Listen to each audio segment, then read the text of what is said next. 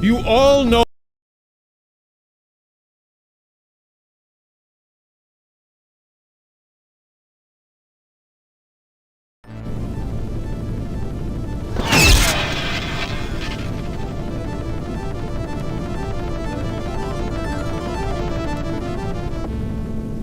You all know why we've come here. The patrons have pushed us into a corner. Their magic has grown too powerful to hold in check. These villains are stealing the worship of our own followers. We must do something before they marshal their forces, before they destroy us and all we stand for. We've come to the Vortex to destroy the world.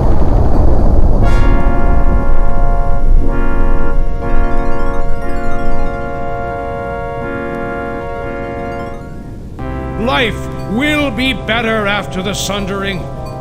Our followers will live on in the new worlds of air, fire, stone, and water. Our enemies will be trapped in the labyrinth to contemplate their dark ways. And we will guide the new order into the future. Help me, my friends. Let us summon the World Seal and begin the process of healing.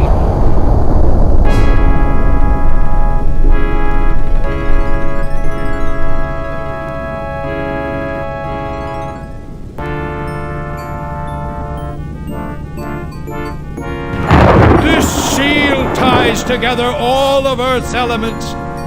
As we sunder it, so do we sunder the world.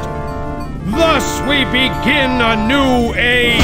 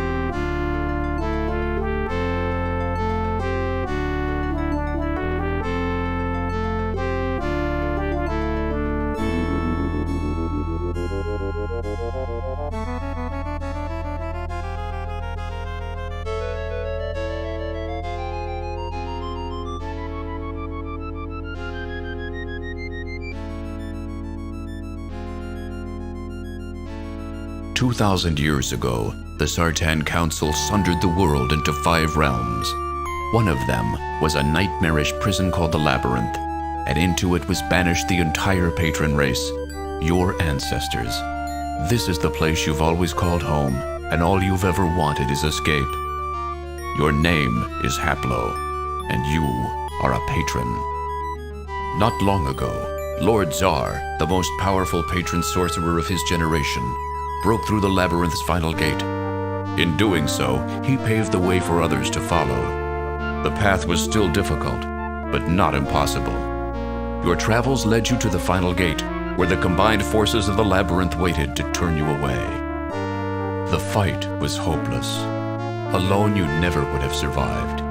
But then Lord Zar appeared, and with his help you were able to rout the dark monsters of the labyrinth. What followed is hazy. You remember stumbling out of the final gate, but then you collapsed on the ground, and Lord Zar's concerned face faded to darkness as you lost consciousness.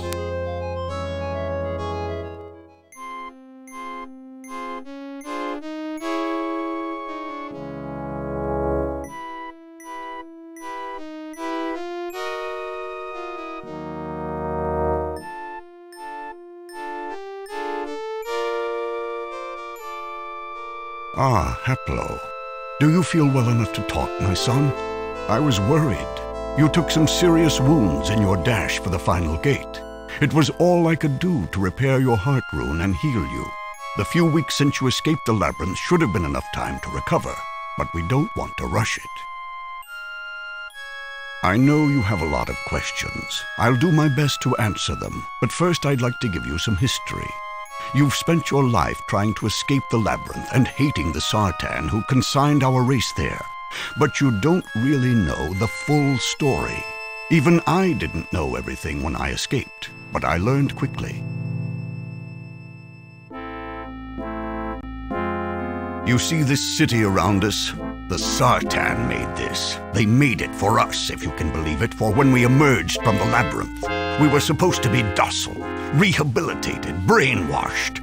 Instead, we hate our Sartan jailers more than ever. There are libraries here, stocked with books. Since my escape, I've been studying them. They tell me much, but not all. There are mysteries I cannot explain, but I will tell you everything I've learned. 2,000 years ago, our patron ancestors warred with the Sartan. We were winning. It was only a matter of time until we defeated the evil sorcerers, took our rightful place as leaders of the world, and freed the other races from their slavery to the Sartan. In desperation, a Sartan named Sama hatched a fiendish plan. He intended to sunder the world into 5 realms. 4 of these realms would be homes to the Mensch races, elves, humans, and dwarves. The 5th is here, the Labyrinth. It was supposed to serve as a prison for our race. They created a magic artifact called the World Seal. With it, they succeeded in sundering the world. Our ancestors were trapped in the labyrinth, and the rest of the world was broken into the other 4 realms. They planned to lord over the realms and administer the labyrinth as we were rehabilitated. But something happened. They just disappeared, and with them, all of their good intentions. Without the guidance of the Sartan, the labyrinth became a slaughterhouse. Its magic made it aware, intelligent, and it wanted our blood. Life was a living hell for our people. But instead of breaking us as the Sartan wanted, the labyrinth has made us stronger. Many of us have escaped, despite the labyrinth's best efforts. I go back in every day to aid others in their way. I only needed to take you a few hundred feet. You even demanded that you cross the final gate on your own, without any help, before you passed out. You should be proud. Now, my son, I need you. Since my escape, I have been devising a plan to restore our people to our once glorious position. It is our birthright. To this end, you must carry out a very special mission for me. I need you to go into these realms. You'll not only be gathering information, but searching for the seal itself. With it in hand, I plan to reform the world from the broken pieces that the Sartan left us. But here I've been dominating the conversation. You must be very confused. I'm sure you have many questions for me. I'll detail my plan later. How exactly did the Sartan sunder the world? The Sartan commanded their dwarven slaves to forge an artifact called the World Seal. It consisted of 5 metal hexagons, each inscribed with a rune, a symbol, which represented one of the 5 realms. They broke the seal apart, and as they did, the world broke apart as well. It was sundered into the 5 realms, and each seal piece went into the realm that it named. As you see above my head, the seal piece that names the Nexus is here. Tell me about the other realms. Certainly, my son. The Sartan sundered the world into 5 realms. They based 4 of them on the elements: air, fire, stone, and water. The 5th, of course, is the Labyrinth. They are all separated by large distances, too far to travel in a lifetime. That's why the Sartan created the Death Gate. Through it, people can travel from one realm to any other. Can you tell me about the realm of air? The books here are rather sketchy about the realms, but of all of them, the world of air, or Arianos as the Sartan named it, is the one I'm most familiar with. It's made up of many separate continents which float in the air.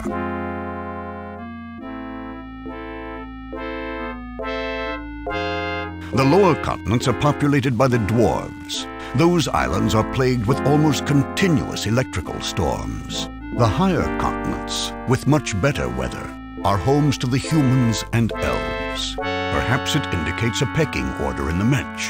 Who knows? The books don't say much more about it, regrettably.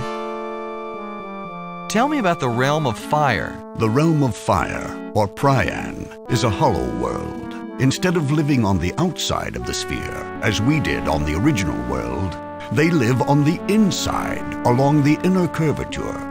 At the center, 4 powerful suns throw their heat and light upon the ground. I believe it is the largest of the realms, but I know little else about it. What do you know about the realm of stone? Abarak, realm of stone, is not much more than a rock hanging in space. It's full of warrens, tunnels, and lava tubes. From the sketchy notes I read about it, it sounds perfectly horrible. Definitely the worst place to live of all the realms. Can you tell me anything about the realm of water? Chalestra is the realm of water, and in fact it is a ball of water.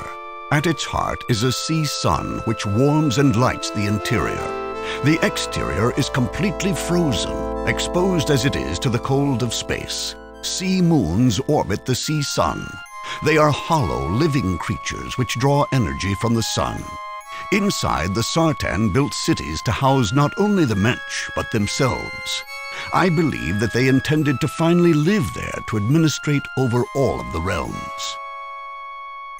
Have you learned anything about the labyrinth? Like I explained, the labyrinth was supposed to rehabilitate our entire race. With the Sartan in control, the test that it administered would have been difficult, even violent, but never fatal. The Sartan disappeared, and somehow the labyrinth became sentient. Its magic took on an intelligence.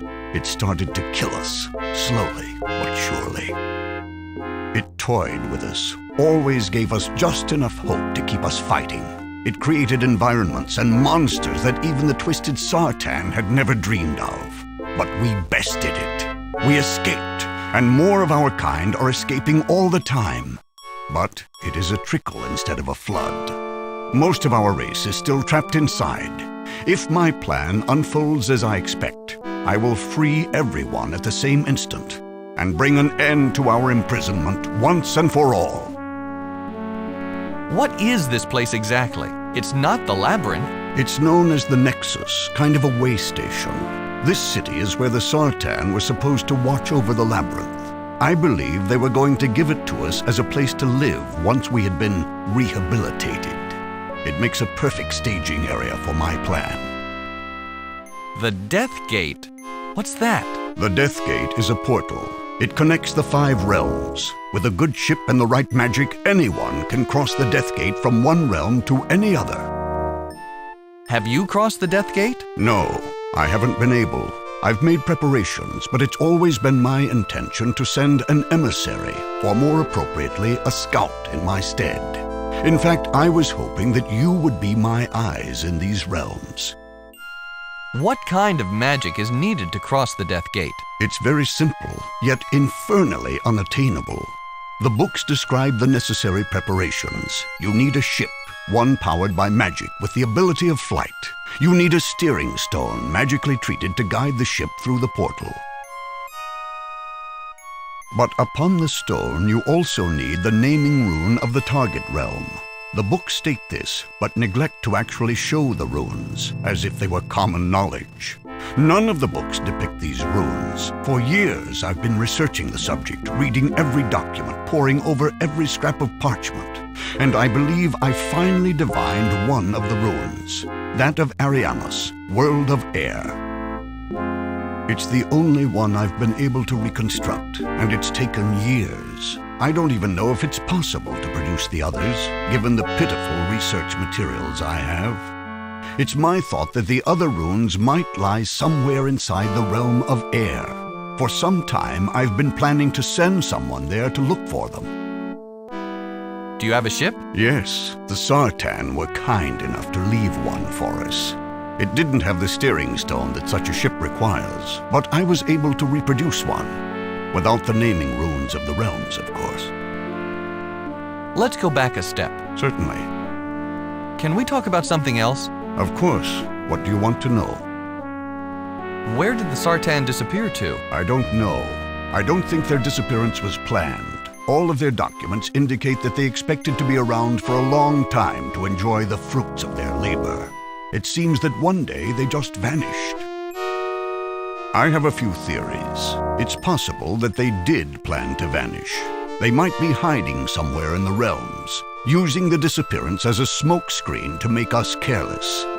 When the time is right, they will return with our deaths in their hands. In any case, I take nothing for granted. I must know where the Sartan went to. I must have vengeance. Our people cry for it. Somewhere in the realms there must be signs, clues. Eventually, we shall discover them, and the trail will lead us to the Sartan. Then we shall destroy them. What were the Sartan like? I've pieced together a picture from the books I've found. The Sartan were the opposite of us, even physically. As we have black hair with white ends, the Sartan have white hair with black tips. The runes that we place upon our bodies for protection and to enhance our magic, they shun. I believe that while the Labyrinth has forged us into a harder, stronger race, the Sartan have grown softer in their luxurious realms. They will be no match for us. They will look into our eyes and find the mercy they gave us, the hatred we've kept burning for thousands of years, and their own deaths. You repaired my heart rune? Yes. As the Labyrinth continued to attack you, the magic rune tattooed over your heart became weaker and weaker. When I discovered you, it was actually broken. As you know, heart runes must be complete to function. They sustain us, protect us. They are like circles. The magic of your being continually flows through it. If it becomes weak, you cannot cast spells. If it ever becomes broken, you fall ill. Luckily, I found you in time. I was able to draw upon my own life force to lend to you. It repaired your heart rune and made you strong enough to overcome the final hurdle of the Labyrinth. Tell me about magic. Certainly, patrons have magic in their blood. Once we were the greatest sorcerers in the world. If we had learned to work together as the Sartan did, they never would have stood a chance against us. Since then, we have lost much of our skill. We have forgotten many spells because they were useless in the Labyrinth and retained only a very few. We never lost our potential, though. To this day, we can cast any spell as long as we know how it is constructed, but we are pitifully ignorant. One of the things we must do before we confront the Sartan again is to relearn the magic that we have forgotten.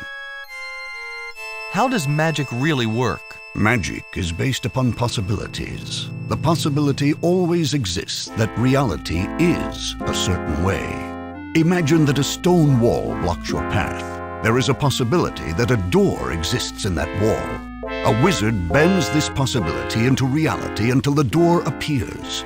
All spells work this way. How do you cast a spell?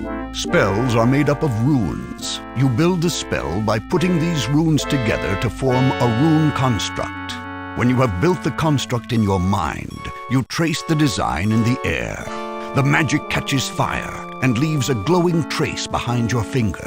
Upon completion, the spell casts, and reality is changed. How do you learn new spells? The easiest way to learn a new spell is simply to watch someone casting it. All you have to do is mimic the motions, trace the same rune construct in the air, and you are casting that spell. Another method is to see it on paper. Sometimes people prepare books of spells. Other times they include spells to highlight their text. Spells could be found on any document. I've scoured these halls looking for any such books and come up empty. Perhaps the Sartan were careful about the text they left behind, just in case we escaped too soon. Finally, one may discover a spell permanently placed upon an object. When a wizard wishes a spell to be permanent, he can magically prepare an object to receive the spell, then cast that spell upon it. Then the spell is always visible. It engraves itself upon the surface of the object. By studying it, one can learn the spell. Can you tell me anything about the spells I already know? I'm afraid that, like most patrons, your repertoire is rather limited. You know only the most basic of spells, heat and cold, normally used to keep yourself alive in the harsh climates that the labyrinth can produce. They are powerful, but not very versatile. Do you know any spells that you can teach me? Yes, I do. There are 2 spells that I intend to teach you. Identify and Rune Transfer. Both will be very useful in your mission. Identify can supply information about any magic object or spell. If you encounter an unknown object or learn a new spell, but are unsure about its magical properties, simply cast Identify. It will explain everything to you. The second spell, Rune Transfer, is very specific. With it, you can transfer a rune symbol from any object to a magically prepared surface. This will be necessary to place the naming runes of the 4 realms upon the steering stone. After I teach you the spell, I will give you a marker with the naming rune of Arianas upon it. You must take it aboard the ship to the steering stone. There, cast Rune Transfer upon the marker and transfer the rune to the stone. Following that, the ship will be able to take you there, to the realm of air. Regretfully, I do not know the other runes that name the remaining realms. Hopefully in your travels you will discover these other runes. If you do, transfer them onto the steering stone in the same way. The Death Gate will never let you into the other realms if you do not.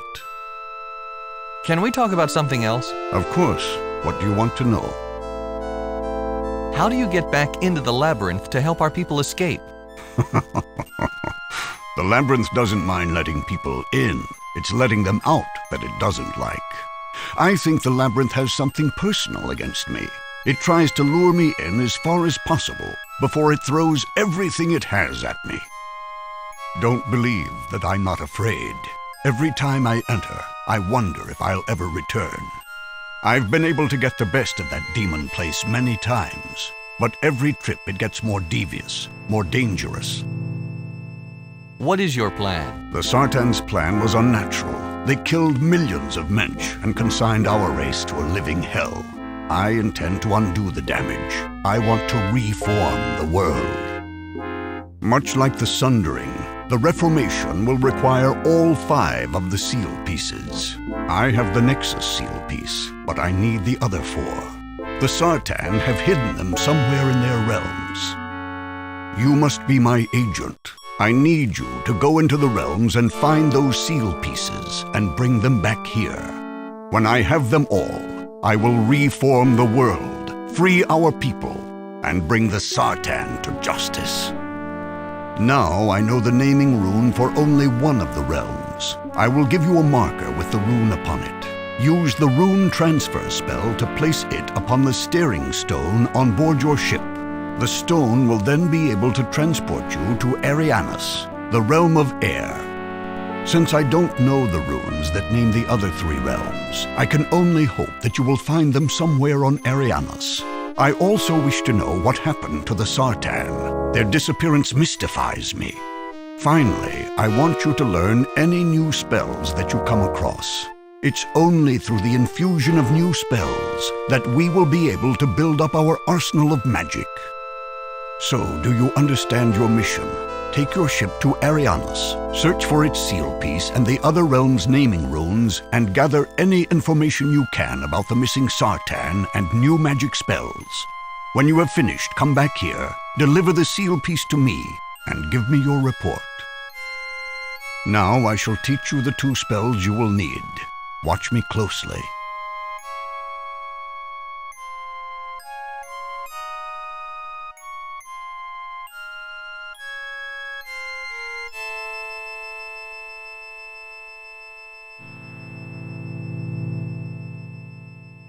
This is the Rune Transfer spell. Study it. Remember it. This next construct defines the Identify spell. Watch me again.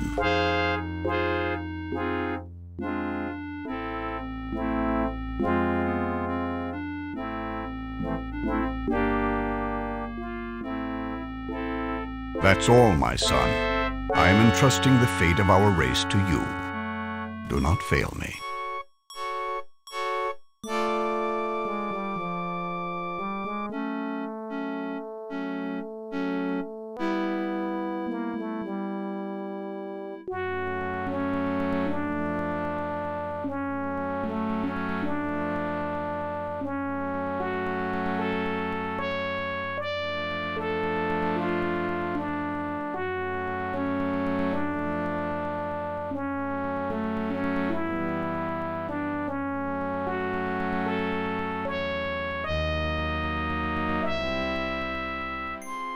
You do not need this book for your quest, Haplo. I am researching the Reformation, and as this book is very damaged, it's quite difficult. I certainly don't want it damaged any further.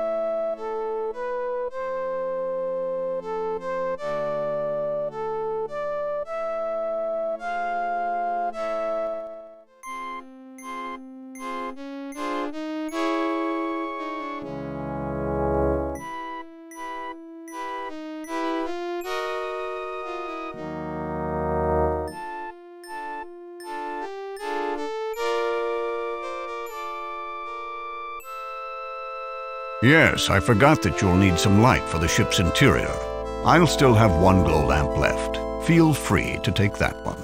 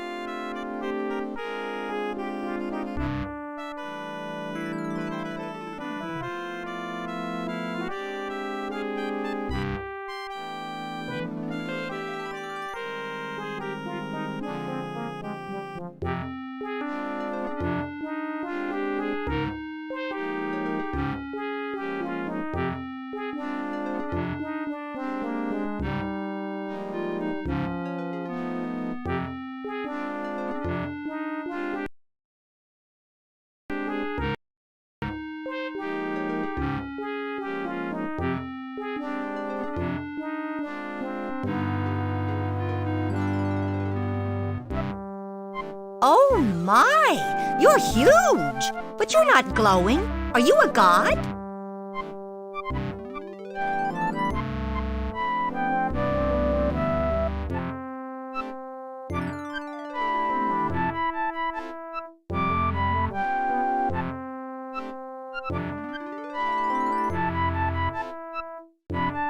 That's a rather unusual greeting. Hello to you as well. I must have forgotten my manners. Hello, huge visitor. Try not to trip on anything. It must be hard to keep your balance when you're so far from the ground.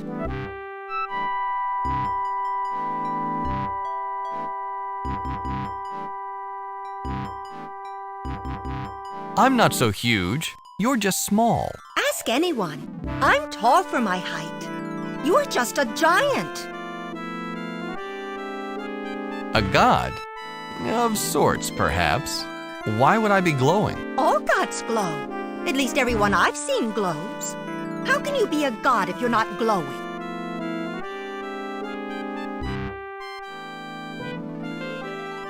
You've seen gods around? Do they call themselves Sartan by chance? No. They just call themselves gods. Maybe you're thinking about some other gods.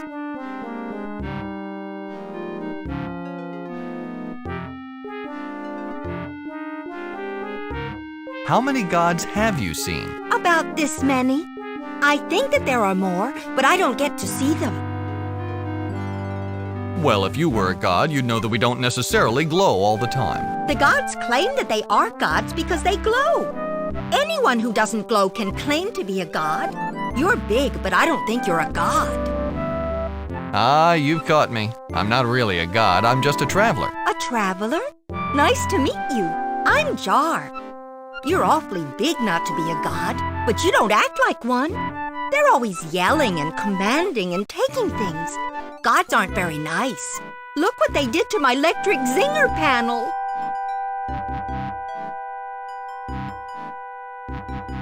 Electric zinger? What's that? The zingers are set up on the poles outside of the cave. When the lightning hits them, they suck up the electricity.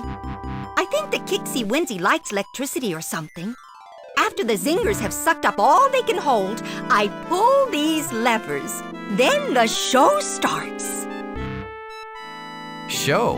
What show? The zingers go crazy. They start spinning around and shooting sparks everywhere. Most of the electricity gets sucked into the Kixie Winsy, though, through the poles. Then my meters go back down, and I wait all over again. The Kixie Winsy? What's that? Why, it's the machine. How can you not know about the Kixie Winsy?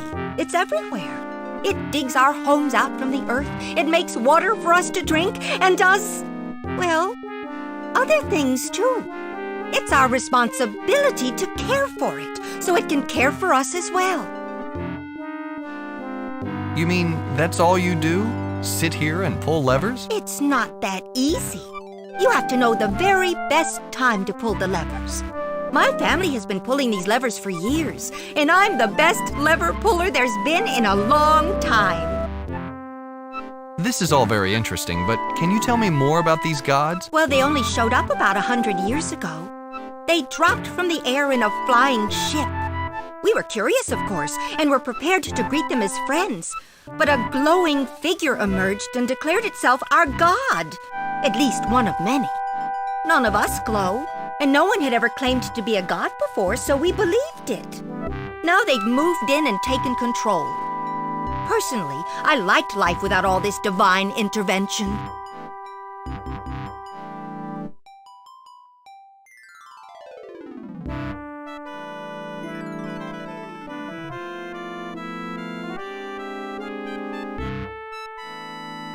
When it arrived, your glowing figure claimed to be a god, and you bought it? Why would someone lie about that? I wouldn't claim to be a god if I wasn't. Besides, he glowed. The way they explain it, you can't glow if you're not a god. If the figure didn't glow, would you have believed it? Probably not. If they looked like you, I would have just thought that they were big, but not gods. A few extra feet of height doesn't make you divine. How exactly have these gods taken control? They moved into the Kixie Winsy control room and kicked everyone else out. They're always doing tests and things to it. I don't like them tinkering with the Kixie Winsy as if they didn't know how to work it. I mean, if you're a god, aren't you supposed to know all that stuff? Anyway, they've also kept us away from the north exit. That's where their ship is. They've always got a guard there to make sure, like they don't trust us. If you're so upset with the gods, why don't you just drive them off? They're gods. You don't just tell gods to go away if they get inconvenient. I might not like them, but they're ours. If they weren't gods, though, you can bet we'd have gotten rid of them long ago. Nice place you've got here. Thank you. I share it with Limbeck. He'll want to meet you. I'm sure he'll be delighted to see a visitor. We've never had one before.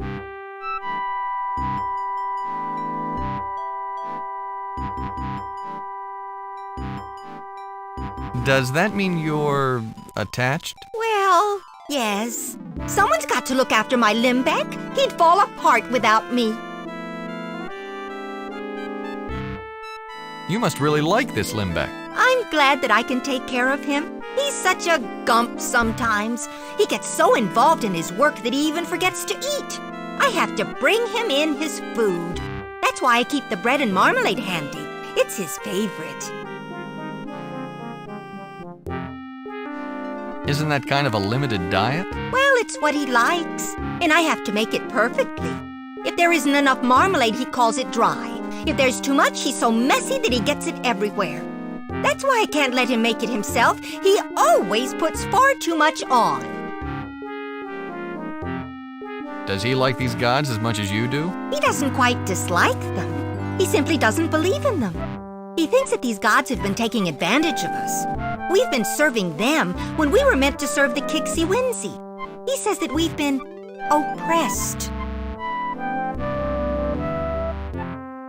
What does he do that keeps him so busy? Mostly he writes speeches. They're supposed to enlighten the masses. He keeps telling people that the gods aren't gods, that he's seen the gods when they weren't glowing. Most dwarves don't believe him. Even I have a hard time, but I support him. He's my Limbeck, after all. Can we talk about something else? All right. Nice place you've got here. Thank you. Limbeck. I take it that he's another dwarf? Of course he's a dwarf. What else would I be sharing my quarters with? Is that his shirt hanging on the wall? Yes, he never picks up after himself. I made that hook specifically so he'd keep his clothes off of the floor, but I still have to do it for him. This room doesn't look big enough for two. Maybe not two creatures as big as you. I'll have you know that this is one of the most spacious rooms on Dreblin. We're lucky to have it. Let's back up a second. All right. I've enjoyed talking with you, but I'd like to explore this Kixie Winsy thing. Oh, certainly. Say hello to Limbeck if you get a chance. He's just in the next room.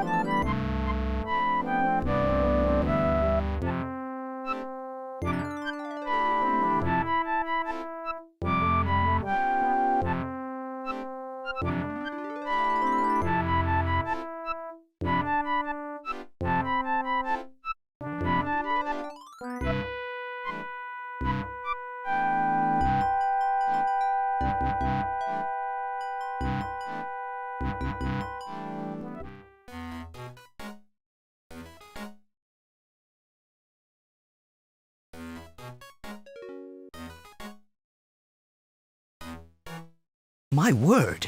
What are you? I'm Haplo. What are you? Haplo? Oh, that's your name. Forgive me, I forget my manners sometimes. I am Limbeck Bolt Tightener. Welcome to my home. You're not a god? No, you can't be. You're not glowing.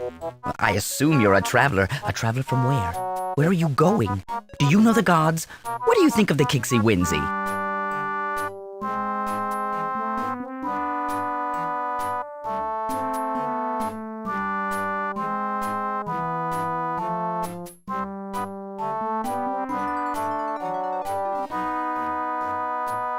I'm just visiting.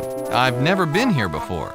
I don't know the gods or anything about the Kixie Winzy. I'm very sorry. Sometimes my curiosity gets the better of me.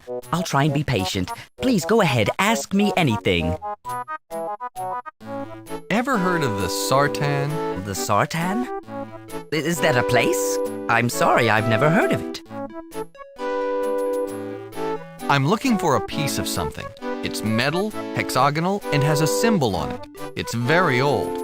Do you know where I might find it? I wish I could help, but I'm afraid I'm not familiar with anything like that.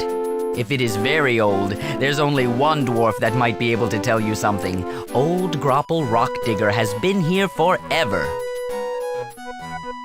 Grapple Rock Digger? Do you think he'd help me find it? Old Grapple isn't very helpful in the best of moods. And lately, the section of the Kixie Winzy that he is responsible for has broken down. It's made him extremely sullen. He won't talk to anyone except in insults. Where can I find this rock digger? Grapple sits in the same place every day, waiting for the Kixie Winzy to be repaired. Each day he sits there, he gets more and more surly.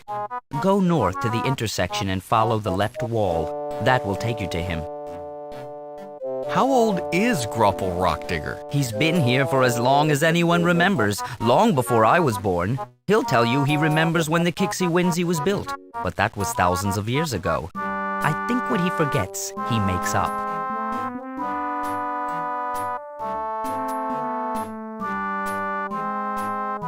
Do you think he could be persuaded to help me anyway? I don't think so. We tend to be a fairly stubborn people and grapple much more than most. If he doesn't want to be moved, he won't move. If he won't talk to you, no amount of persuasion will help. If I told him I was a god, would he help me out? Grapple hates the gods more than anyone.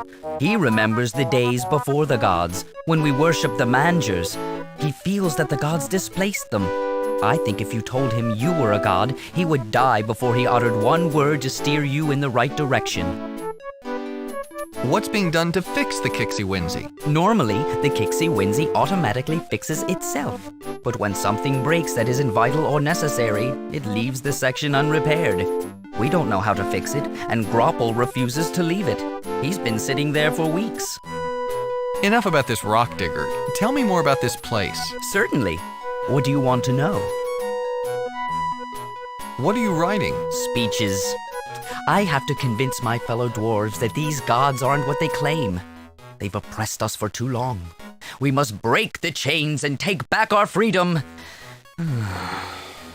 I'm just not very literate. I can't put my ideas down on paper very well, but I'm determined. Why don't you ad-lib your speeches? Oh, I couldn't do that. Every idea must be perfectly worded. One misspoken word could have the opposite effect of what I'm trying to achieve. I only deliver my speeches after I'm entirely happy with them. Why don't your people believe you? I think I'm getting to them. No one is happy with the gods, but it's a different matter convincing them that the gods aren't divine at all. How are they oppressing you? They moved in, told us where to work and for how long. Our heritage tells us to care for the Kixie Winzy. Since the gods came, we haven't been able to do that. They make us use the Kixie Winzy to produce water for them. Parts of the great machine are breaking down, but unless the part has something to do with water production, we're not even allowed to look at the problem. They tell us where to live, they've broken up families, they keep us from the sacred places like the control room. If they were gods, I would assume that they had their reasons, but they aren't. They are just another race taking advantage of us. Where'd you get all of these parchments? I gathered them from all over the Kixie Winzy. No one reads them. In fact, no one can. They're too old. So I write my speeches on the back of them. What makes you so sure that the gods aren't what they claim? I've seen them. Without the glow. I discovered that it's artificially produced. It's not natural, eh? How do they make it? It's magic. According to some of the older dwarves, everyone used to be able to use magic. They've cast a spell to make themselves glow. How did you learn this? When the gods arrived, they dropped from the sky in a flying ship. After they moved in, I snuck aboard the ship. I actually saw one of them, not shining at all. He was moving his hands in some intricate motion over a bunch of little statues. When he was done, the statues glowed brighter. I must have gasped because he immediately looked over at me. I ran, and he never found me. But ever since, they've posted a guard outside the ship.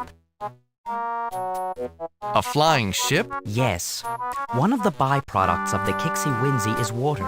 For their own reasons, they pump the water into the ship and leave with it, only to return a few days later with new gods and an empty ship. They're guarding the ship now. Ever since my excursion, they placed one guard outside of their ship. Because dwarves tend to be fairly noisy, even when we're sneaking around, the gods put someone there who has very sensitive hearing. His ears can detect the slightest sound of movement out of the caves toward the ship. Consequently, no one's gotten anywhere near it. Isn't that enough to convince the other dwarves that they aren't gods? I haven't told them. It might go against their beliefs to the extent that they would just stop listening to me. I simply can't risk it. The only way to convince them would be by removing the god's glow. Once my fellows have seen beyond the artificial shining, they will rise up and cast them out. I can't figure out how to do that, though. Let's talk about something else. Very well. Let's get back to talking about this place, shall we? Certainly. What do you want to know? What is this place? This is one of the sacred places of the Kixie Winzy. The Broom Closet. I'm lucky enough to have this place to work. What exactly is the Kixie Winzy? The Kixie Winzy is everywhere. It's all around us. The humming you hear is the Kixie Winzy at work. How big is this machine? Larger than anything. No matter where you go, the Kixie Winzy has been there first. It digs tunnels and fills them in according to its own whims. We live in the chambers that it builds. If it fills up our homes, we find somewhere new to stay. Its controls and instruments are scattered throughout the entire continent. What does it do? It serves the purpose of the Mangers. Long ago, the Mangers built the Kixie Winzy and asked us to care for it. We have done so ever since. These Mangers, are they still around? No. The Mangers have been gone for many, many years. Some of the young ones don't even believe in them anymore. Only stories and legends keep the memory of the Mangers alive. In other words, you have no idea what the Kixie Winzy does. Well, no. It isn't for us to know. Our purpose is to monitor and care for the Kixie Winzy. The gods don't seem to know what it does either. Ever since they moved in, they've been running tests of all sorts on it. They've restricted everyone from the control room where they've based their tests.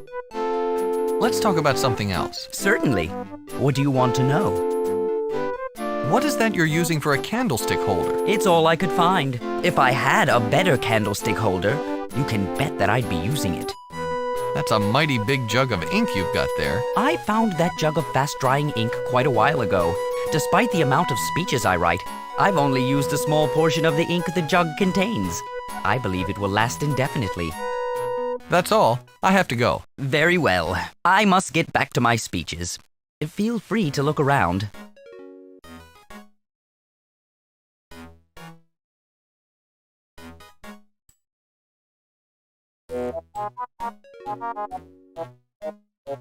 Please don't disturb my filing system. I just got everything where I wanted it.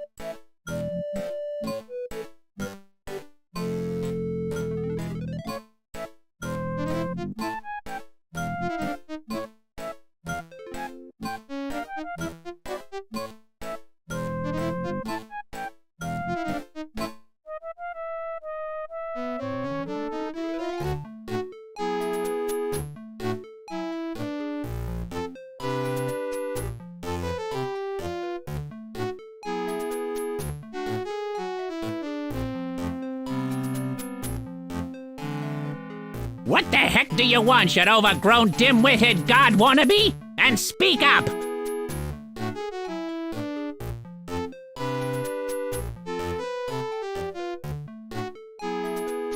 Are you Grapple Rockdigger? No, my name's not Groople Potlicker, you rockhead. I'm Grapple Rockdigger. Who's asking? My name is Haplo. Flappo? Interesting name. I wouldn't want to be saddled with it, though. Even Flappo is a better name than Grapple Rockdigger. Then it's a good thing my name isn't Apple Snotfinger. Sheesh. That's what I said, Grapple Rockdigger. Can't you hear very well? What did you say? Speak up. I can't hear very well. I said your name was Grapple Rockdigger. I know my name is Grapple Rockdigger, Dirtrag. I told you that.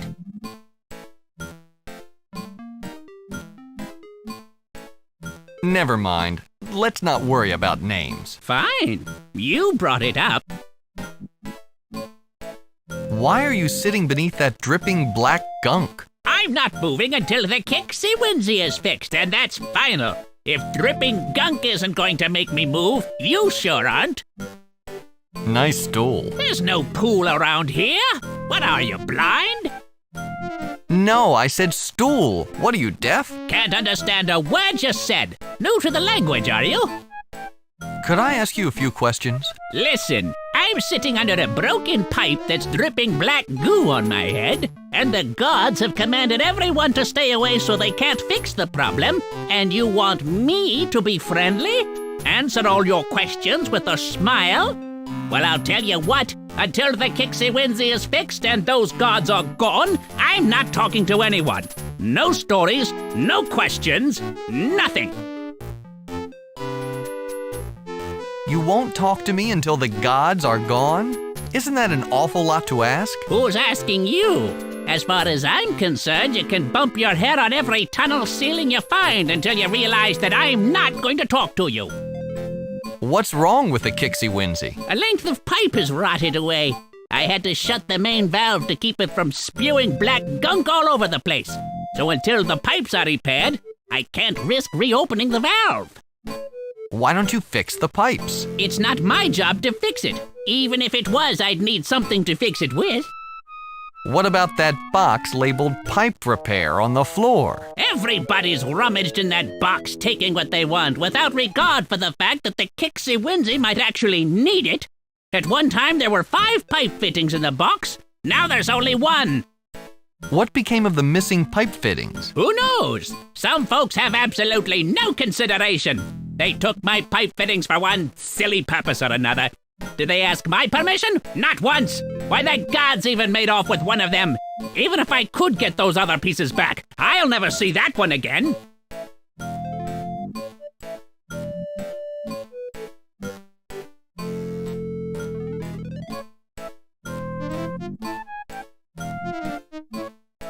Wait a second. What exactly are you holding in your ear? It helps me hear. It's a pipe fitting. I guess I got it from the box. Tell you what, if I repair your pipe, will you tell me what I need to know? Why not? Fix my pipes and I'll answer your questions afterwards. As long as the guards are gone as well. I don't think very well with all of these walking lamps about. I don't think the pipe helps your hearing all that much. Can I have it? Very well, as long as I have your word that you'll use it to repair my pipes. Will there be anything else? Let's start over. We seem to have gotten off on the wrong foot. Have you looked at your overgrown feet lately? Wrong feet are all you have. I'm looking for a seal piece, a hexagonal metal artifact with a symbol etched into it. Maybe you could tell me where I could find it. I may have seen something like that. Doesn't matter, though. You obviously want to see it for yourself, and that's impossible. As I recall, there used to be a tunnel that led where you want to go, but the Kixie Winsy filled it up a long time ago. There's no way to get there anymore. If the Kixie Winsy filled in the tunnel, couldn't it just as easily dig another? And how are you going to convince the Kixie Winsy to dig where you want it to go? The gods have been trying to control it for years, and they've gotten nowhere. Besides, I'm not going to tell you where it is until my pipes are repaired. Fact is, I've said too much already. Why are you so grumpy? Wait a second. That's a question. If you're trying to trick me, it won't work. I'm not saying anything. Maybe changing the subject would make you happier. Not likely. I don't want anything, you squat, ugly old dwarf. Then why are you wasting my time? Get out of here, you festering pile of refuse!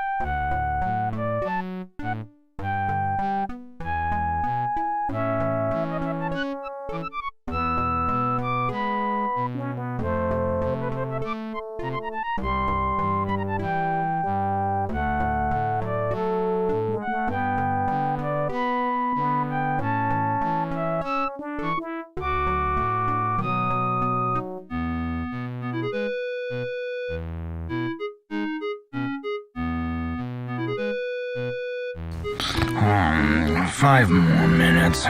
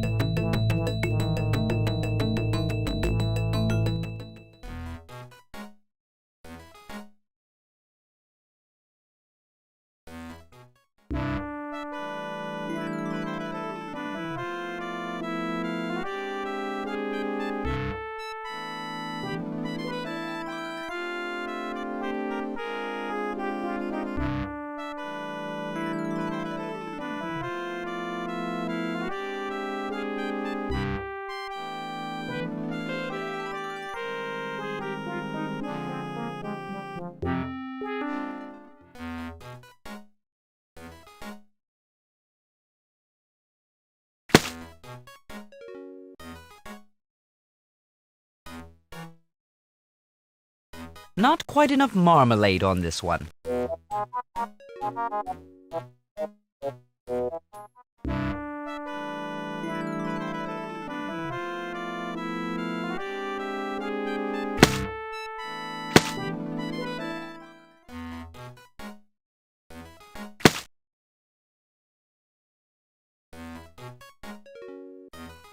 Drat!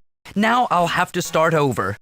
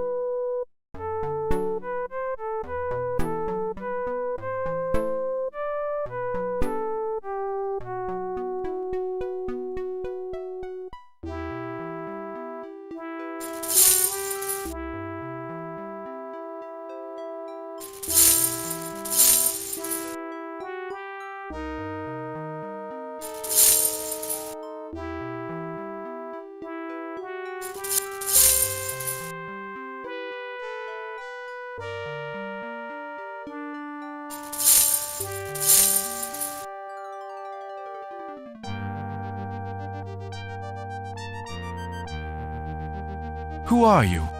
Are you a slave? I don't recognize you and you aren't chained. I certainly hope you aren't an elf sympathizer.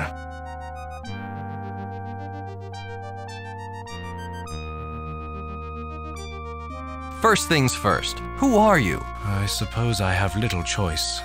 I have to trust you. I've been here too long and hope is wearing thin. My name is Andrews. I'm King Stephen's cousin, a duke. Why are you here? It's a long story. I was leading my people against the elven forces on one of the smaller Volcarian isles. We were greatly overmatched, and they defeated us easily. They killed most of my army and took the rest as slaves, including myself. Luckily, they didn't recognize me as the king's cousin. I would be more valuable as a hostage for ransom than as a slave. Why haven't you been rescued before now? When elves capture humans, they divide them into small groups aboard their fleet of flying ships. That way, rebellions are manageable and usually non-existent. Aboard these ships, slaves are impossible to track. Even if there was a plan to rescue us, they'd never be able to single out this particular frigate. If King Stephen knew you were here, could he rescue you? It's possible, I suppose. If you can get to my cousin and tell him that I'm being held prisoner here on Drevlin, he would do everything in his power to rescue me. You'll need something to convince him, though. Go to Eulandia, the fourth island. Give this to the king. The ring should be enough to convince him to believe you. Who are these other people? Members of my army. Now, like myself, slaves to the elves. Although the ship is powered mostly by magic, it requires manpower to steer it. Following the elves' commands, we manipulate the ropes you see here, which change the attitude of the wings. That's what we do. That's all we do. What's the story behind these gods? Drevlin is important because the Kixi Winzi, as these dwarves call it, pumps out water as a byproduct to whatever else it does. Water is scarce throughout the realms.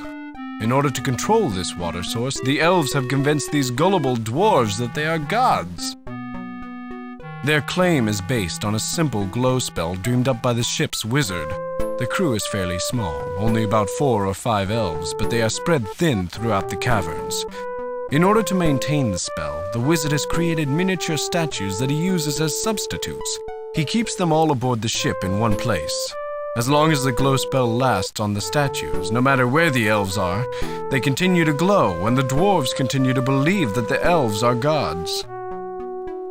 That's all. Thanks for the information. As you wish, but I can only hope that you will return to aid us.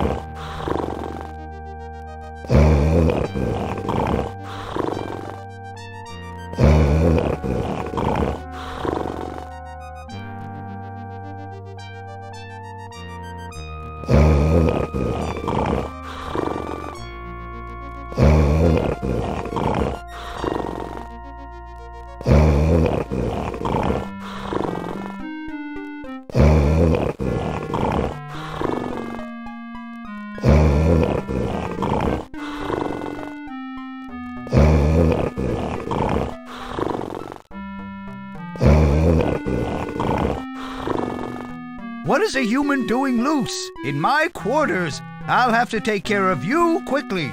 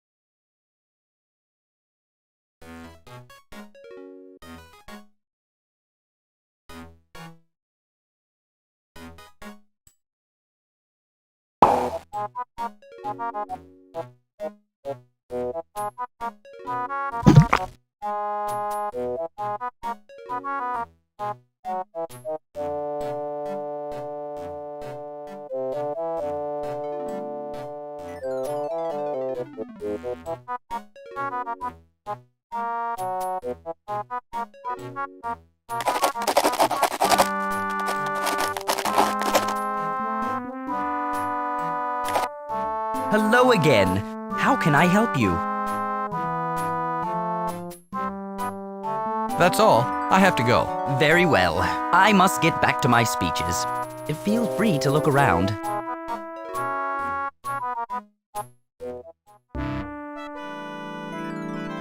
Hello again.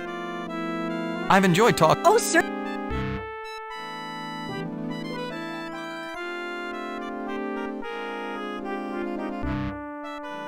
Don't touch those. You have to have 4 years of training before you can even think about pulling a lever.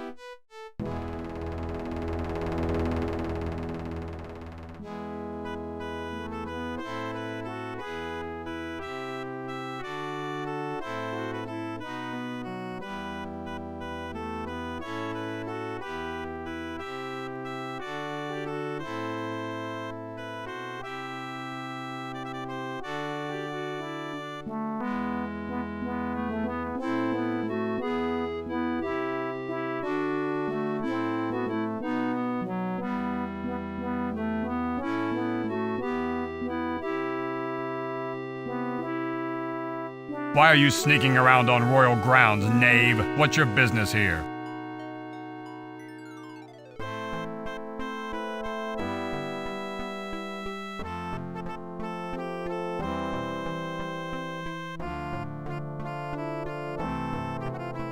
I'm here to see the king. Would you tell him I'm here? You and everyone else in the kingdom. Now, if I start making special trips to tell the king you're here, I'll have to do it for everyone else. If you had real business with the king, you'd have an appointment. Now just turn around and go back the way you came. You don't understand. The king isn't expecting me, but I've got to see him. His cousin is in danger. Is he in danger of running out of money? He must be pretty desperate if he's enlisting help from the likes of you. Do you have any proof? A signed note from the Duke? Anything? Let me think about it. Sure, you do that. If you pull anything out of the air that supports your story, you be sure and hand it over. Until then, you'd better be on your way.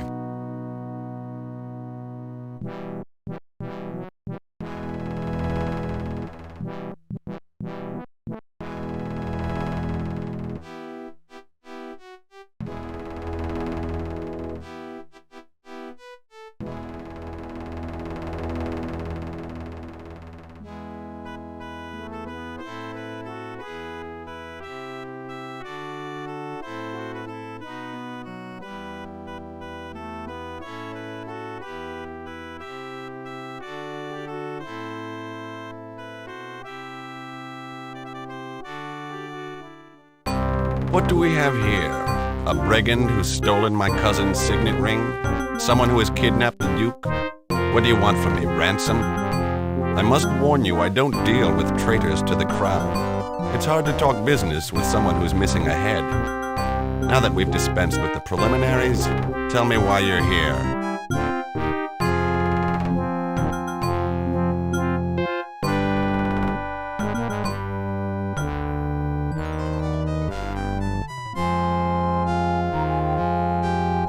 Your cousin gave it to me to substantiate my story. If you'll allow me a couple words between threats, I'll relate the facts. Indulge yourself, my friend. I'm all ears.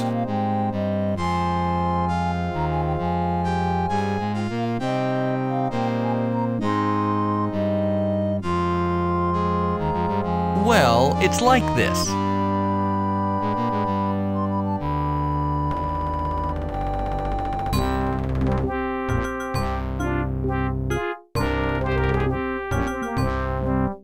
I appreciate the information, but there's little I can do. Drevlin is the elves' main source of water. They guard it jealously. My armies wouldn't make it anywhere near the ship that Andrews is trapped aboard. There is another way.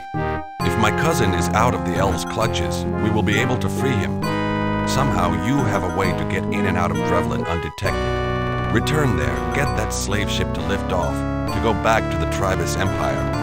I don't know how, but you must do it. Their ships traditionally follow a route through space that I control. We will set an ambush for it. As soon as we see the frigate, we'll box it in. Those ships are usually manned by skeleton crews. We shouldn't have any trouble wresting control. After the ship is ours, we'll bring it here and free all of the slaves on board, including my cousin. You are now my agent. If you are able to pull this off, I'll make it worth your while. I'll inform my men that you represent my authority, just so you won't run into any trouble. We are at war, you know, and my men are very suspicious of potential spies. Good luck, my friend. I hope to see you back here soon.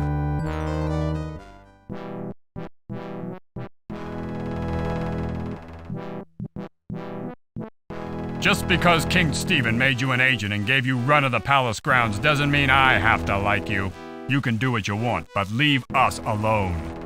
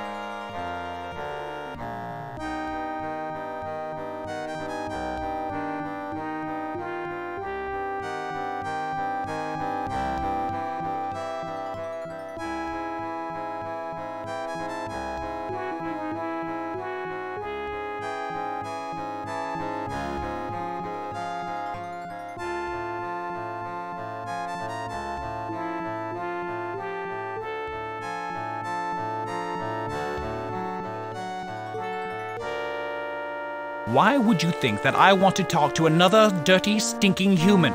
Why don't you just leave me alone before you start making me angry?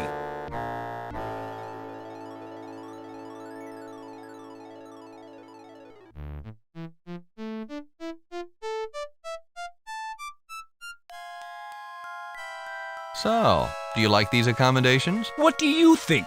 I'm stuck in an archetypical dungeon cell. The light in the wall never shuts off. I haven't had anything to eat or drink for hours. Ah, what I wouldn't give for some wine right now. You don't like humans? You are barbarians. Uncouth, unclean. Fit only to be slaves or dead. Your only hope for civilization is to be conquered by the elven nation. Why are you here? I was unlucky enough to let myself be captured by Trian. I suppose it's better than if the king caught me. He would have executed me for sure. Trian's keeping me alive to get whatever information he can.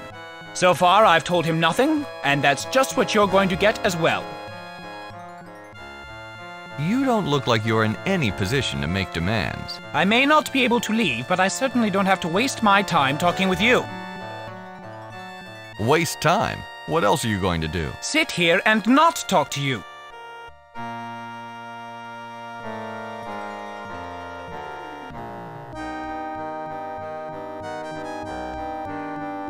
Ah, it's gooseberry wine.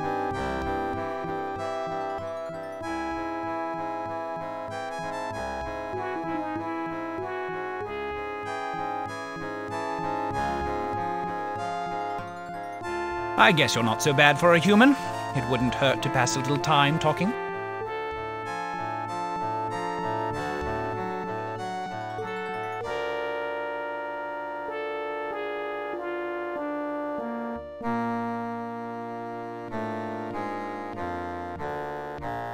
Where exactly are we? We're in a tapestry, right? Something like that. The spell that Trian used on the tapestry created a pocket of reality. This cell exists only in the Otherwhere, a place of infinite realities. It was created when the artist made the tapestry. The spell connects a bridge between the real world and this room.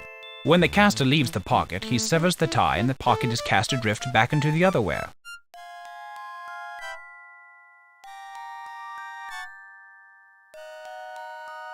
How long have you been here? A few weeks. It has been hellish. Trian has treated me abysmally. Even though you human barbarians have no manners, I was under the impression that traditional respect between wizards would have resulted in better treatment. Where are you from? I am a royal wizard from the Tribus Empire, loved and revered throughout the Elven nation. Although I didn't serve the Emperor himself, I served a lord very close to him. Great. So, what information is Trian trying to get out of you? He's trying to get information about troop movements and war strategies. The problem is I don't know anything about those things. I'm not going to tell him that, of course. His hope of getting that information is the only thing that keeps me alive. So, you're a wizard, huh? Of course I am. I'm only of the 4th house, but it makes me formidable nonetheless. If I hadn't been distracted by that serving wench, Trian would never have gotten the drop on me. If you're so powerful, why haven't you escaped? Every time Trian casts the Create Reality Pocket spell, he summons this cell from the Otherwhere. After he leaves, the cell is cast adrift back into the Otherwhere. It's impossible to make that connection from this side. Even if I could break through these bars, I wouldn't be able to leave the cell until Trian returned and reestablished the link. At that point, he would keep me from escaping.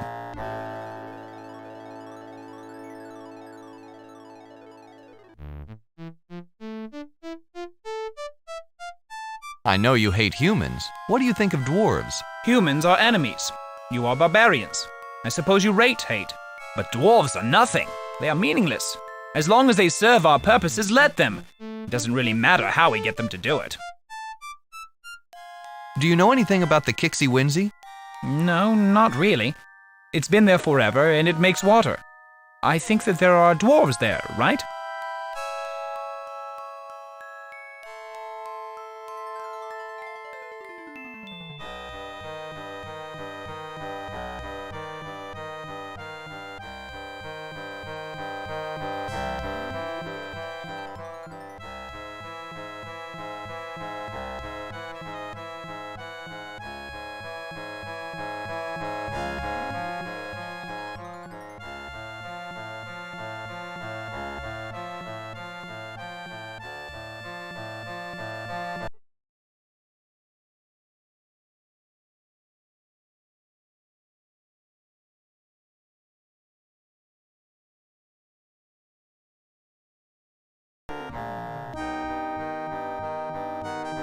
Let's talk about... All right.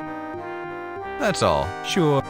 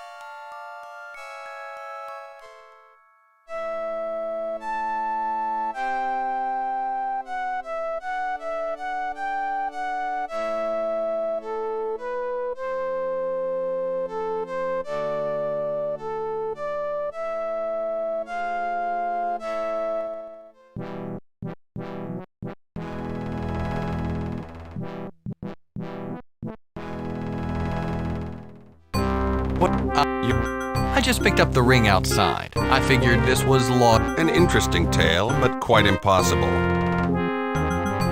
Your cousin gave... Indulge. Well... There is a... Their ship's... You are now...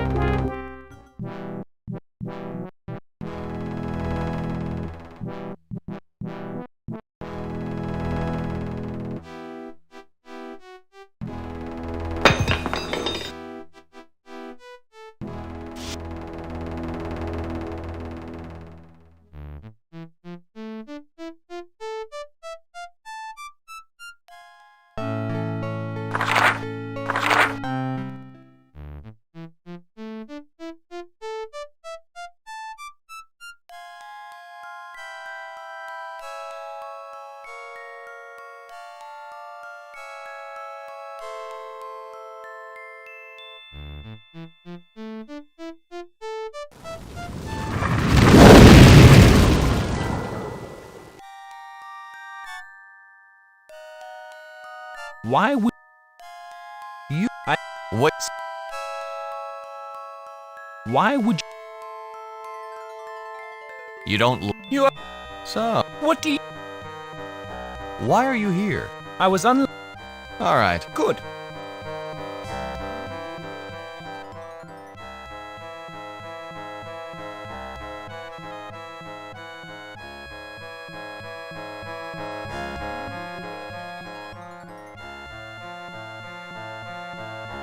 Ah, it's gooseberry wine.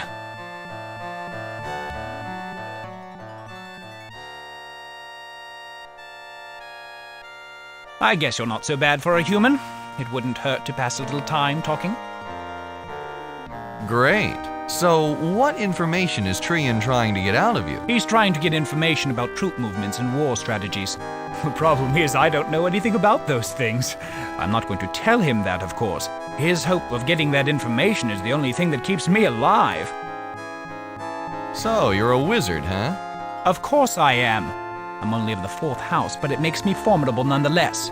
If I hadn't been distracted by that serving wench, Trian would never have gotten the drop on me.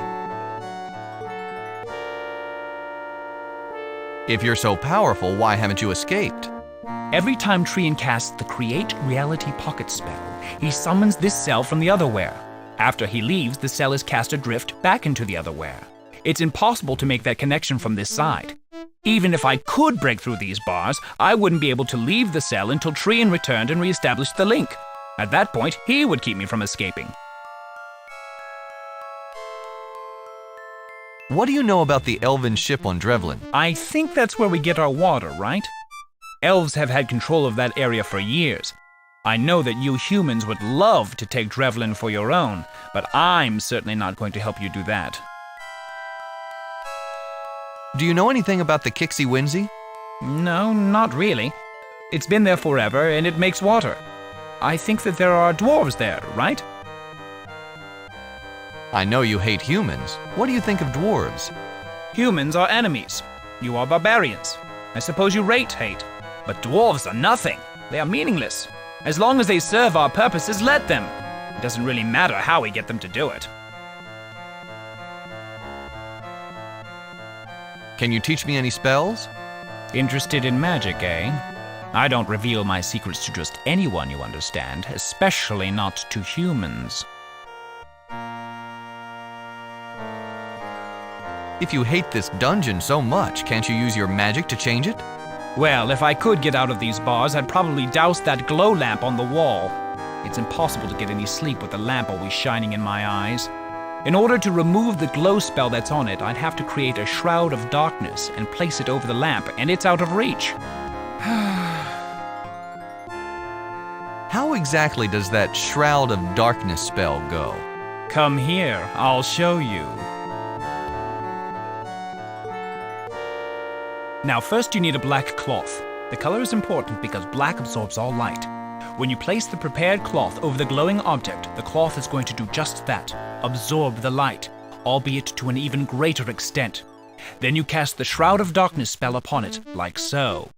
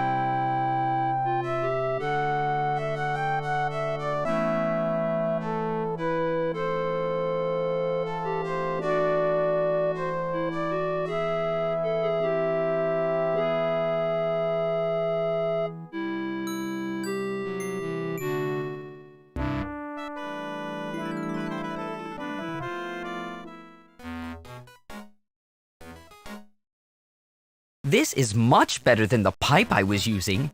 It's very thoughtful of you to offer it.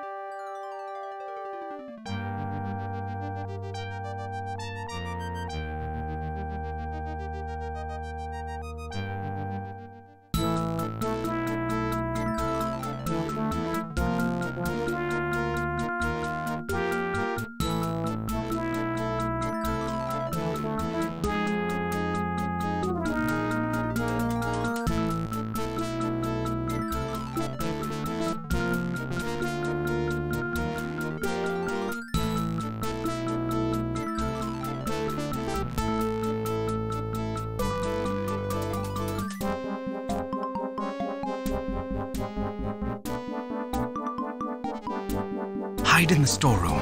They'll kill you if they find you here.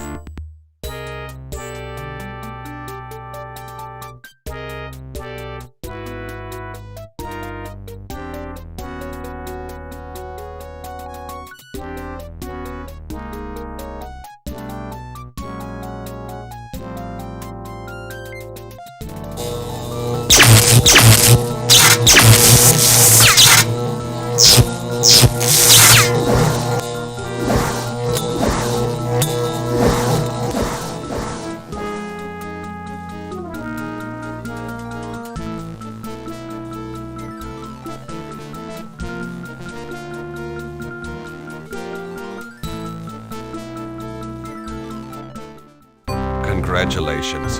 You actually succeeded. I didn't expect it, but I am pleased. Andrews and his men are safe. My thanks, friend.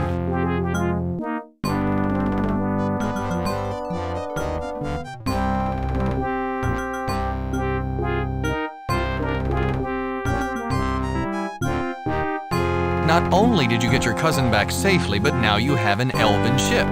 I think you made out pretty well. Very true. That elven ship will certainly come in handy, especially to infiltrate elven-controlled lands. You've proven your worth. My pleasure, Your Highness. I did put my life on the line, but it was worth it to serve you. I certainly hope you aren't being sarcastic. My men gladly lay down their lives for me.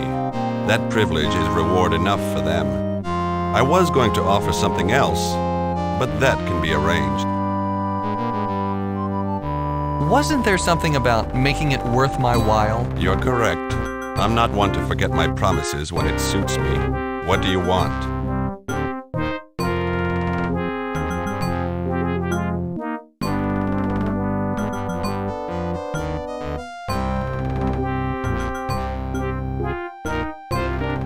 Do you have a daughter? I was thinking hand in marriage. Lucky for my unborn daughter that I am currently childless. I'm afraid you'll have to come up with something else. How much does the royal treasury hold? Quite a bit. What does that have to do with your reward? Perhaps you could just supply some information. Certainly. Tell me what you'd like to know.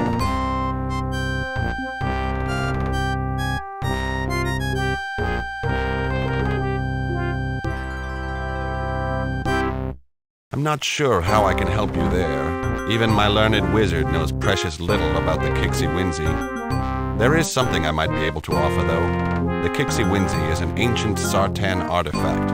Only the Sartan knew exactly what it did and how to control it.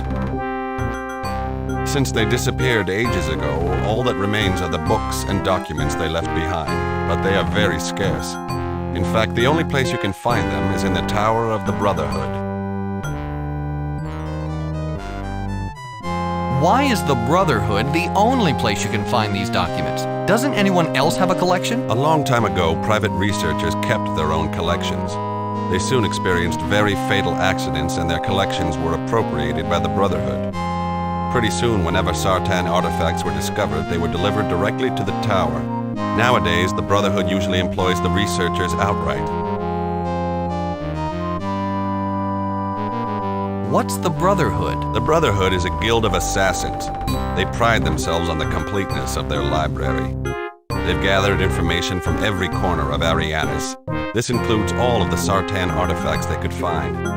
No other collection exists anywhere. If documents exist that discuss the function of the Kixie-Winzy, they're in their tower. Where is the tower located? That's a problem. The tower is located in Skirvash, a smuggler's haven that lies on the border of elven and human lands. No nation governs that city. It's completely lawless. The Brotherhood has an iron grip on the place. Neither we nor the elves have been able to get a toehold.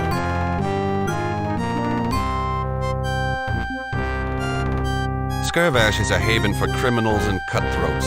It wouldn't be a problem, once there, to go about your business unnoticed. People go there for the anonymity. The problem is getting you there in the first place. Currently, the elves control space around that area. I can't sneak anyone in or out. Any ship with the markings of the Royal Fleet is attacked before it even gets near the city. What about that elven ship I just delivered to you? Couldn't that sneak me into Skirvash? Yes, that's true. We've never had our hands on an elven ship before. They certainly wouldn't be expecting it, especially so soon after its capture. They'd have no reason to stop it from reaching Skirvash. Very well. It looks like my only alternative. Let's get going. Very well. I will staff the elven ship with my own soldiers. They will fly the ship to Skirvash and wait there while you search for your documents. When you have completed your business, they will escort you back to Drevlin. I will assume that this clears me of my debt to you. I wish you luck, friend.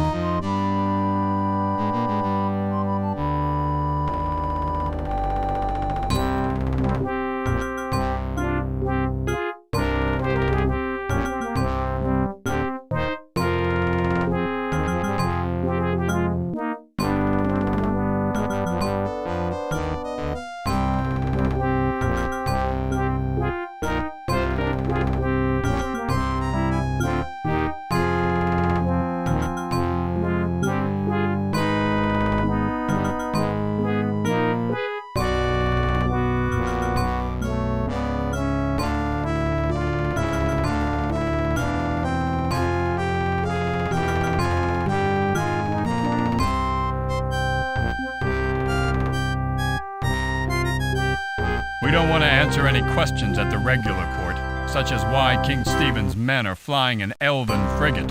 Better you get a little exercise and walk into town. Come back when you've finished your business, and make it quick.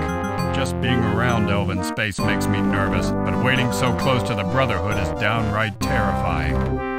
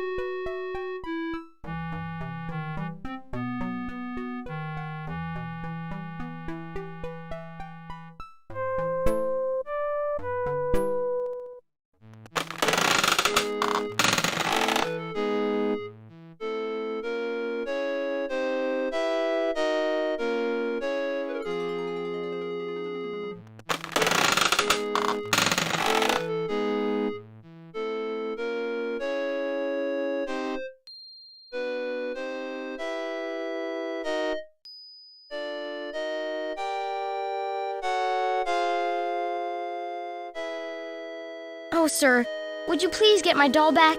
I couldn't possibly go in there. It's far too dark and scary.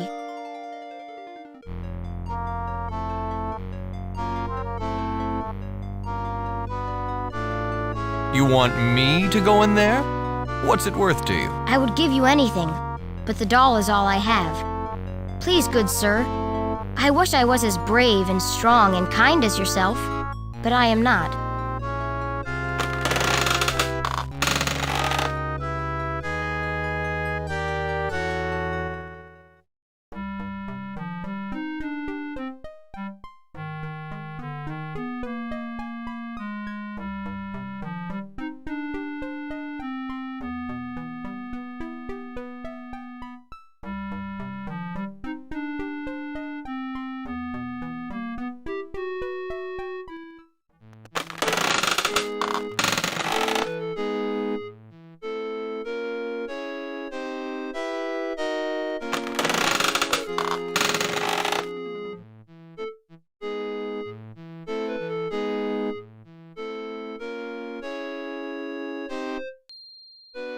Oh, sir, would you please get my doll back? I couldn't possibly go in there. It's far too dark and scary.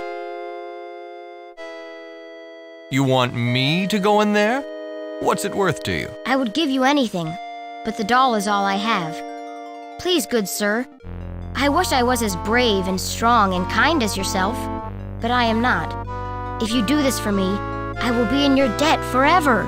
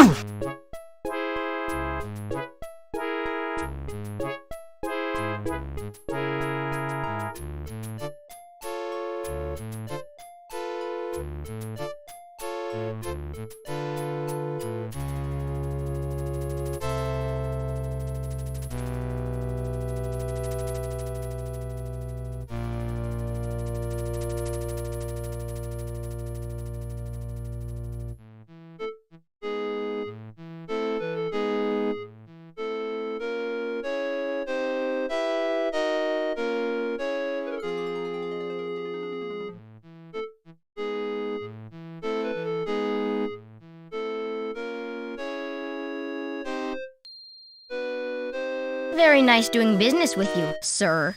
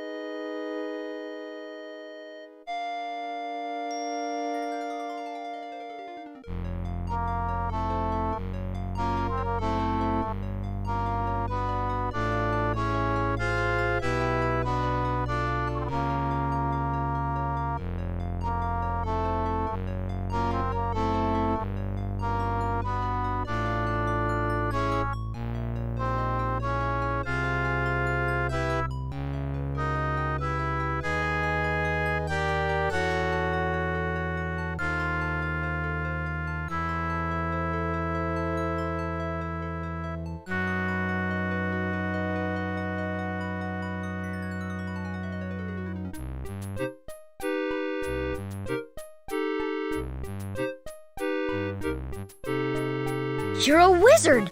A wizard hasn't been seen in Skirvash since far before I was born. Why are you here?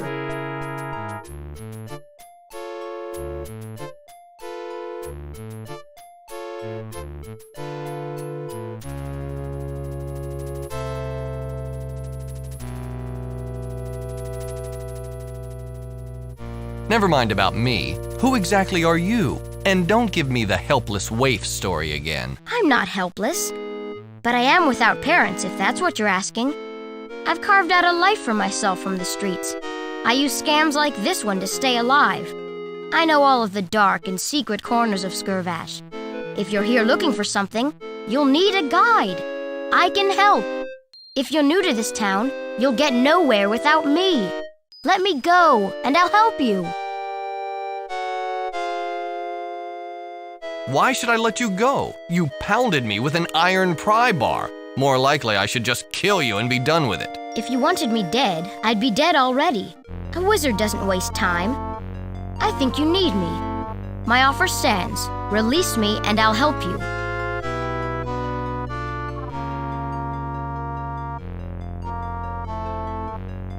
Let me out. I'm willing to deal. You'll never get into the tower without my help. Trust me, no one would cross a wizard.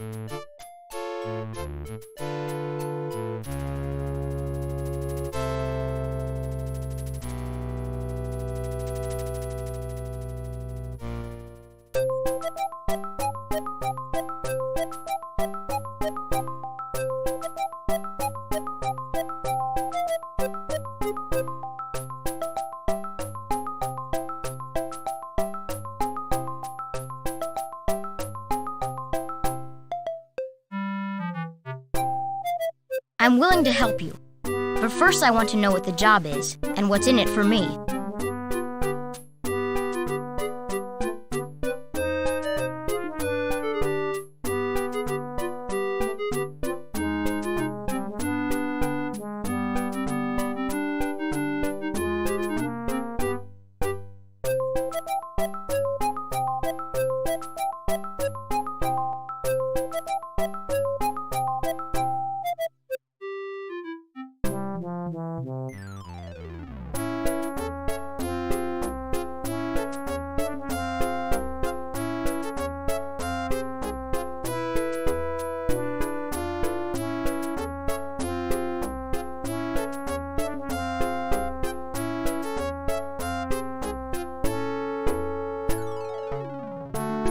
In it for you? I just let you out of your own trap.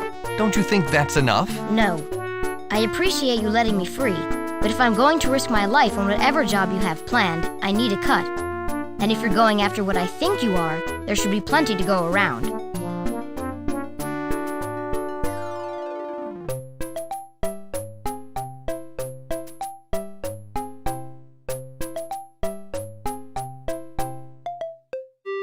What do you think this job is? It seems to me that there's only one target worth the attention of a wizard. You're intending to break into the Tower of the Brotherhood. You must know that no one has ever made it into the tower and back out alive. You might not know how many have tried. Rumors of the Brotherhood's treasure have spread throughout the realms. Thieves, from third-rate pickpockets to practiced artists, have attempted to steal it. Usually, the less talented ones are turned away at the front of the tower. There is no obvious way to get in. Only the members of the Brotherhood know how to enter. Some make it inside. Every few months, a new body is found in the town square, the result of another robbery attempt. Usually, the Brotherhood takes care of its own disposal, but these bodies are left as messages to every other would-be thief. In short, no one has ever succeeded.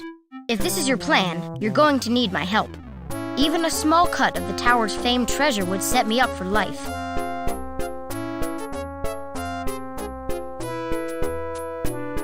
Is that all you want? Well, not exactly. You're not local, that's obvious. Therefore, you must have some way to leave once you're done. I want to go with you. I've lived too long on the streets of Skirvash. It's dangerous. We're on the borders of elven and human lands, and the war moves closer every day. I need to get out of here. What can you do for me that makes you worth all of this? I have contacts and information about the Brotherhood that all of the previous thieves lacked. If I was helping them, they might have succeeded. If you're so good, why don't you try and loot the tower? I'm not that good. I think you have a chance because you're a wizard. I figure your magic might give you an edge over the others. How much of a cut do you want? Whatever you think is fair. I need to start a new life, and I'm going to need money to do it. Any portion of what I think your haul is going to be will set me up. All right, I'll give you what you want. What can you tell me about this town? How can you help? What do you need to know?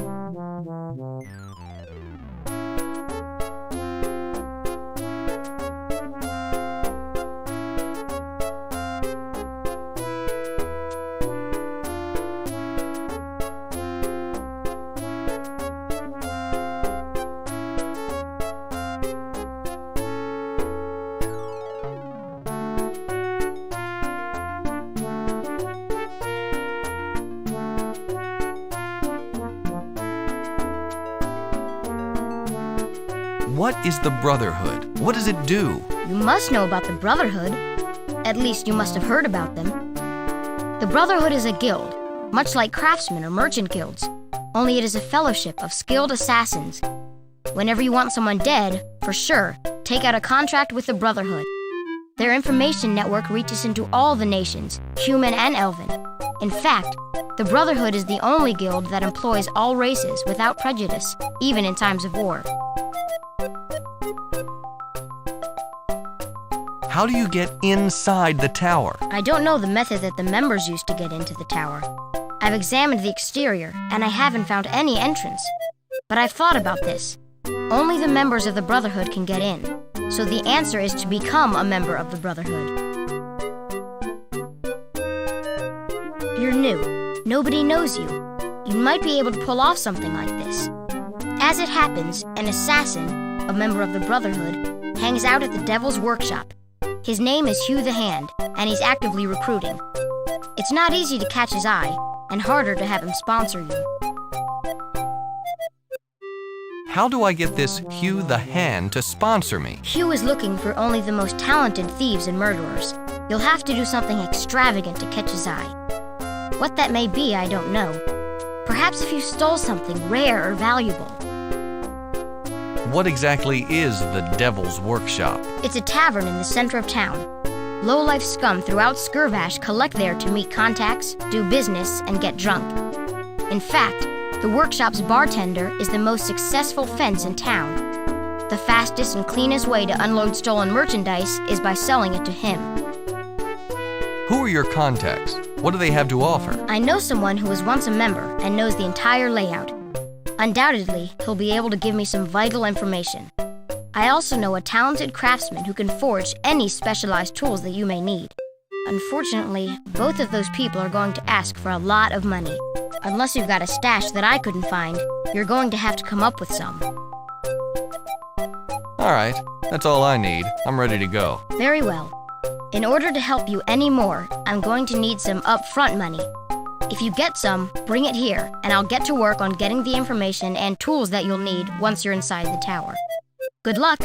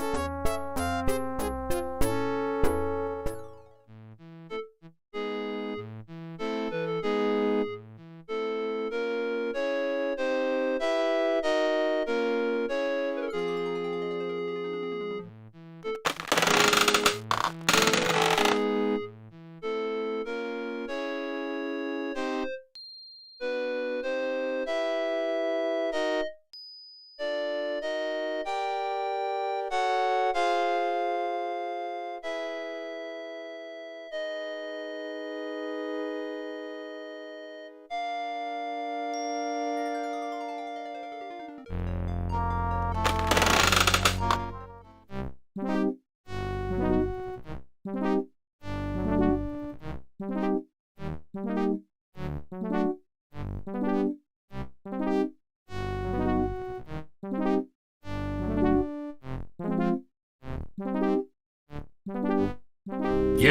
How can I help you? I'm looking for some information. Information, eh? That doesn't come cheaply. Do you have any money?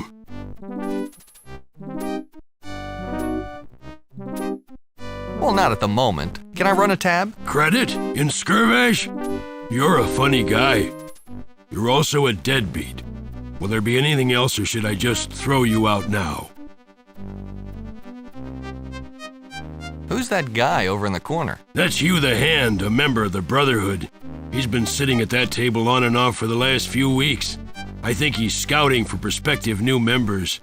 A bunch of cutthroats have approached him about it, but he's turned all of them away. Some violently. I think he's looking for something special. Nice place you've got here. Thanks. I certainly hope you aren't being sarcastic. This is the only tavern in town, and I'm very proud of it. Never mind, I'm not as thirsty as I thought. Very well. Stop back sometime.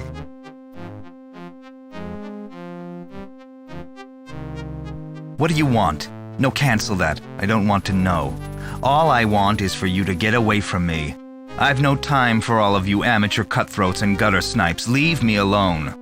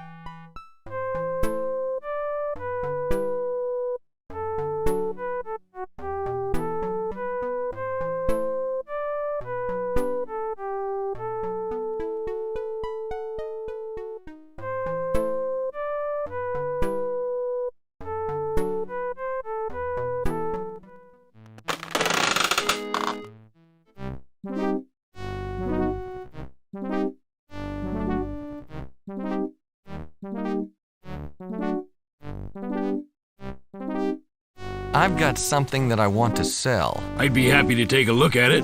Let me see. These are dwarven relics. Where did you steal these? They'd be worth more if there wasn't a glut of dwarven artifacts right now.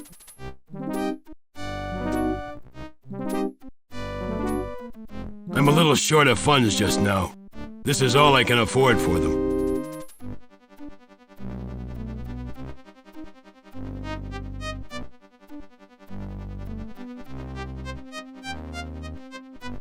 Well, that's a very impressive haul. Dwarven relics, eh? Even I would have a tough time coming by something that rare.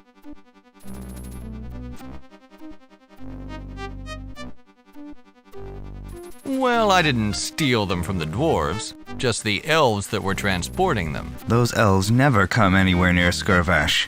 You must have stolen them on Drevlin, or in the teeth of the Tribus Empire. Either is an amazing feat. Let me introduce myself. My name is Hugh the Hand. I represent the Brotherhood and I'm currently recruiting new members. I'm impressed by your style. Would you be interested in joining?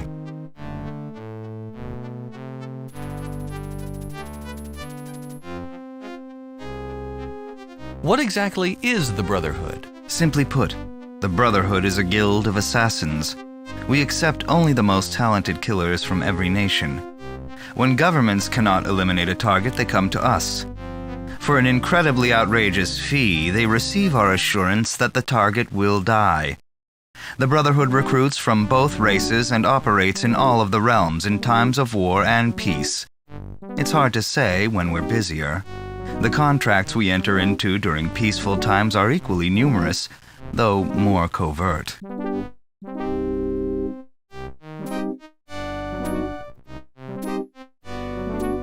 Why are you called Hugh the Hand? Because of my rank in the Brotherhood. An initiate starts out as the sheath. Later he becomes the tip, the blade, the crosspiece, the hilt, and eventually the hand. Only one rank is higher than mine, and that is the arm. Chang currently holds that position, and she has held it for many, many years. Why would I want to join? For a variety of reasons. The membership provides quite a bit to its members. It assigns the contracts and makes weapons, information, and healing available. For that, the Brotherhood requires a stiff tithe. The alternative is to continue operating without a membership. But now that you have drawn the Brotherhood's attention, we will make sure you don't encroach on our business. Unfortunately, anything you do will probably encroach on our business. Therefore, we will be forced to kill you. I hope that makes your choice clear. Wait a second. There's quite a difference between robbery and murder. Yes, but they do tend to go hand in hand. I'd be surprised if you were able to lift those artifacts without causing a few deaths. If you accept only the most talented assassins, why do you want me? Aren't I unproven? That's very true. I did not say that I was inviting you to join. That comes later. I only asked you if you were interested. Are you? Of course I'm interested. What low-life cutthroat wouldn't be? Very good. Now you are still very unproven. The theft of the dwarven artifacts was enough to draw my eye, but you're not blooded. I'm going to require a contract before I can apprentice you.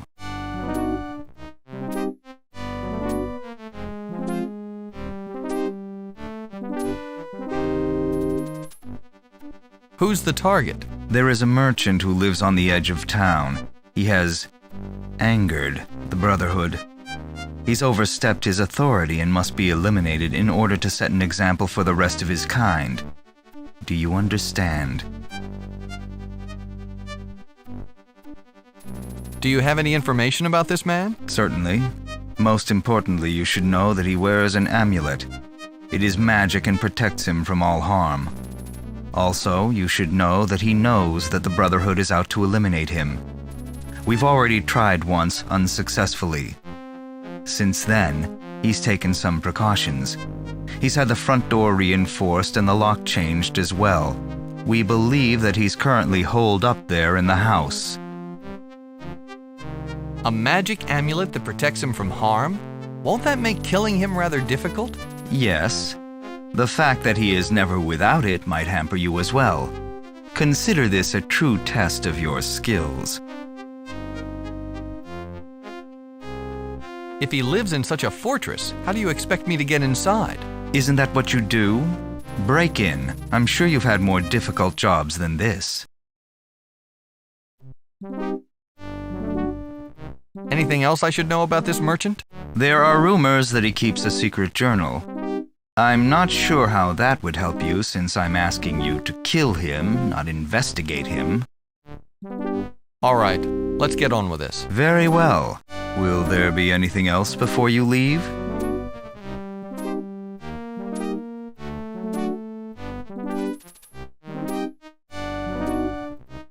This sounds pretty serious. Why haven't you taken care of him before? Why ask me? We sent a man out. He didn't come back. If you succeed, then you have earned a place in the Brotherhood. If you fail, then we haven't lost another man. It is as simple as that. What should I do after I finish the job? I will require proof that you have eliminated him. Since he's said that he would die before being separated from his amulet, I believe that that will suffice. When you have finished, bring the amulet here to me.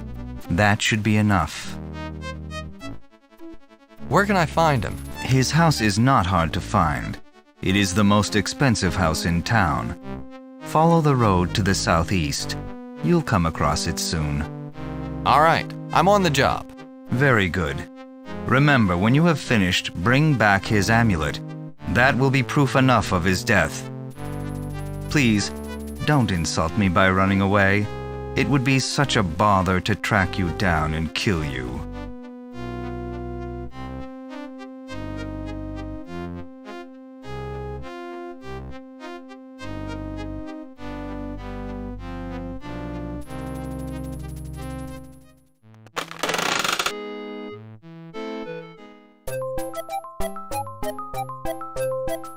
With this money, I can get the items we need.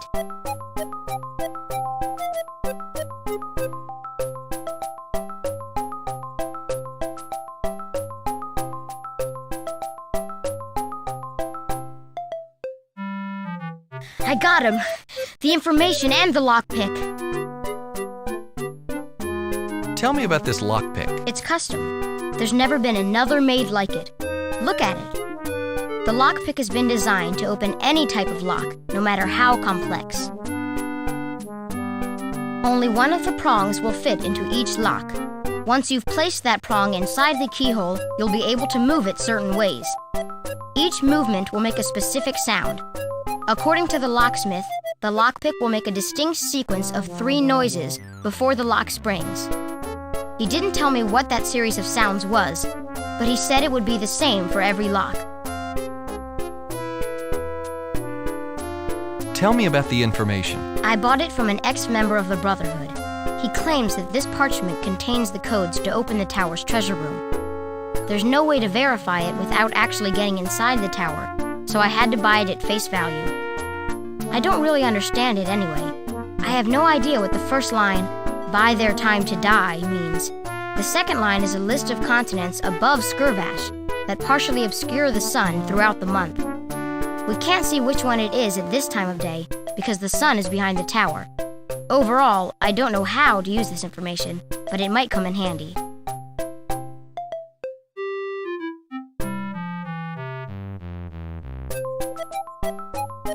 How much did it all cost? As I suspected, it cost everything I had. Sorry there's no change.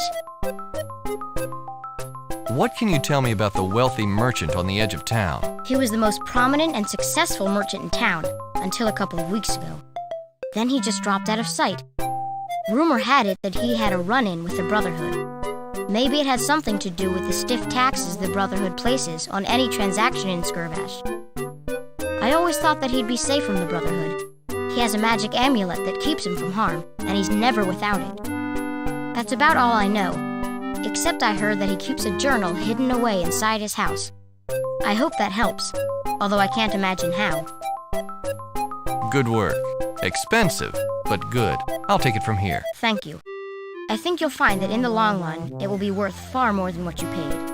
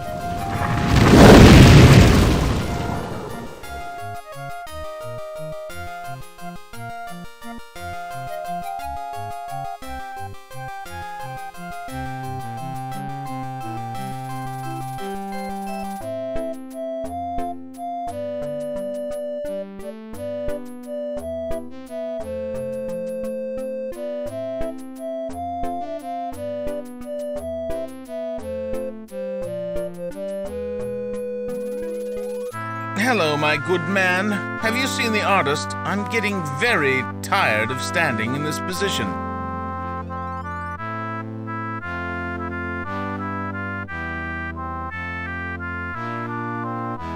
No, I haven't seen him. Well, I'm not sure how long I can keep this up. I'm only doing this in order to fill time anyway.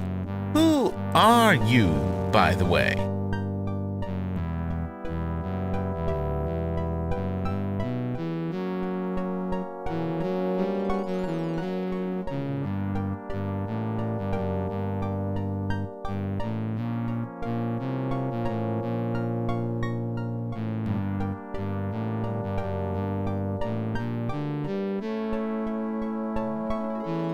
I'm a messenger from your wife-to-be. She sent me with the dowry information you've been waiting for. Oh? What does my little doe want?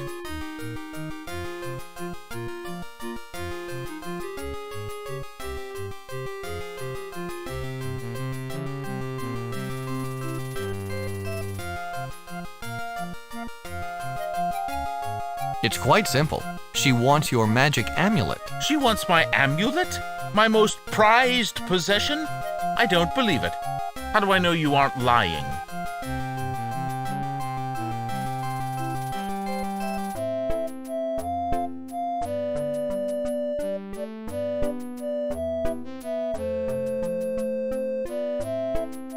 You'll just have to trust me. I can't just give away something this valuable to someone who claims he's a messenger from my fiancée. The person she was to send was supposed to know some very personal facts about her, things no one besides me would know. If you can answer these questions, I'll believe you are who you say. First, can you tell me what her favorite bedtime story was?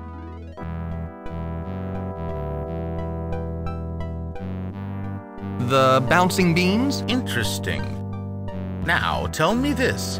How many stepping stones were there over the old creek where we used to meet?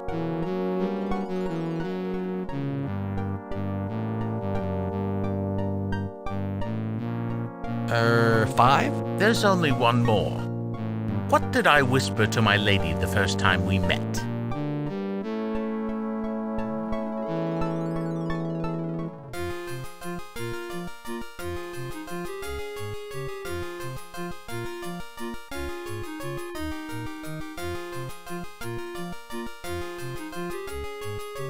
How much? That's correct. You've answered all of my questions. I have no choice but to believe that you are who you claim to be. As I have told my lady, I would give up anything to be with her. She obviously wishes to test this promise by asking for my most prized possession. I will give it to you in hopes that she will realize that my love for her surpasses any material item.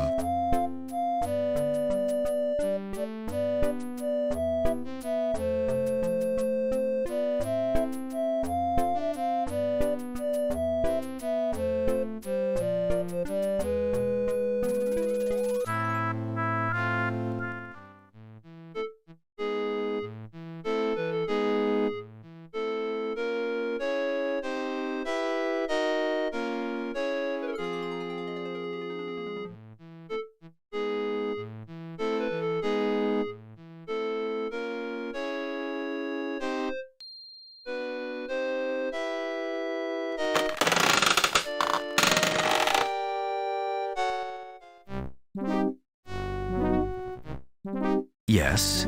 Is there something else? I have the amulet. Here it is. I didn't think you could do it. Now I have no doubts that you're perfect for the Brotherhood. Come with me.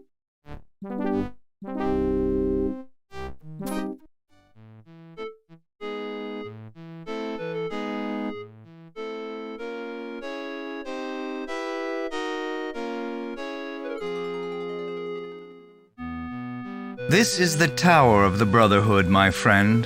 You'll come to know it well. To the right is the storeroom where we keep the key crystals.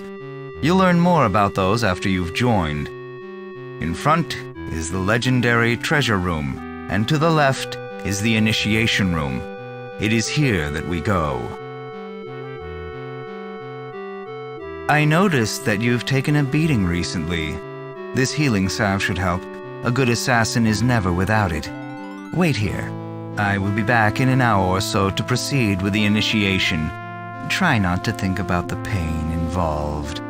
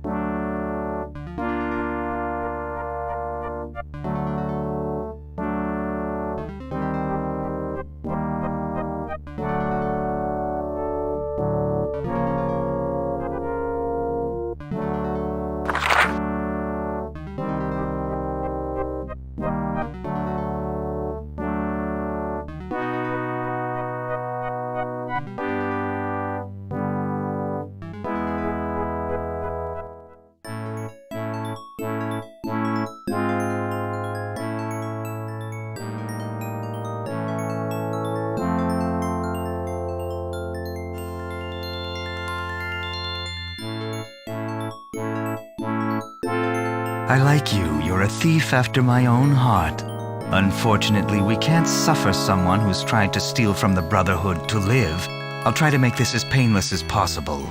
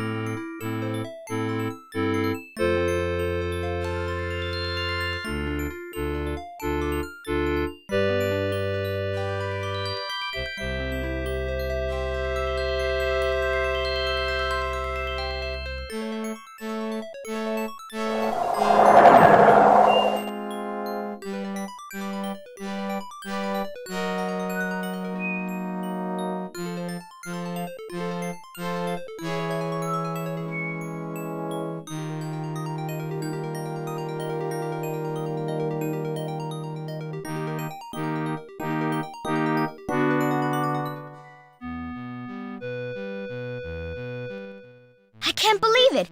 You got out of the tower alive! No thief has ever survived! We've got to get out of here. Skirvash isn't safe for either of us.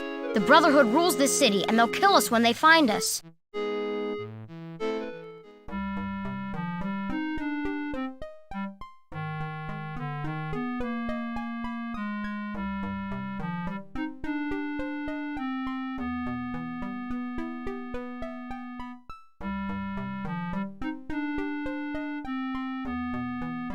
I've decided to stay on board until we reach the Valkyrian Isles where Stephen rules.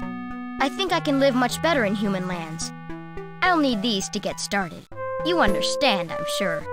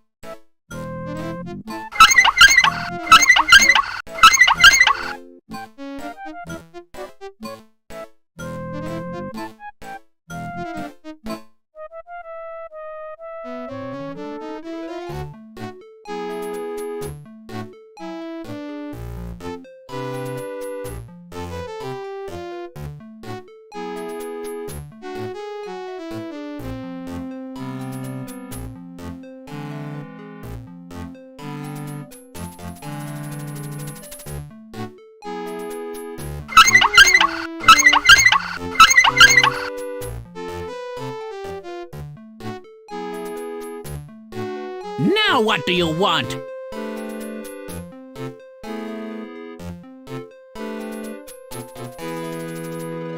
Did you notice that the gods have left? I did hear some yelling and stomping, but I just screamed for those stoneheads to keep it down. Is that what the commotion was all about? Well, good riddance, I say. They were a no-good bunch of charlatans anyway. You agreed that once the gods were gone and the pipes were fixed, you'd answer my questions. That was our deal, I suppose. And since you did fix the Kixie Winsy, I guess I could spin a tale or two with you. What was it you wanted to know? How old are you really? Old enough to recognize a smart-ass question when I hear one. What is it that the Kixie Winsy does exactly? Sonny, nobody knows exactly why the Kixie Winsy was created. The Manjus built it long ago, even before my time. According to the legends, the Manjus intended the Kixie Winsy to take care of everyone, of all races in all realms. And before you ask, I don't have any idea what that means. Can you tell me about the Manjers? The Manjus created the Kixie Winsy. The dwarves worshipped them before the gods showed up. Some say that the Manjus would have been with us still, but something happened. Come close. I found a chamber that contained a statue of a Manja. It was surrounded by crystal blocks with big people in them, much like yourself. I tried but couldn't open the blocks. I think those people inside, they were Manjas. I'm looking for a piece of the world seal. It's a hexagonal piece of metal with a symbol etched onto it. I thought you might know where I could find it. I don't remember any world seal. The only thing that comes close was a big statue I found years back in a chamber in one of the old tunnels. Carved into the base of the statue was a symbol framed by a hexagon. Something like the one you described. Where was this chamber located? I found it when I was tracing a mineral vein that the Kixie Winsy was mining. But since the Kixie Winsy filled up the tunnel leading to it, I've forgotten precisely where it was located. If I had one of the old maps, I might be able to locate it, but I doubt such a map even exists anymore. Well, if such a map did exist, where would I find it? That's a tough one. I suppose you might find one wherever you'd find any of the ancient documents, but nobody reads them anymore. The map could be anywhere, or it could have been destroyed. Those papers were pretty darn old. That's all. Thanks for the help. Yeah, sure.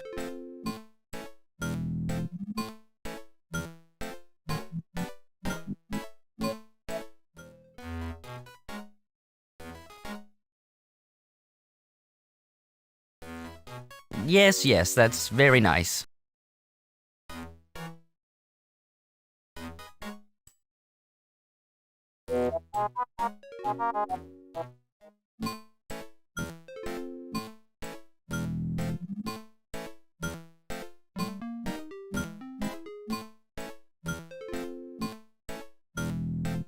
Hey, this is a geological survey map of the entire continent. Let me look at it. Here's where I discovered that statue with the symbol. It was in this vein of iron ore. I remember that vein clearly. I saved a lump of the ore somewhere. Look closely at the grain. That vein was one of the best.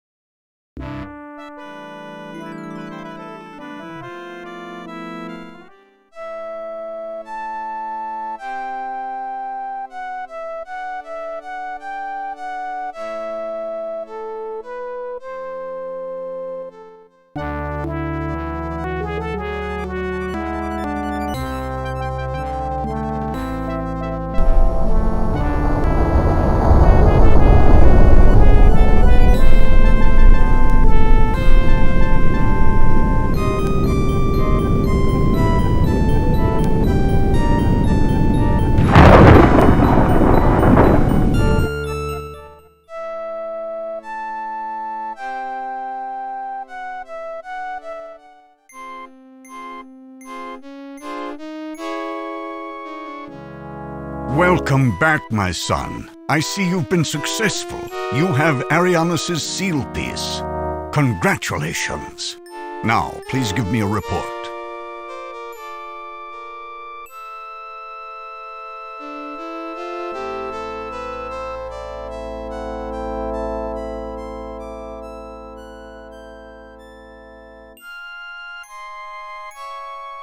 Amazing. The only Sartan you find are long dead. I wonder if someone has stolen our vengeance from us, or if their consciences did them in. I will have to consider this new information. Now, was there anything else before you use your newfound book to go on to Prian, Realm of Fire?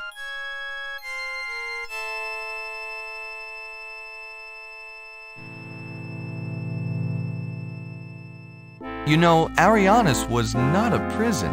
The Mensch weren't slaves. Most of their problems were of their own making. Perhaps the Sartan knew what they were doing?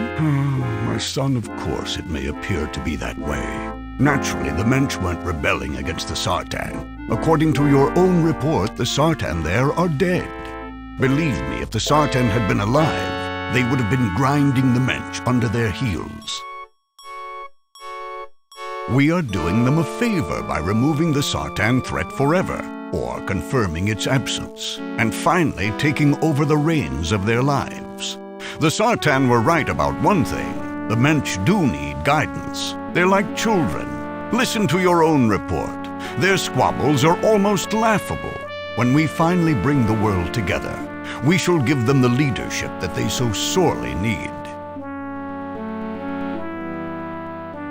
What do you suppose killed the Sartan? They all looked fairly young. I'm not sure. Perhaps a plague. Although I've never heard of a plague so selective that it wipes out an entire race and leaves others untouched. I don't think we have enough information yet. Hopefully you will learn more in your travels. Can you tell me anything about your research? The book I'm reading now is titled The History of the Sundering. Not only is it woefully inadequate, but it was improperly stored, and moisture has damaged many of the pages. The book discusses the 6 Sartan responsible for the plan: Sama, Dimitri, Orsef, Lornoi, Tyler, and Weyleth. Each created a specific spell, and for reasons I won't go into, it is vital that I learn which spell each Sartan created. The book did have that information once, but the water destroyed it. So I've been forced to do quite a bit of research on each person. I've divined much about their personalities from other texts. I'm hoping that this will tell me what kind of spell they would be likely to create. I've become very familiar with each of them, and I've named them the 6 devils. Each is a devil in a unique way.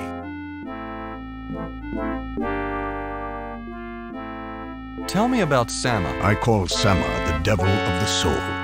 He was insidious. Although the Sartan Council was theoretically democratic, Sama could talk them into anything. In fact, there was much dissension on the council when the plan was discussed. Many felt that it was too extreme, but Sama thundered right through the contrary arguments. The rest is history. What did you learn about Dimitri? I know Dimitri as the devil of the hand. He was very skilled at a variety of arts and was a talented musician. It's said that his interests were very diverse, and he resented the time he was forced to spend on the council. Who is Orsef? Orsef is the devil of the heart. It is closest to the soul, and in truth, Orsef was Sama's closest advisor. He spent much time among the Mensch, studying them. The Mensch fascinated Orsef for some reason. It was he who was placed in charge of overseeing the transportation of the Mensch into the 4 realms. Can you tell me about Lornoi? I call Lornoi the devil of the eye. He was one of the few that saw the many problems with the plan. He was the leader of the pitiful opposition. I guess it shows how pitiful indeed the opposition was, that Lornoi was one of the instrumental participants in the plan. Sama must have talked swiftly to convince him. Tell me about Tyler. Tyler is the devil of the mind. He was the youngest and quickest of all 6 Sartan. If not for him, the plan might never have occurred. Although he was very ambitious, he wasn't nearly the politician that Sama was. Sama used him, as he used everyone to further his own plans. Who is this Wayleth? I refer to Wayleth as the devil of the tongue. Sama knew that Wayleth was a skilled speaker and well-liked, perhaps almost as good a politician as he. He kept Wayleth from the council for that very reason, and was fortunate that Wayleth had no political aspirations. Otherwise, he might have had a fight on his hands. Can I take a look at that book? I'm afraid not. It's so damaged now that I have to keep special care of it. I never move it from this desk, and I turn the pages only with reluctance. I'm sorry. Let's go back to some other topic. Of course. What do you want to know? Can we talk about some of the subjects you touched on earlier? Of course. What do you want to know? Let's go back to some other topic. Of course. What do you want to know? That's enough for right now. I'd like to talk to you later if you don't mind. Very well. I'll be here.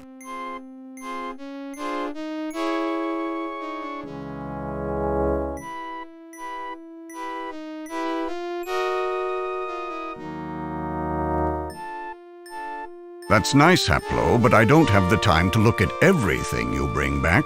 I must continue my research. Please return when you're ready to report.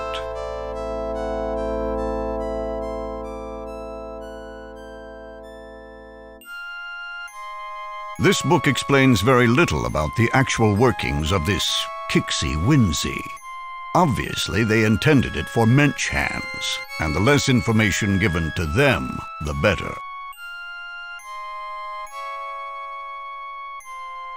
Very good, Haplo. Not only does this book have the naming rune of Prian printed on the cover, but the text gives a lot of insight into the realm itself.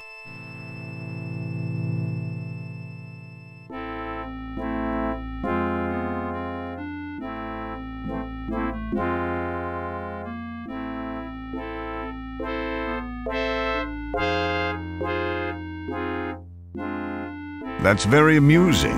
The spell on its back is more interesting, though.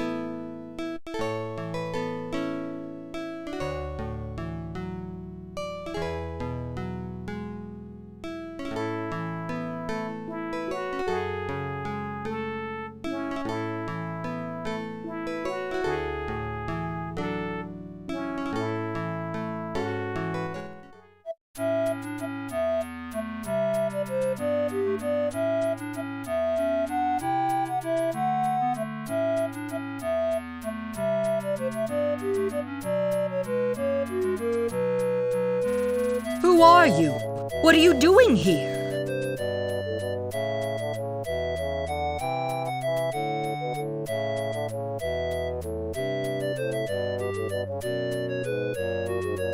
I'm Haplo. Who are you? Why, I'm Cedra, head cook to the king. Greetings, Haplo. Now tell me, are you just some freeloader looking for a handout, or did you come in here looking for work? I've got no time to deal with a former, so I hope you plan on rolling up your sleeves.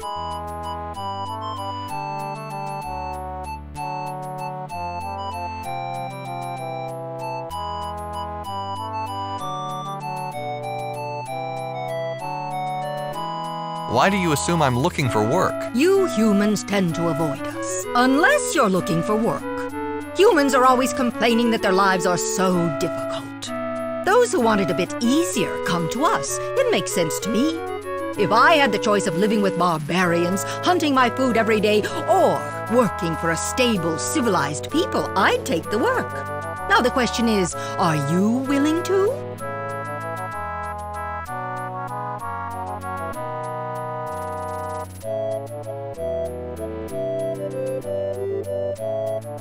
Work? You've got to be kidding. No, I'm not kidding. Either you start working or I want to see your back as you walk out that door. What will it be? Of course I'll give you a hand. I'm glad to hear it. I'm so behind just now that I would welcome anyone's help, even from a human refugee. The king has decided to throw a party with his usual 2-hour notice. Get over to the counter and start kneading that dough. Let's see if you can handle that task before we move you on to anything more complicated.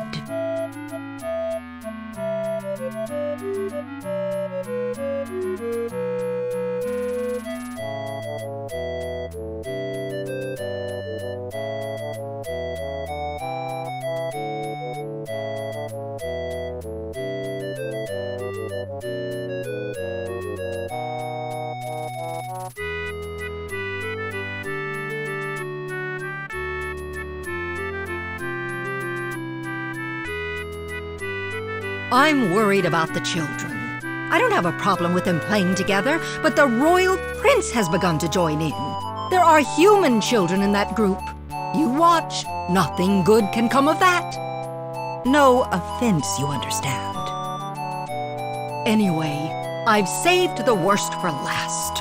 There's a human adult out there. He's talking with the children, putting all sorts of ideas in their heads, ideas about all of the races living together, treating each other as equals. Can you believe it? Rumor has it that he's a wizard. A child described some of his spells, and they're like nothing we've ever seen. In fact, the spells weren't even similar to any of those cast by the humans. Either this human is the most powerful to come along, or he's a member of a different race entirely. Wouldn't that be exciting? Maybe the child was exaggerating. You know how imaginative they can be.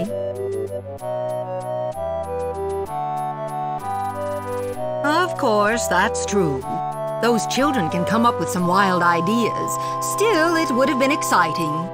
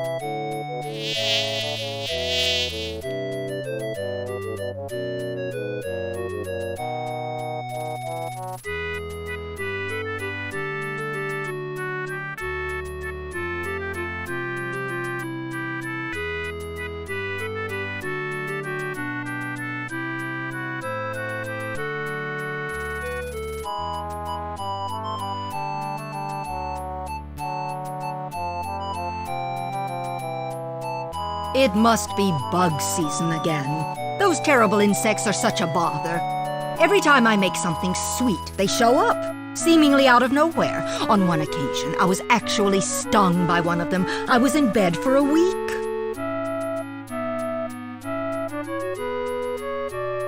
These petals should do the trick of keeping them away today, but this is my last plant. I'm going to have to get the children to start harvesting the stinkweed again.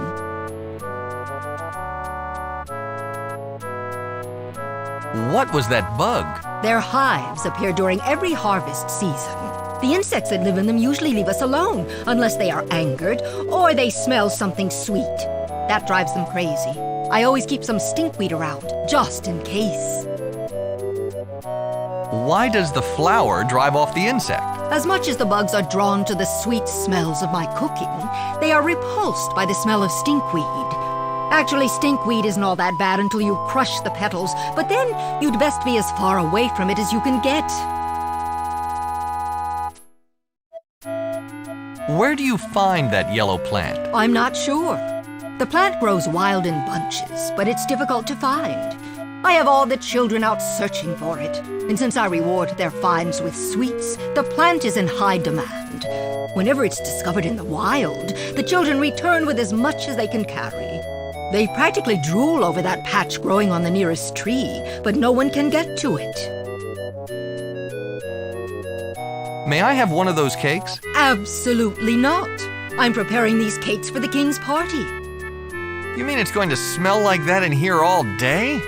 I think I'm done with this dough, you see? All nice and needed. Well, you've done a pretty poor job on the dough, but I don't think I'm going to get much better out of you. Leave then. I don't blame you for wanting to get away from the stinkweed.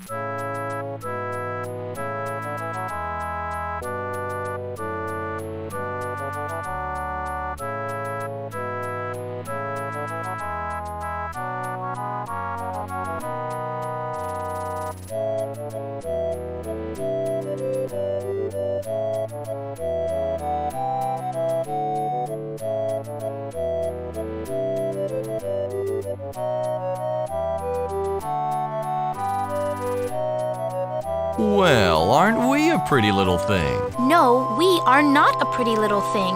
How condescending can you get?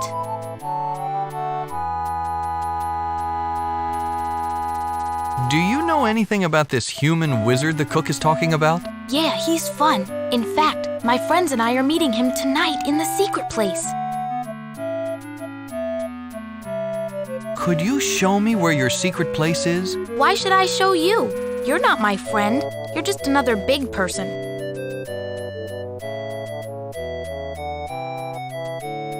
Boogie moogie doogie. I've never actually watched a human go insane. Somehow, I thought it would be less weird. What game are you playing? I'm playing hop around. Since my doll only has one leg, she can't walk, so she hops. Since she doesn't have a head, she can't see where she's going, so she bumps into everything. It's not a very fun game. She's not a very fun doll. Is that your doll? What's her name? If you can call it that, her name is Ugly. It used to be Millie, but she had a hard life. She's not Millie anymore, just Ugly. Maybe I should call her No Fun, too. But don't you love your doll? Would you love a doll like this? It's just a collection of rags, but I don't have anything else to play with. Do you always stare like that? It's creepy. No, you're creepy. No, you're creepy. No, you're creepy. No, you're creepy. No, you're creepy. No, you're creepy. No, you're creepy. Not much of a talker, eh? I'm not supposed to talk to strange men, and you're about as strange as they come. Ah, but you're talking to me. Yeah, well, I'm not supposed to do a lot of things. Stay out of my way, kid. I'm working. Well, me and Ugly are working too, so you stay out of our way.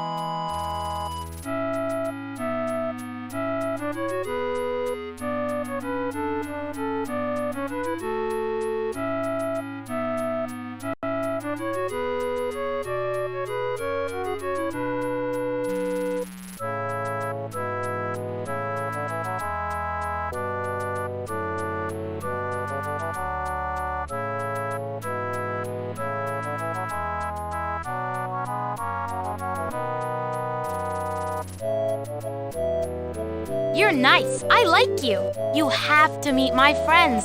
Come on, let's go.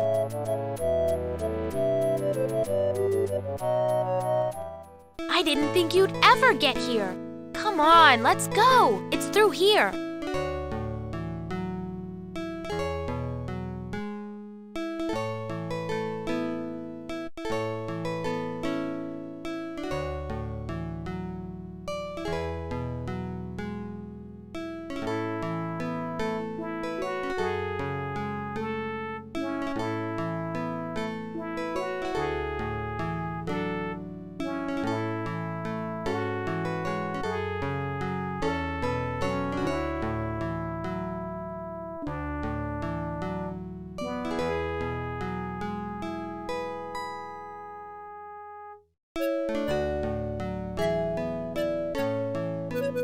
These are my friends. That doorknob down there is the prince. I guess he finally got up enough courage to go after the golden staff. He's been talking about it long enough. It doesn't look like he made it very far, though.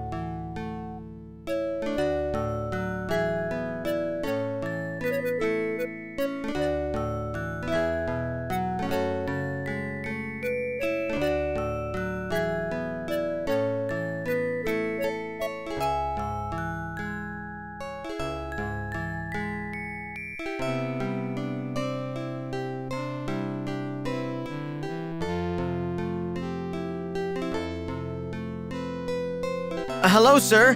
Could you help me off of this ledge, please? Don't tell anybody. My father would be so angry. Who's your father? I'm the royal prince. My father is the king. Don't think you can take me hostage, though. My father would find and kill you before he'd pay anything. It looks like you've already trapped yourself. You're correct. I think I might have overestimated my climbing skills. I'm lucky this ledge was here, otherwise I could have fallen the rest of the way. What makes you think your father could kill me? He commands the elven army, including the wizards. No human would stand a chance against him. Do you want to start a war? Take you prisoner? It never entered my mind. Whew. Thank you, sir. I'd appreciate any help you could give me.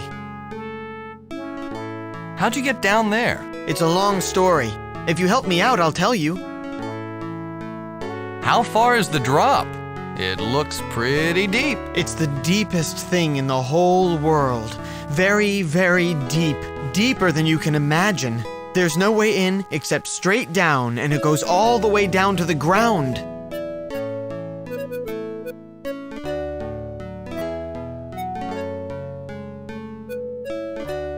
I'll give it some thought. Don't go anywhere. Very well. I guess I'll wait here.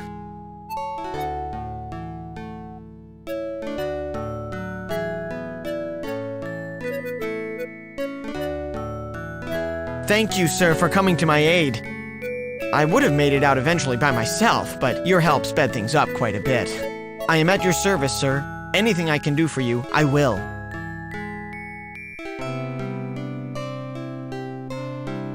So, why did you climb down there? Not the smartest thing in the world to do. I know.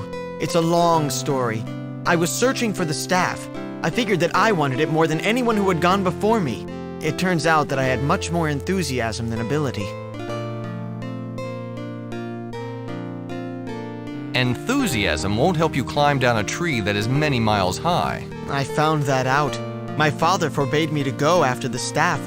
Too many of my ancestors entered the maw and never returned. I guess he knew what he was talking about. Staff? What staff? I guess everyone isn't familiar with the legend. I'll tell it to you. Ages and ages ago, the gods gave 3 items to the races. To the dwarves, they gave a golden hammer. To the humans, they gave a golden sword. They gave us a golden staff. The items were supposed to symbolize the race's roles in a new, unified society. The dwarves were to be the workers, the builders. That's what the hammer represented. The humans were supposed to be the protectors, hence the sword. We elves were the scholars, the leaders, of course. I guess it didn't quite work out that way. After one of the ancient wars with the humans, my ancestor rebelled against the symbolism of the staff. He cursed the idea of living and working with the other races. So he took the staff and cast it into the maw, never to be seen again. He did it in the heat of anger, and soon regretted it. The staff represented more than the ancient legends. It was also a symbol of leadership. Without it, he chanced losing his power. So my ancestor climbed down into the maw to reclaim the staff. He never returned. Since then, members of the royal family have sought the staff. Every few generations, an elf will climb down into the maw, but not one has ever made it back. We don't even know what's at the bottom. We only know that there is solid ground, and the only way in is straight down. We call it the maw because it swallows up anything that enters it. How could anything be worth risking your life like that? Naturally, I wanted to regain the staff for my people. My father would be so proud of me. They would write songs about me. I would have done what all of my ancestors failed to do. Don't you think that's enough?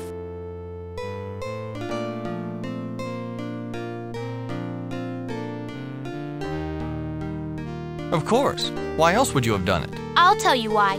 He wants to impress his girlfriend, that human. Isn't that right? I guess there is someone that I kind of like, and she does happen to be human.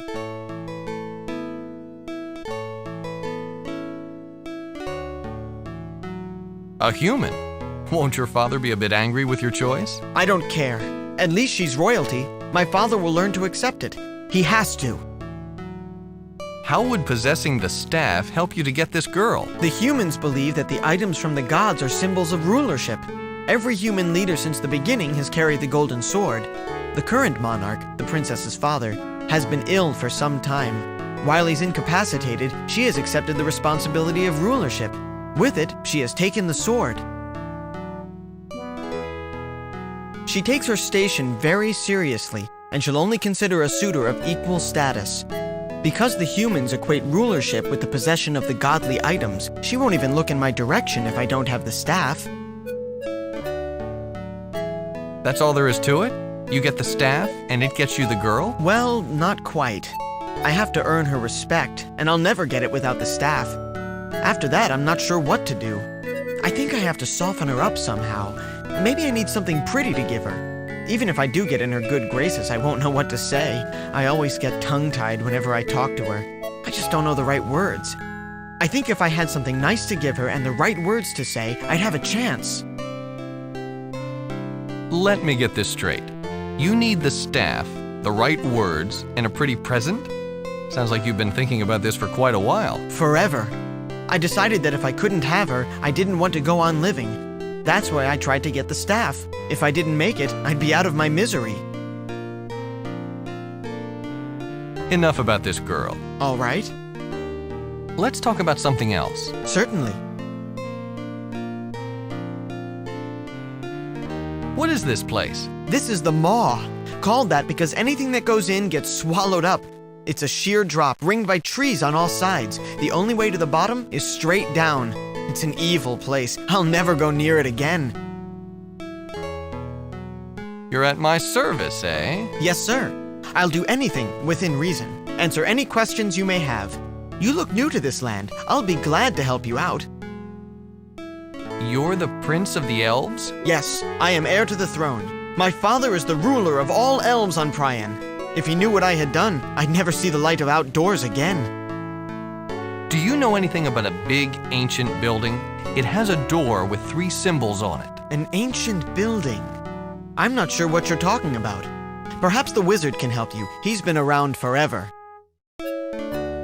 Have you met this human wizard who supposedly talks to children? Of course. His name is Zifnab. He's a human, but he's the strangest human I've ever met. Though admittedly, I haven't met all that many.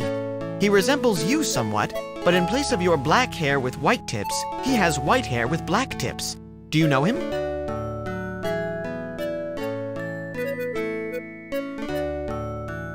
I'm not sure. Tell me more about him. He stays out of sight most of the time and only shows up when we have scheduled a meeting. He also makes sure to keep out of the way of adults. They'll keep him away from us, he claims. Would you do that? Keep him away from us?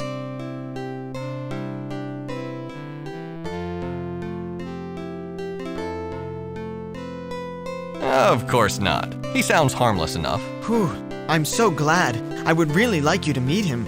He does the most spectacular tricks. Even when we don't understand half of what he says, he's always entertaining.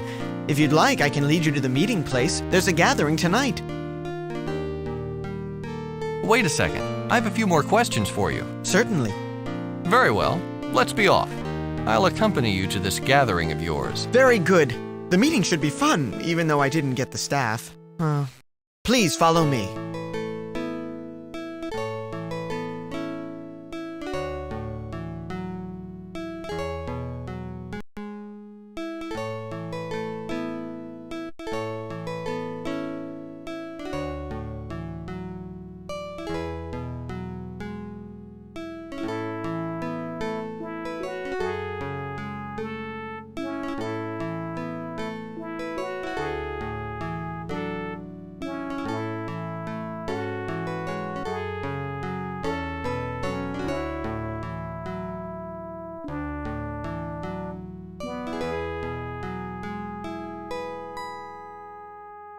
He's just upset because his girlfriend is coming and he didn't get the golden staff to impress her.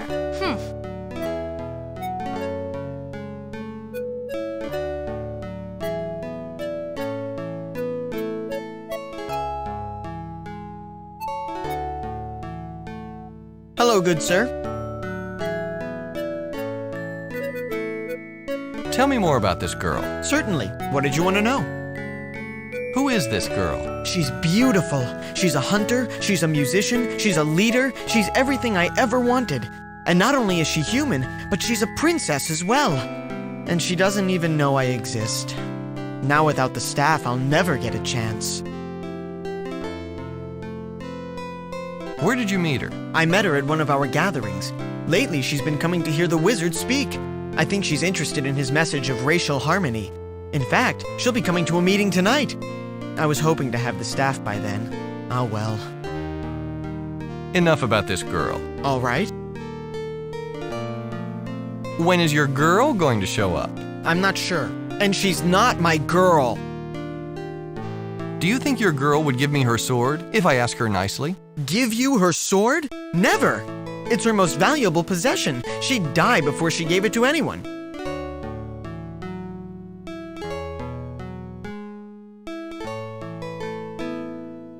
Tell me about this pretty thing. I don't know. I need something nice, something pretty, something that girls like. There must be something like that around here somewhere. Tell me about the right words. I have trouble enough speaking to her without trying to sound romantic. I know that if I try, I'll end up stumbling all over myself. I need a script of some sort. How long does the gathering go on? For quite a while. Zifnab sometimes leaves and returns a few times in an evening. We use his comings and goings as an excuse to socialize and play games. We only leave if we start to get really tired.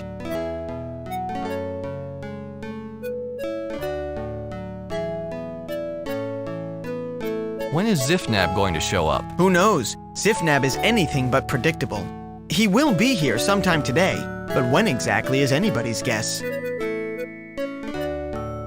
I'll tell you what. Why don't you try roses are red, violets are blue, you're real nice, and I'm stuck on you? Even I could come up with something better than that.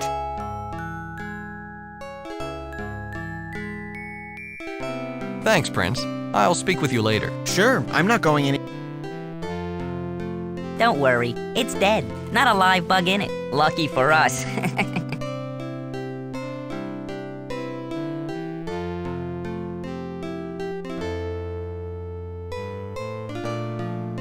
You don't know the half of it. My cousin tried to light one up when live bugs were still using it. You should have seen him afterward. He almost died. Well, it's better than carting around a bunch of wood. These hives burn better than anything I've ever seen, and they're much lighter. Besides, I've kept my eye on this one for the last week. It's as dead gets.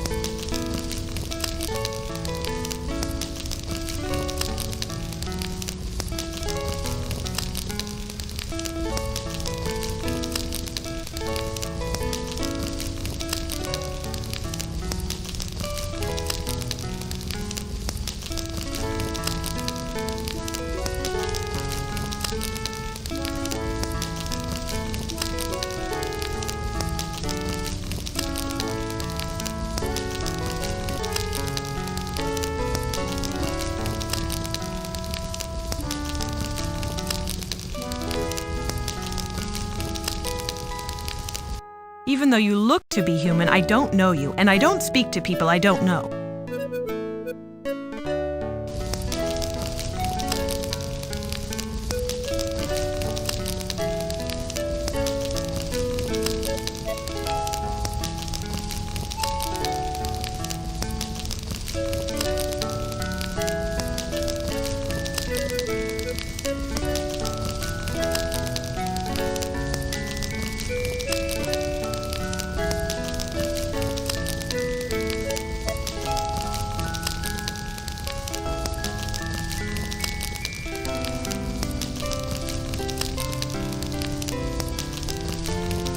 Hello, good sir. So this princess is the girl you're crazy about, huh? Oh, yes, that's her. I'd give anything just to have a simple conversation with her. On the few occasions she actually listens to me, I stumble over my words until I'm flat on my face. She just gives me that frown of hers and looks away. I'll never get her to take me seriously. What is that thing in the fire? That's the hive of some nasty stinging bugs we have around here. It's completely deserted. Otherwise, we'd be up to our necks in angry flying insects. They don't take well to their homes being lit on fire.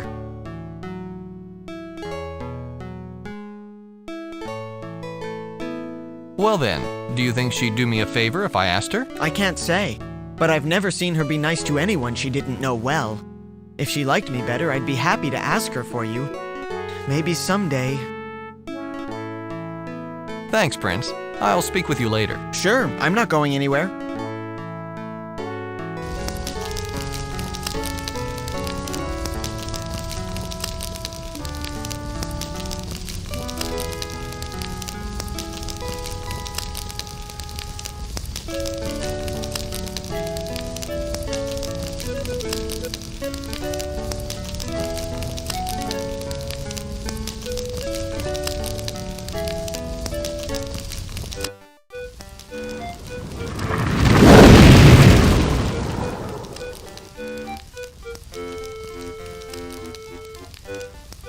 Whoops!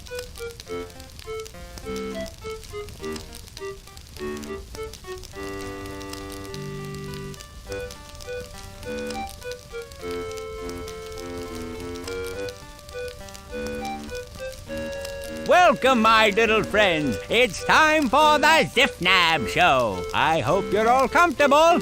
I seem to be without my beautiful assistant.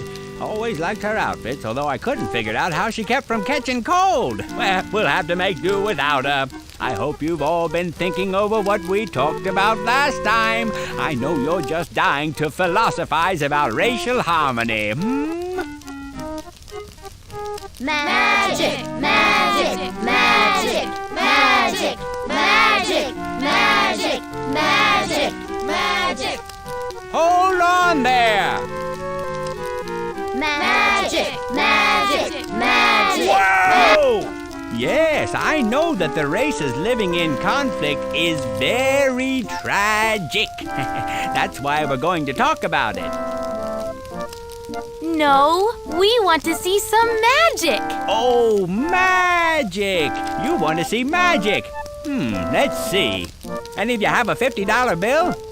No? How about 100? Put that coin away, son. This trick only works with the high denominations.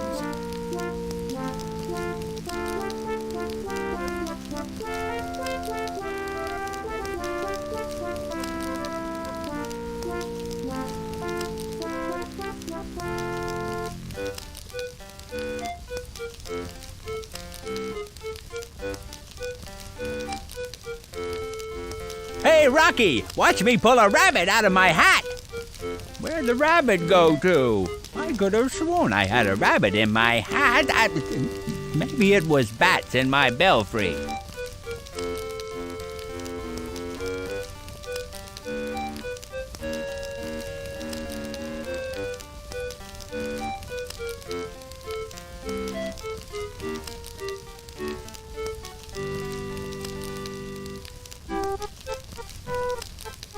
Well, let me try a real showstopper. What was that spell? It always gets everyone's attention. Feather fall? No, something else. Direfall. Fireball? Firehole? Wait, it'll come to me.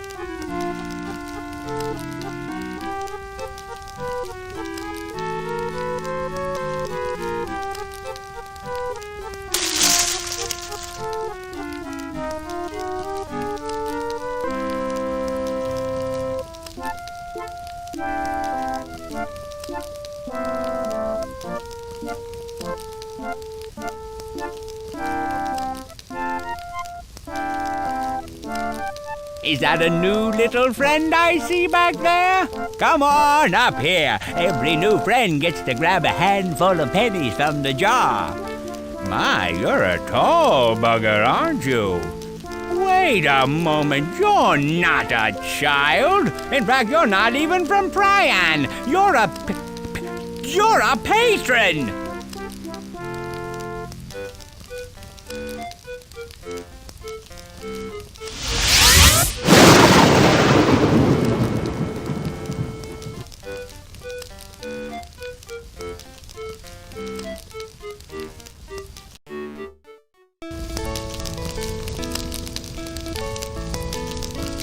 Hello, good sir. Where did he go? Where did who go? That flaming Sartan. You know, Zifnab. Oh, Zifnab. I'm not sure. Sometimes he just gets so flustered that he leaves through the disc. Seeing you sure made him flustered for some reason. We'll all wait around for a while to see if he comes back. It's usually worth it if he does. Thanks, Prince. Sure.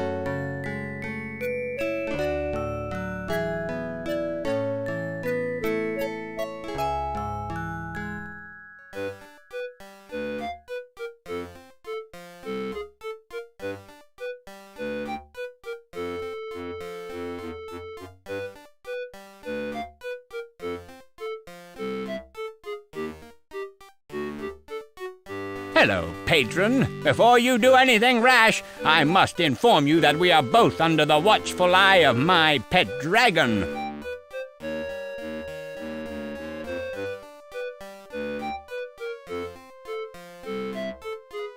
Wake up, you stupid dragon! I've got a boogie at 12 o'clock! Unfriendly fire! Traitor in our midst!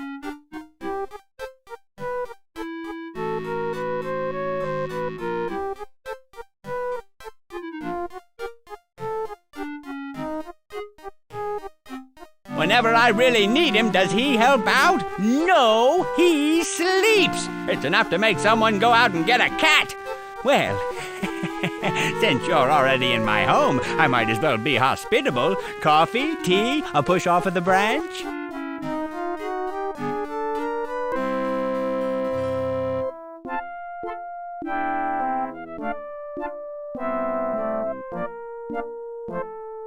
Who are you? I'm Cortex, the thinking machine. No, wait a second, that's not it. I knew a moment ago. Ooh, that's right. I'm James Bond, Agent 007. I've got a license to kill, so you'd better keep your distance. Somewhere I have a lighter that can obliterate half a continent. Either that or take your picture.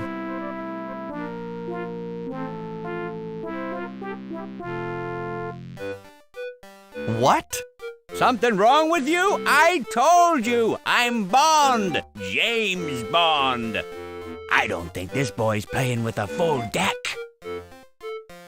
No, you're not. You're Zifnab, the children told me. Haha, that's just my cover! You a fool, huh? Can't blame you. I'm the best in the business. Quit fooling around. I know you're Zifnab. Although what kind of name Zifnab is, I'm not sure. Oh yeah? Well, what kind of name is Haplo? How'd you know my name is Haplo? Your name is Haplo? Glad to meet you. I'm Zifnab. You didn't answer my question. How'd you know my name is Haplo? Why, you just told me when you introduced yourself. You'd better start paying attention to the conversation if you're gonna learn anything. Try to keep it together, Sartan. I need some information. Well, let's see. I have a piece of microfilm lodged in my inner ear from my smuggling days, but I can't really talk about that. How about the weather? Pretty sunny, huh? Actually, talking about the weather isn't quite as interesting when it's always the same.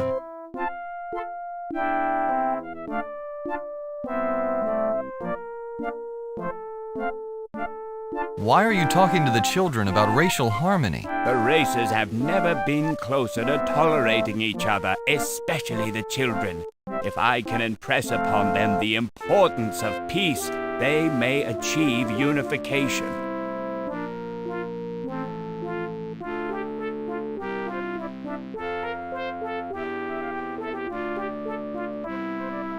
You've referred to the unification. What exactly is it? The unification, that's the racial harmony I've been talking about. When all the races come together and are capable of living with each other, the worlds are key to open their resources to the Mensch, wake up the sleeping Sartan, and ready the realm for the interconnection. Each world set up its own test to determine when the unification occurred. When the Mensch figured out the way into the Citadel, when they worked together to enter it, they will have unified. This was supposed to happen in every realm. After all of them were ready, the Council was supposed to complete the sundering by interconnecting the realms. The new society would begin. But it's been so long. Far too long. Something went wrong. What do you think went wrong with the plan? We took on too much ourselves. We were gods, and we were infallible. I warned Sama that we should wait. There were alternatives, but he didn't listen. He was full of his dream. What is this dragon? He's my pet dragon. I met him shortly after I came to Prian. He took a liking to me, so I decided to adopt him. He told me that he embodies good in the wave. Doesn't make any sense to me. If he's supposed to be the personification of good, then he wouldn't be so lazy. That dragon is the embodiment of good? I know, hard to believe, isn't it? Especially since he didn't just eat you up as soon as you arrived. Are you implying that I'm evil? Of course not. Are you inferring that you are evil? That may be important. We might be on the verge of a breakthrough. A few more sessions and we'll be able to make some serious progress on your complex. What's the wave? You know, it's when a portion of the audience lifts their arms, followed by another portion, then another, until it completes a full circle around the stadium. No, wait, that's different. The wave is a little harder to explain. Reality is balanced. Good and evil can never be more powerful than each other. When that happens, the wave compensates. The dragon was created a long time ago in response to something else. Something very evil.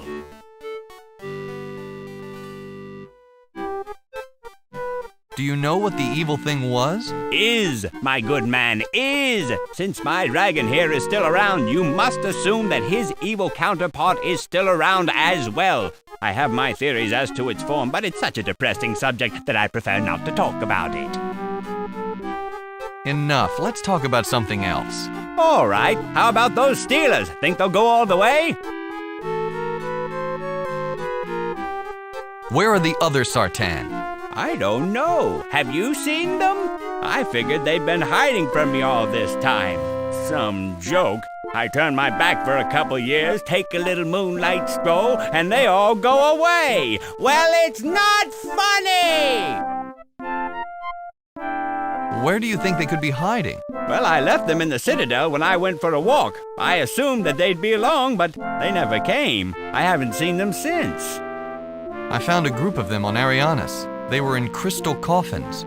Of course they were. The unification has yet to take place on Arianis. When it does, the coffins will open and the Sartan will come out to help the Mensch. No, you don't understand. I did something there and the coffins opened. All of the Sartan were dead. They're dead? All dead? How did it happen? How could it happen? You did this, patron, didn't you? Somehow your race has struck back and killed us. Admit it!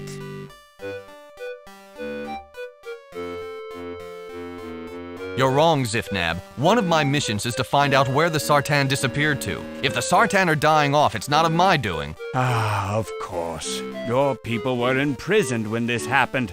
You couldn't have had anything to do with it. There's something else out there. Why are you here? I don't know why I'm here exactly. Even though our policy is non-interference when it comes to the unification, I felt I had to help it along. It's been so long and the Mensch have never been so close as they are now. How long have you been here? Alone? I'm not alone. I've got my dragon, I've got the children. I don't need more than that. But it seems like a long time since I've seen any of my people. A long time. Let's talk about something else. You're obviously uncomfortable with this subject. Suit yourself. Where is Priam's seal piece? Ah, the seal piece. Your lord needs it, huh? You know, there are better uses for it than what he intends. What do you know about my lord? Oh, nothing. I'm sure he's a wonderful fella. Life of the party kind of guy. Am I right? I'll bet he could show me a card trick or two. How do you know what my lord intends? What do patron lords usually intend after they've escaped from thousands of years of imprisonment? You think maybe he wants to conquer the realms, reform the world to enslave the masses? No, nobody's that antisocial. What uses? Interested? Well, back in the old days, we had plans for those pieces. Big plans. Plans that make other plans look really small. Really huge plans. And important, woo-wee! You don't get any more important than those plans. That's how we made plans in the old days. Big and important. Well, what were your plans? What plans? Don't try and throw me off track. Where is it? All right, don't get in a huff. Where did we put that piece? Didn't we build something to put it in? Oh, that's right. It's in the Citadel.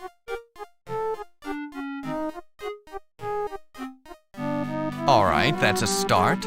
What's the Citadel? That's a pretty open-ended question. The Citadel is a fortress, or it's a city, or it's a power station. Take your pick. Where is the Citadel? Oh, it's that way, I think. You should be able to see it from the air in your flying ship. It's really big. Had to be, you know. How do I get in? That's a toughie. No one can get in. In fact, it was designed to keep everyone out. I certainly don't think any exceptions were made for angry patrons. Of course, after the unification, anyone could just walk right through the front door. You mean I'll have to make all of the races get along before I can get that door open? Well, it's not quite that difficult. We set up a test to detect when the races started to get along. We gave each a symbol. A golden sword to the humans, a golden staff to the elves, and a golden hammer to the dwarves. If a representative from each race places their symbol upon the door to the Citadel at the same time, it will open. The three races must do it together. One man with all the symbols wouldn't be able to open the door. Where are all of those symbols? They certainly didn't take quite the care of them that we hoped they would. Only the humans still revere their symbol, but they look on it as a symbol of leadership instead of its actual meaning, the humans' role in a new integrated society. Every human leader carries it. It gives them the authority to rule. I believe the current holder is the young princess who occasionally comes to my gatherings. The elves threw their staff into a local pit called the Maw. It's been lost for generations. I don't know how the unification can occur until it is recovered. The dwarves, straight-lined practical thinkers that they are, took one look at the hammer, decided that it was the most inferior hammer they'd ever seen, and stuck it deep in their weapons vault. I don't think they even remember that they have it. Isn't there any other way to get in the Citadel? Well, let's see. A spell might help you out. Maybe if you blew down a wall or something. There's one spell I remember. What was it? Tie a wall, lie a stall? I can't seem to recall. Oh well, sorry I couldn't help. Didn't you come from there? How'd you get out? Getting out is not the same thing as getting in. In fact, they're two entirely different things. Yin and yang, night and day, black hat and white hat.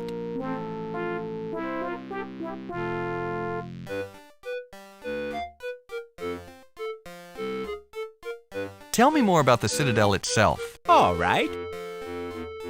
How is the Citadel a fortress? At present, that seems to be the only task that it accomplishes on a regular basis. All of its other functions were intended to come online following the unification. Right now, the Citadel lies dormant. The Titans roam the forest. Everything waits on the unification. That's why I'm trying so hard to convince the children to throw away their prejudices. Titans? What are they? The Titans are magical creatures created to operate the Citadel. We built them to last, too. Big suckers, maybe 3 times your height, and powerful enough to rip up a small tree. Their appearance is a little unsettling. They don't have any eyes.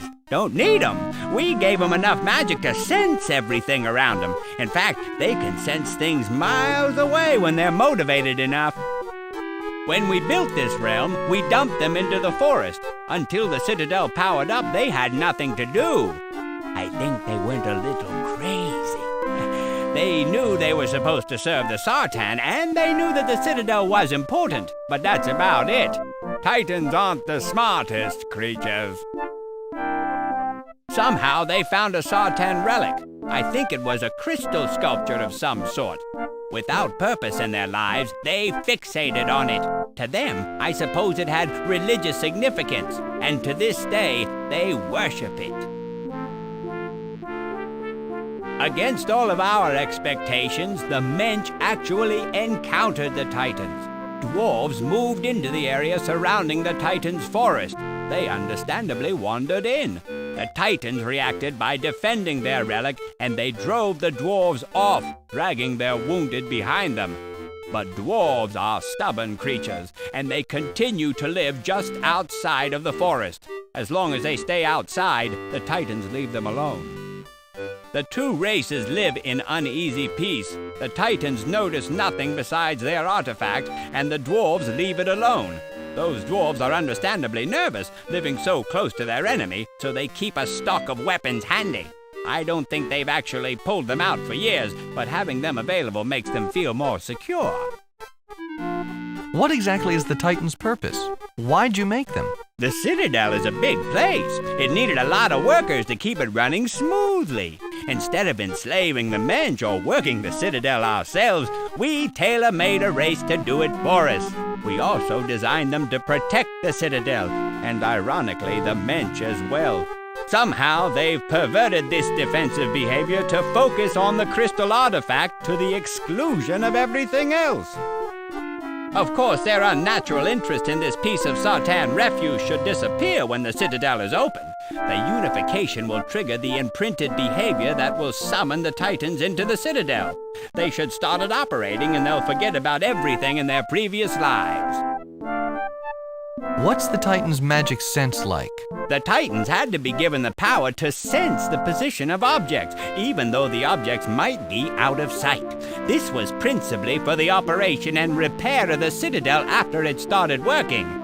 Because they were equipped with this sense, we decided not to give them eyes. They see better than you or I, and they track better than any scout, since they already know the location of something even when they're away from it. How is the Citadel a city? We intended the Citadel to house everyone, the humans, the elves, and the dwarves all together. Naturally, this couldn't happen until they learned to live peacefully among each other. So its halls wait, empty and dead, for the unification. How is the Citadel a power station? Prian has a role in the whole. Following the interconnection, Prian was to supply power to the other realms. Its 4 suns produce more than enough energy for itself and the other worlds. The Citadel was supposed to control the flow of energy from the suns through the Death Gate into the other worlds. How about we talk about something else? Suit yourself. Give me one good reason why I shouldn't blow you away. If you so much as look at me wrong, my dragon will find out what you're made of and decorate the tree with it. Where'd you get these transporter discs? They're just something I picked up. Rather handy, don't you think? I had to plant the white one in the ground to keep the children from wandering off with it. I wouldn't want to appear in the middle of the campfire. If I didn't have them, I'd have to rely on my pet dragon to take me everywhere, and getting him out of bed could blow a whole day. As far as I know, there's no other way back to the nearest tree. I have had enough. Goodbye, Sartan. Well, I can't say I'm sorry to see you go, Haplo. But take care. You have many trials ahead of you. The fate of the world rests on your shoulders.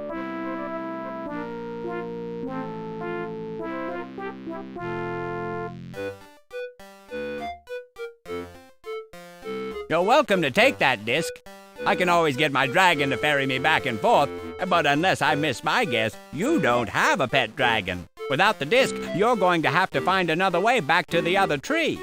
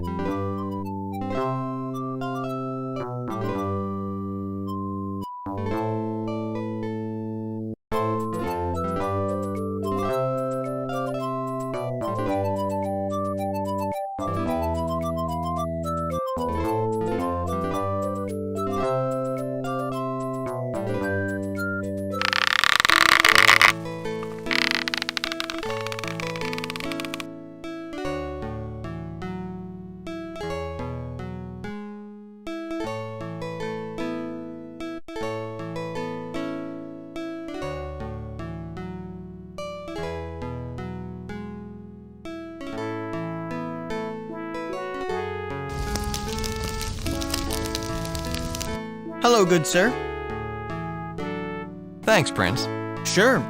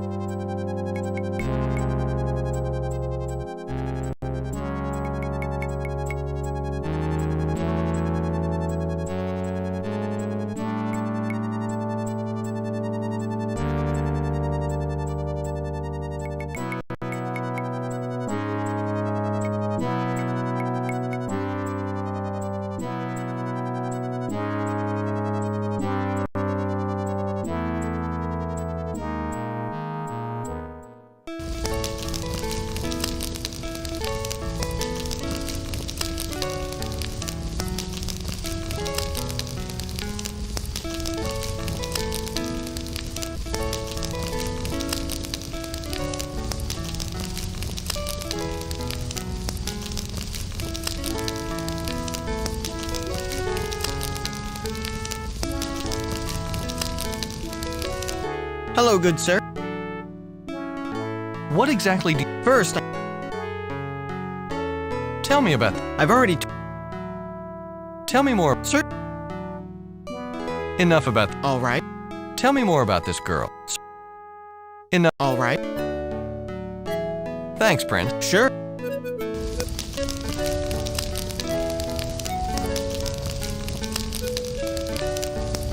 Thank you! Oh, thank you! How did you manage to get it?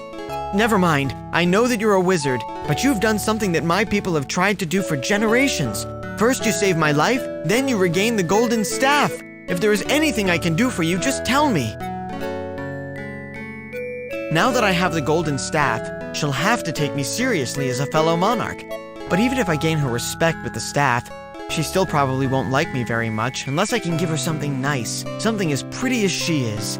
Then, once she's feeling kindly towards me, I need something to keep me from stumbling all over my words. I can never figure out anything to say.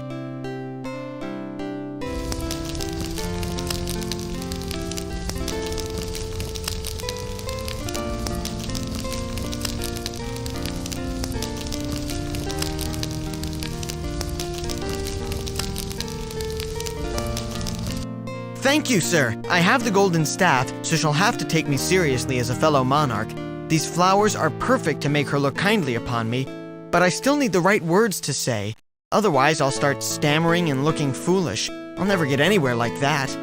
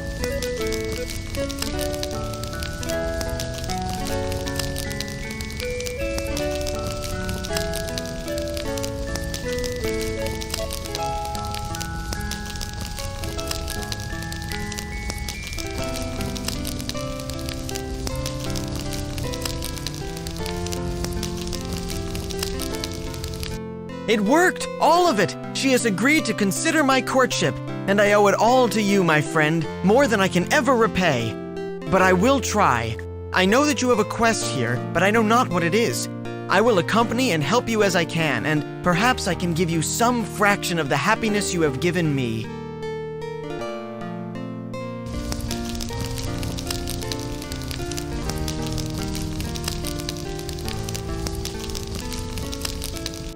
Greetings! My prince explained that you are a friend of his and that you helped bring us together. For that, I am indebted to you. My role in your romance was nothing, dear princess. On the contrary, it means everything to me. I am not blind to what the consequences of our union could mean to our races as well. It could unite our peoples. This could usher in a new age of peace. You are largely responsible for that. The prince is a sweet guy, isn't he? He's very sweet. A little naive, but all the more adorable because of it. I never really thought of elves that way, but he changed my mind. What do you think your father is going to say about your union? I don't think he's ever considered the idea, but he has a lot of respect for the elves. After a little grumbling, I think he'll be happy for me. That's a nice flute you've got there. Thank you. It was given to me by my warder. He's the one who trained me to hunt and track, but he also taught me to play this flute. He is one of the only people I know who still remembers how to play the old written music. There isn't much of it left, but he collected some of the ancient sheets and kept them safe. I was honored to learn the skill from him. Tell me a little about your people. I thought you were human, but I guess you're not. Otherwise, my people would be your people. We're nomadic. We live all over Prion following the game we hunt. It might appear to the other races that we're rather loosely organized, but that's not true. My father leads us wisely with the counsel of the people. We have thrived for generations. Our lives are hard, though, and sometimes dangerous. The appeal of the elves' safe and stable society affects many of us. For some, it's too much to resist. They come to the elves as refugees and beg for whatever work is available. I think my people want to settle down. They follow my father out of loyalty, but they're ready to change the way they live. Even I wouldn't mind some stability. Are you ill? It sounds like you've got a cough. I do have a slight cough, but it's nothing. I caught a chill and a downpour a little while ago. I'll get over it eventually. Just now, it's not that bad. Would you mind doing me a favor? A favor? Certainly. What is it?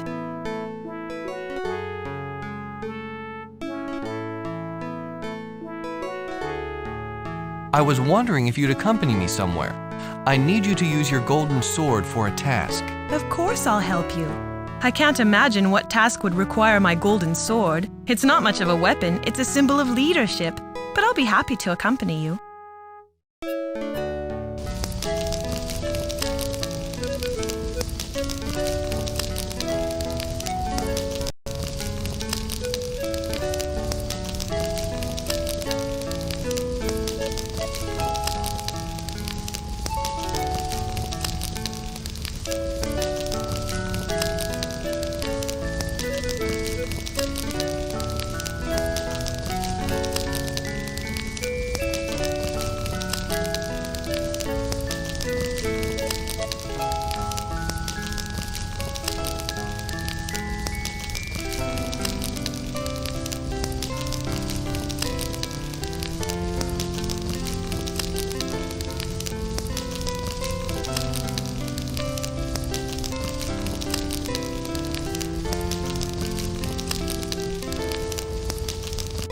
This is incredible!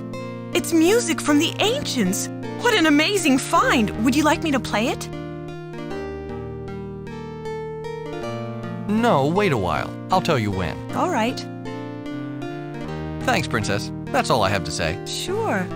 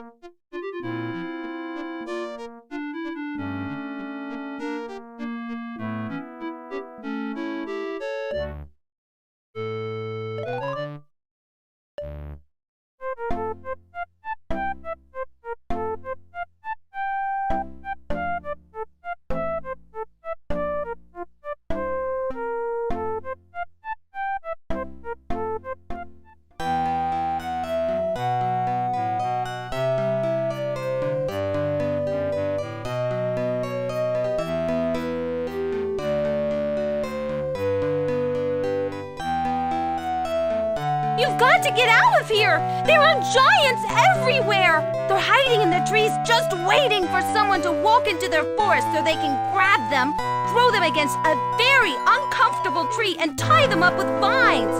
Leave before it's too late!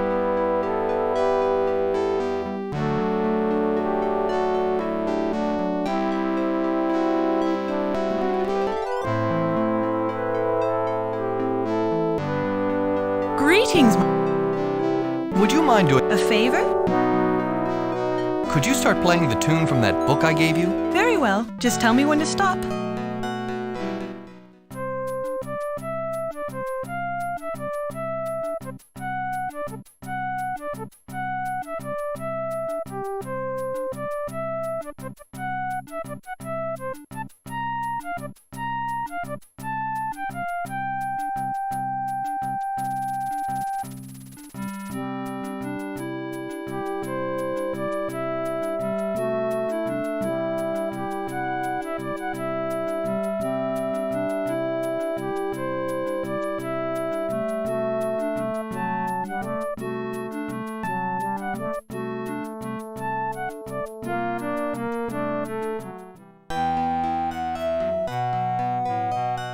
Why did you rescue me?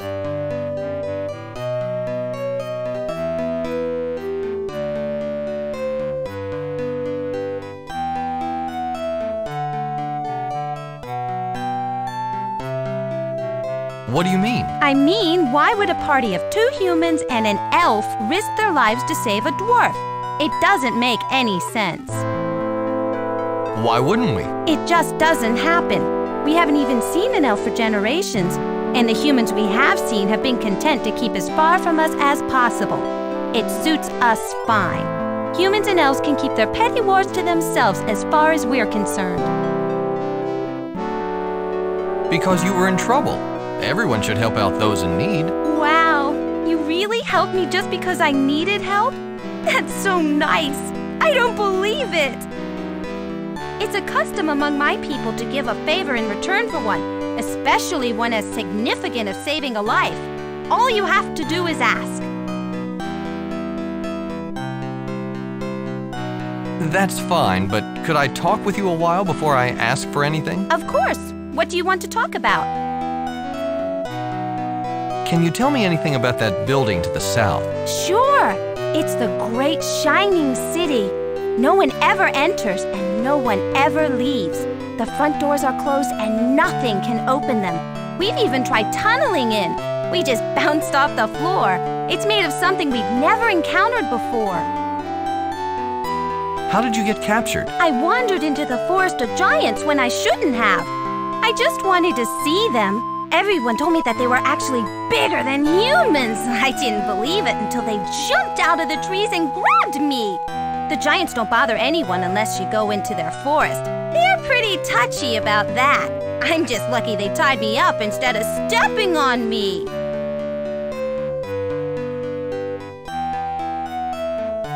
Do they normally squash intruders? That's what the elders say, and no one's ever said differently. I thought maybe they were exaggerating just to keep us out of the forest, but maybe not. At least they only tied me up. Tell me what you know about these giants. Many generations ago, my ancestors dug their tunnels here. When they emerged from the ground to have a look around, they encountered the giants. They weren't friendly, and definitely not especially happy to meet us. Mayhem broke out. The dwarves weren't used to war, but they were quick studies. They forged weapons and battled the giants for years. One day, the giants suddenly stopped fighting. They drew back into the forest and remained there. As long as we stayed out, they left us alone. We keep the store of weapons in a vault, though, ready just in case the giants change their minds and attack. We also have an interesting legend about the giants. Tell me the legend of these giants. According to legend, the giants are the children of the Shining City. They lived inside it and were very happy, but they always wondered what lay outside of the city's walls. One day they snuck out. The city discovered them missing. It was furious that its children had left it, so as punishment it took away their eyes and closed its doors, leaving them outside. The Shining City became dark in its sorrow. The giants moved into the forest nearby. They hoped that one day the city would reopen its doors and let them in. The only memory of their time inside was a gem that one of them had brought with them. They cherished that memory and guarded it jealously. One day the city's heart grew lonely. It decided to forgive its errant children and invite them to return, so it began to shine again. If the giants had seen it, they would have rushed home. But the city had taken their eyes and they couldn't see the beckoning light. So they remain inside the forest, waiting for a call that came long ago, and the city waits for its children who will never return. We dwarves believe that if only we could lead the giants back to the city, they would go in and lead the forest to us. We know that they are guarding the gem at the center of the forest. A few brave dwarves have entered the forest in hopes of stealing the gem and bringing it to the Shining City. The giants would follow the gem, and when they came upon the city, it would open its doors to them and they would go back home. What do you know about the gem? Supposedly, it's huge and crystal and has strange writings on it. Actually, it's not supposed to be all that valuable. Crystal's not worth much. You'd figure that something they guarded so fiercely would be worth more. Has anyone ever been able to take the gem? A long time ago, a dwarf named Lungput the Swift ventured into the forest. Somehow he made it to the center, into a clearing, and there, lying on the ground, he discovered the gem. He grabbed it and bolted for the city. Well, the giants followed him all right, but they caught him before he got anywhere near the city. He tried hiding behind trees and rocks anywhere out of sight, but the giants homed in on him as if he were a beacon. They took back their gem and squished poor Lungput. Since then, no one's ever come back out of the forest once they went in. How far did you make it inside? Did you actually see the gem? No, I never got anywhere near it. I didn't even mean to go as far as I did. One step inside the forest was enough for these big bullies. They grabbed me and tied me up. Didn't even say a word. Are you sure you didn't get stepped on? You're pretty short. One of these days, gravity is going to realize that people shouldn't have legs that long. Then you'll be sorry. Enough about these giants. All right, what else do you want to know? Do you know anything about a golden hammer? A golden hammer? I'm not sure.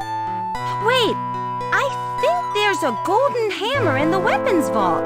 A few years ago, there was a false alarm. We thought that the Titans were attacking, so the elders ordered that the vault be opened. Everyone took up weapons and headed towards the forest. At that point, we realized we had been tricked. Some child got his rear tanned, and everyone went to replace their weapons. I was one of the first in the vault, and I noticed a golden hammer shoved way in the back. No one had taken it. I looked at it to find out why. The weight was all wrong, and I determined that it was actually forged of gold. Can you believe it? A soft metal like gold? One strong blow and the thing would flatten. I don't understand why anyone ever made such a useless weapon. Maybe the hammer wasn't meant to be used as a weapon. Why would someone forge a hammer unless it was meant to be used? That doesn't make any sense. Do you think you could get it for me? That could be my favor. I don't think so. The only time the vault is open is in response to an attack by the giants. They never make exceptions. In fact, ever since the false alarm, they are more careful than ever to verify that the attack is genuine. They don't want dwarves harming themselves or others, either by accident or deliberately, by using these weapons. Some of them are very dangerous. Is there any other way into the vault? Absolutely not. Dwarves are masters at tunneling. We made the vault impossible to tunnel into by lining it with fire-hardened metals. There's no way in unless it is opened. Could you go ask the elders if they'd make an exception? No one seems to want the hammer anyway. I could ask, but I already know the answer. Nothing is going to open that vault except an attack from the giants, and I really hope that doesn't happen in my lifetime. I'll go, though. Wait here. I'll be back soon.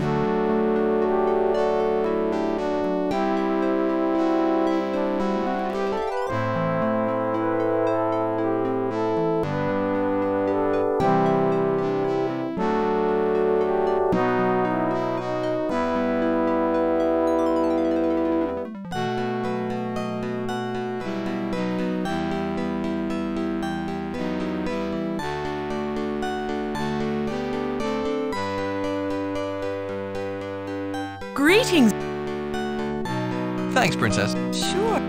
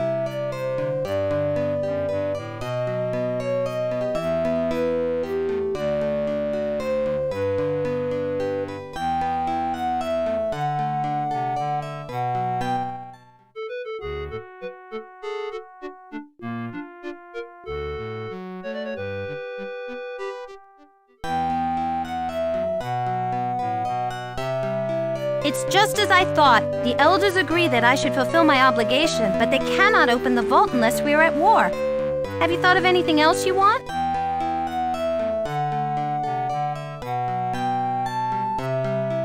Do the elders have any ideas? No, they're still getting over the idea that I owe a favor to a human. I don't know about anything else. Perhaps we should talk a bit more. Fine with me. Where do you live? Why, right here. Well, under here, anyhow. We dwarves prefer to live underground. We have a network of tunnels that run for miles in all directions. Let me introduce you to my companions.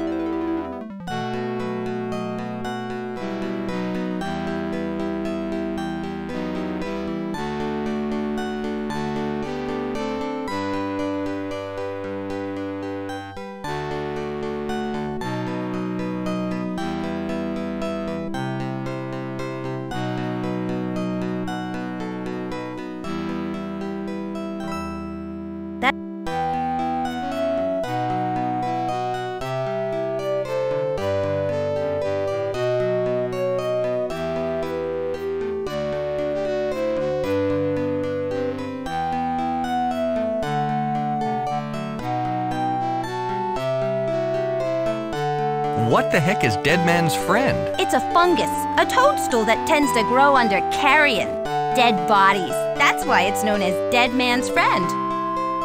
Can you tell me about the zuzu nut? The nut is named after the zuzu, a shy animal that survives on a diet of just the meat of the nut.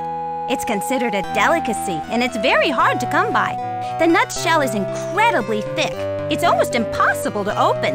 The zuzu has to be very strong just to crack them. I think you'll find a grove of the nuts off to the west. Good luck in getting at the meat.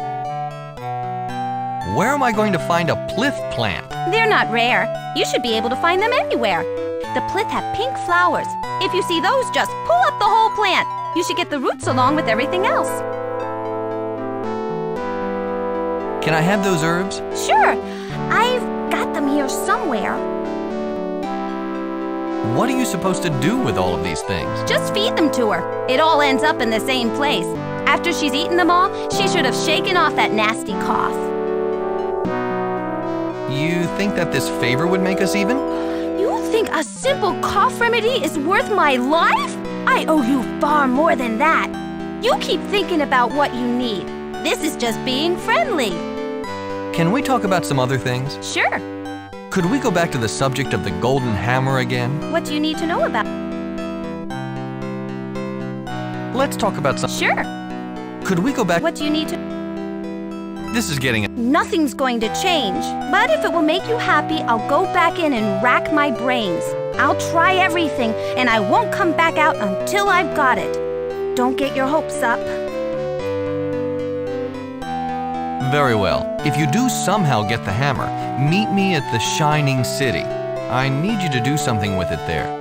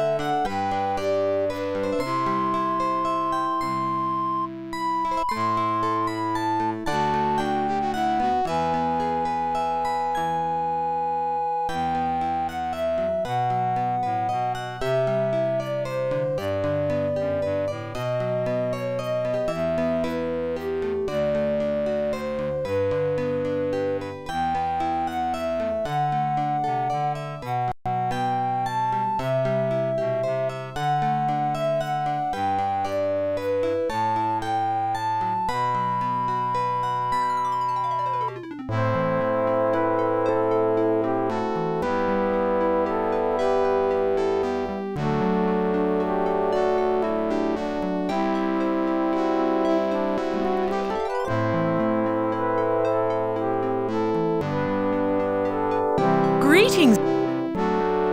Would you mind doing me a favor? Could you start... Very well.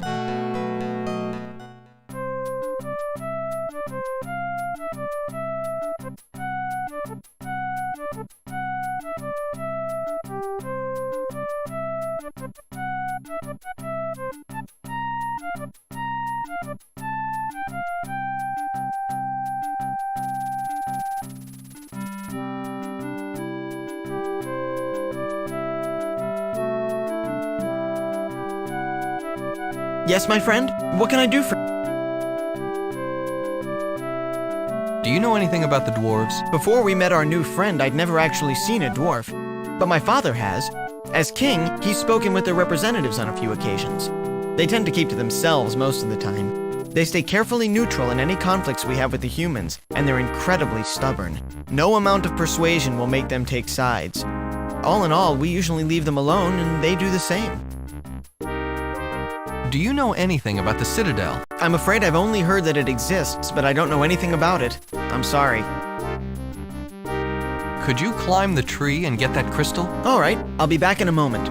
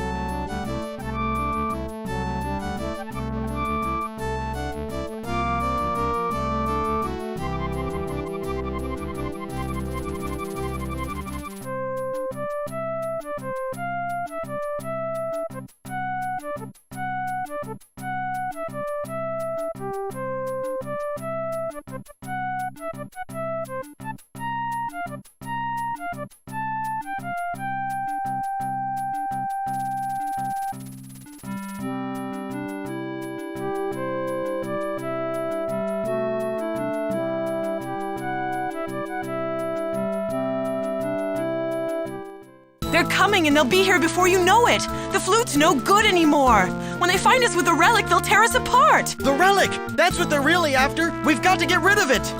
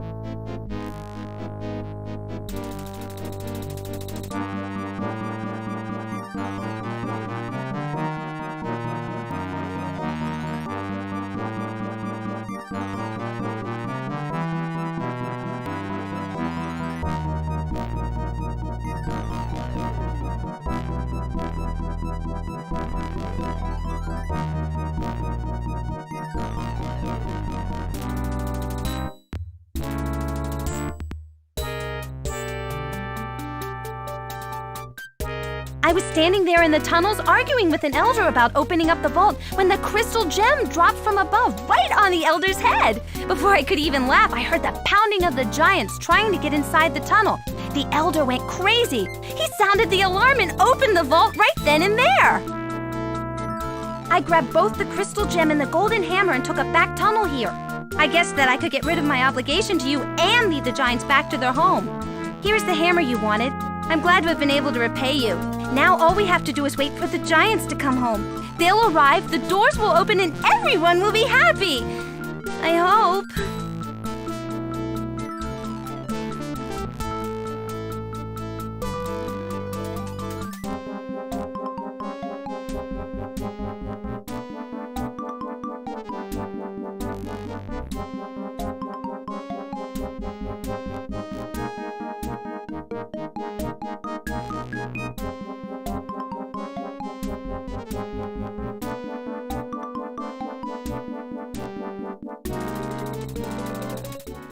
There's room enough for all of the races here.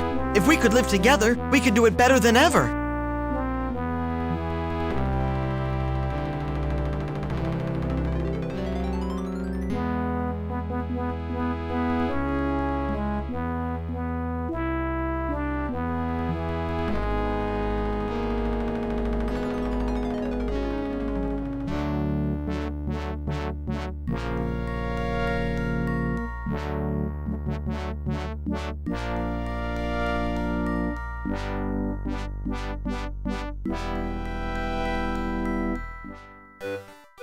Haplo, my boy! I knew you could do it! They put their symbols into the face of a mysterious building without even knowing why. Quite an achievement if you ask me. That shows leadership qualities. You've inspired loyalty in these children. They trust you. Does your heart good to see them together, doesn't it? Too bad it's only for a little while, It's a good thing they don't know that you're just scouting for your lord, that soon he will destroy these children's lives for his dreams of conquest. That would just ruin their day. Better keep this between you and me if you know what I mean. Don't worry, Haplo, I won't interfere in your mission. In fact, I have a present for you. I tried to take up a collection around the office, but no one there seems to like you very much. I wasn't going to say anything, but they all think you're on the side of evil. That doesn't make you very popular. Most of their ideas of a going-away present took the form of a punch in the mouth. I stuck up for you, though. He's not a mindless puppet, I said. He has very good reasons for wanting to destroy everything. I'm sure he's thought this whole thing through. They seemed a little doubtful, but I know my old buddy Haplo. You'll come through in the end. Anyway, since no one chipped in, I got you this.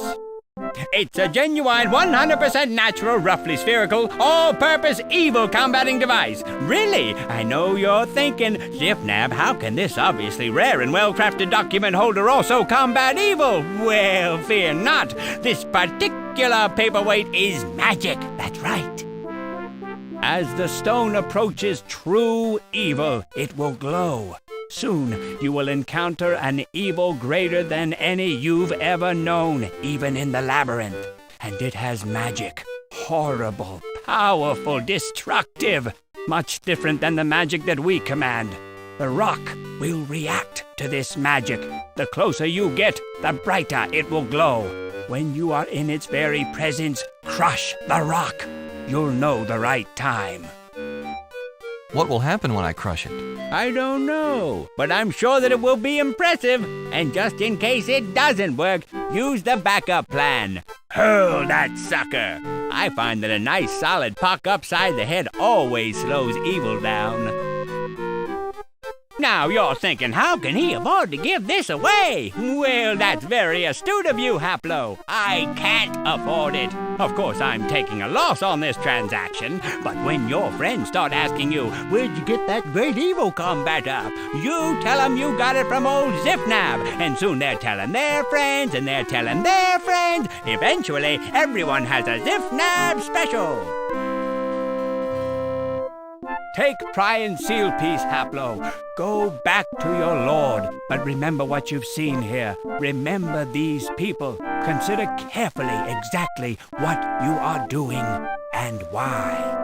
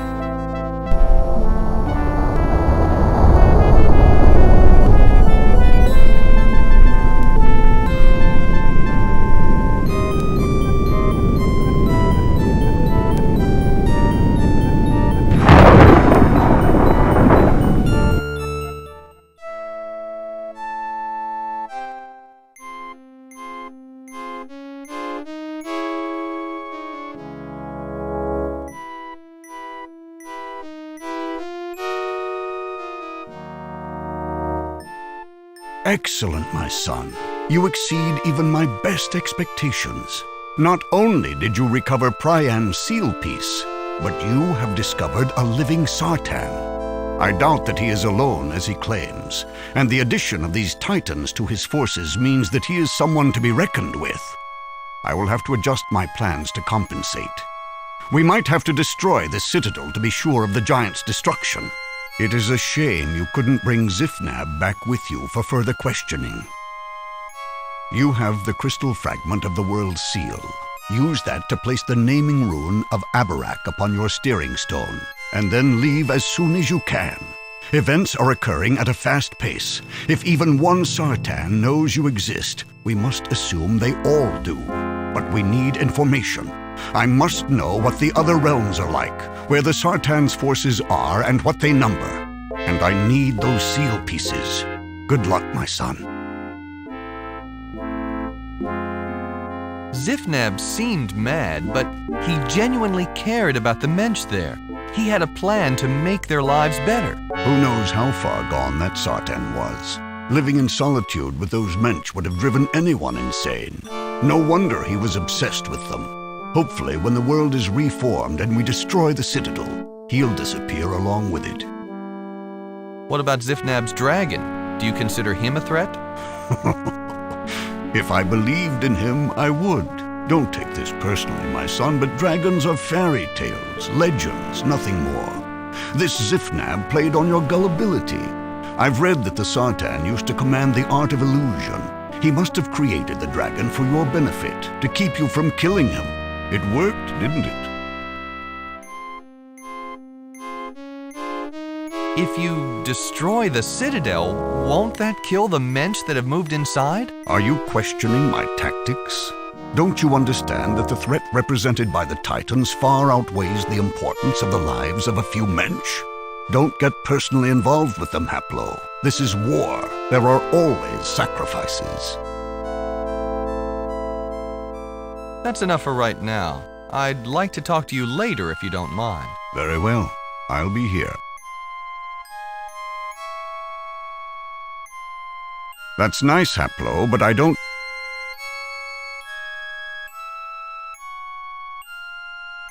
This looks like a fragment of a replica of the world's seal, carved from crystal.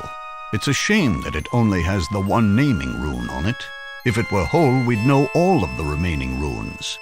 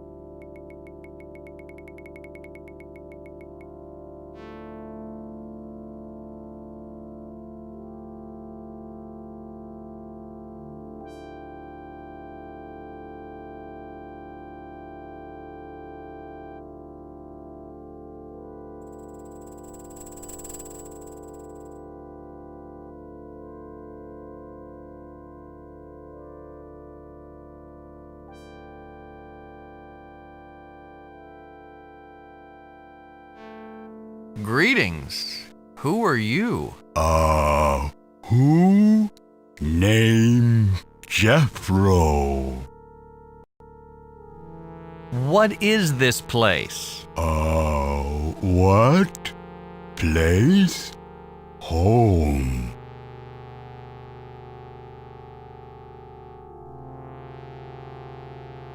What are you doing? Doing? Water plants.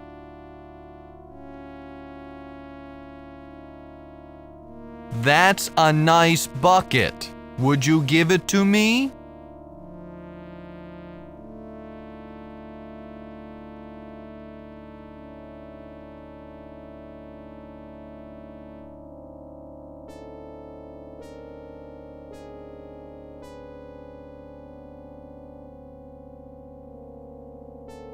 Would you accompany me?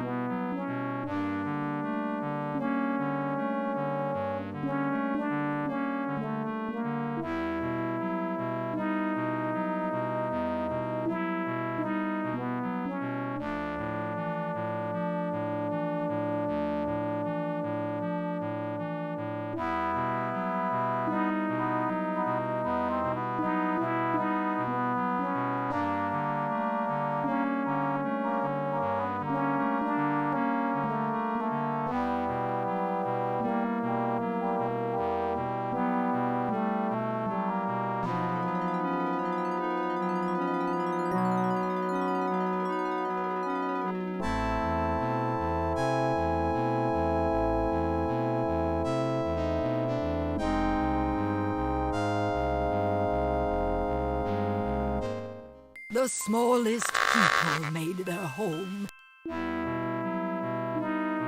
How may I be of assistance, sir?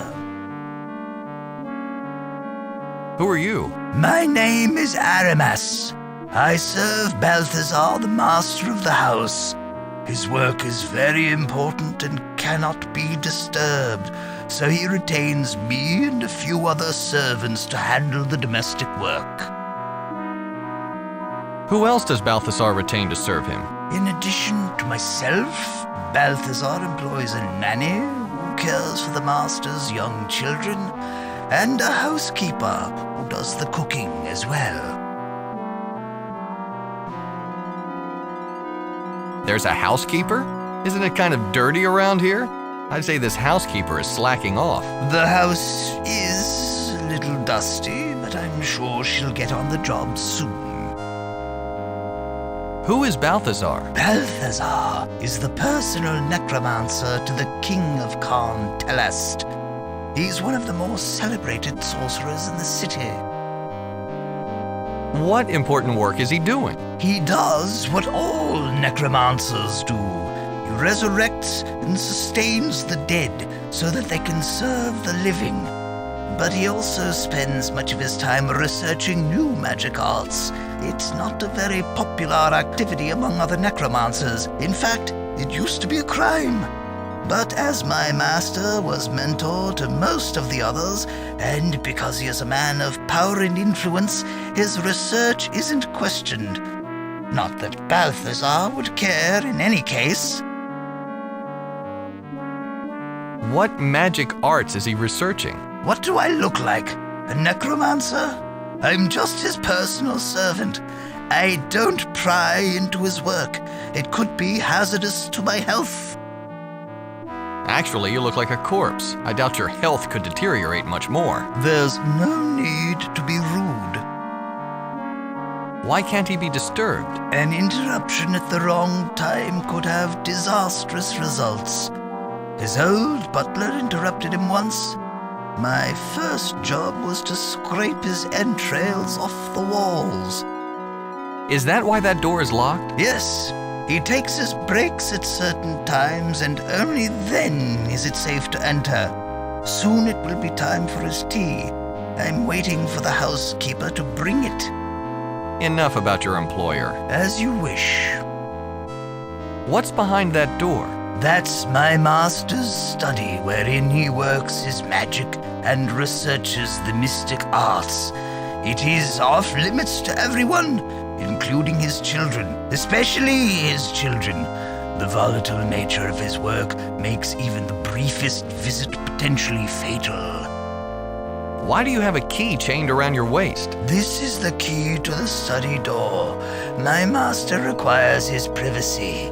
I only open the door to give him his meals and when he breaks for tea. Right now, I am waiting for the housekeeper to give me the tea tray. The master will be expecting it soon. Do you think you could open the door for me? The master is expecting my visit. The master isn't expecting anyone today. And even if he was, he would leave his study to speak with you. He doesn't allow anyone inside, except myself.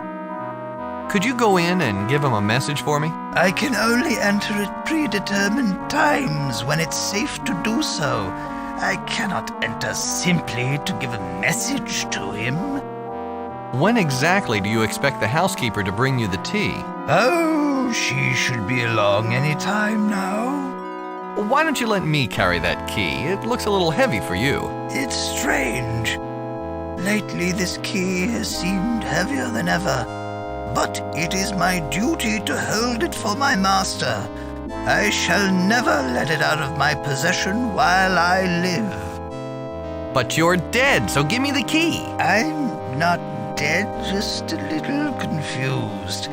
I did have a bad fight with the plague some time ago, but I pulled through. I'm here, aren't I? Though since then everything has seemed somewhat...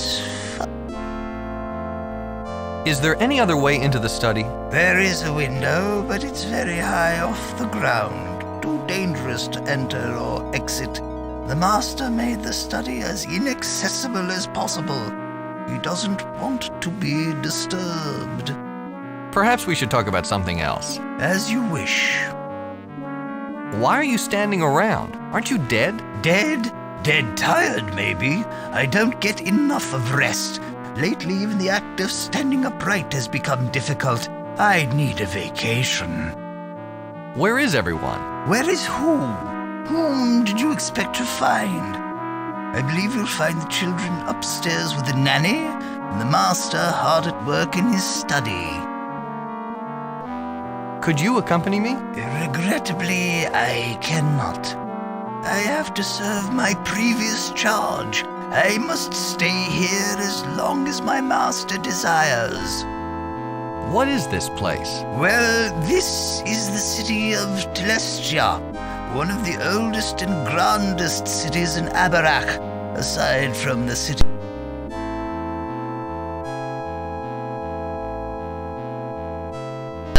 And we're very proud of our accomplishments.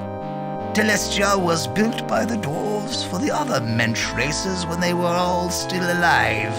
The dwarves themselves lived in caves not too far from here.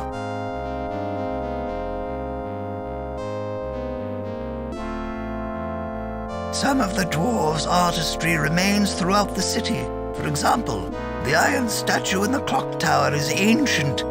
It is the exact likeness of Clytus the first in the line of dynasts who have ruled over Abarak. The detail is excellent. Even the royal scepter, still carried by Clytus XIV, is a perfect replica of the original. They say that the statue was made by Clytus I's personal dwarf slave after the dwarf went mad. The madness obviously didn't affect his artistic talent, though. What happened to the other races? The weaker races died off shortly after they were transplanted to this world. They didn't have strong enough magic to survive the harsh environment of Abarak. Where exactly did the dwarves live? I believe they once lived in caves just outside of the city. I can't be certain, however, that it isn't simply legend. The region hasn't been explored for a long time. Where is Karn Necros? It's at the core of the world. I've never been there. In fact, no one in this Karn has. We've never traveled outside of the city. We've never had to. Does the dynast rule this city? Not really. We've never even seen him. Our king has ruled Telestia for ages. The dynast only rules here on paper. Is this scepter anything special? Of course. It is the scepter of rulership. It gives incredible magic power to he who wields it. The original dynast, Clytus I, created the scepter, and his line has used it to secure their leadership ever since. No one would dare oppose a dynast who has control of the scepter. Why did Clytus' slave go mad? The dwarf was the first experiment in necromancy. Some say that the art wasn't perfected when Clytus I brought his slave back to life, and that insanity was the result. Afterward, Clytus banished the slave back to the ancestral dwarven lair to sit in solitude forever. This didn't affect the dwarf's devotion to his lord, however. When a body is resurrected, it learns very little, and it usually reverts to doing whatever it did during life. The dwarf continued to worship Clytus I. He even carved the statue in the clock tower to honor him. Few believe that Clytus was deserving of such an honor, but even fewer will admit that in public. Clytus XIV reveres his ancestor, and no one speaks ill of either of them without fear of being turned to dust. Enough about this place. As you wish. You're as interesting as a corpse. This conversation is over. As you wish. The smallest people made their home in caves and caverns all their own. They'll only come outside to play when all the arrows point the way. Which way, you ask? Where are they found? Just out of sight under the ground.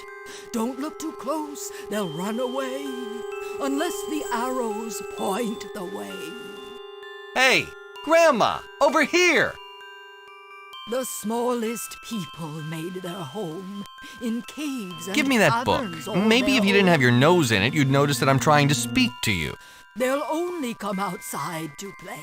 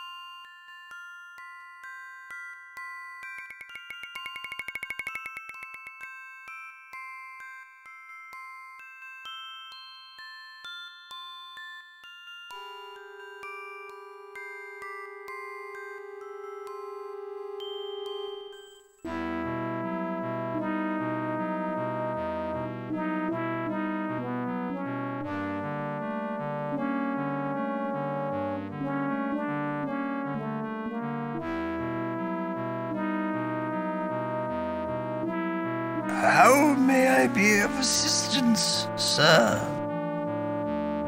Now that you have the tea, what are you waiting for? Open the door and give it to your master. Yes, I do have the tea, but I must wait until the appointed time until I open the door.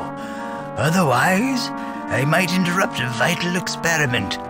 That would be disastrous for Balthazar's research, and perhaps for myself as well. What time is tea served? The 4th hour. I'll recognize it when the tower clock strikes 4 bells. He expects his tea at the same time every day. You're as interesting as a corpse. This conversation is over. As you...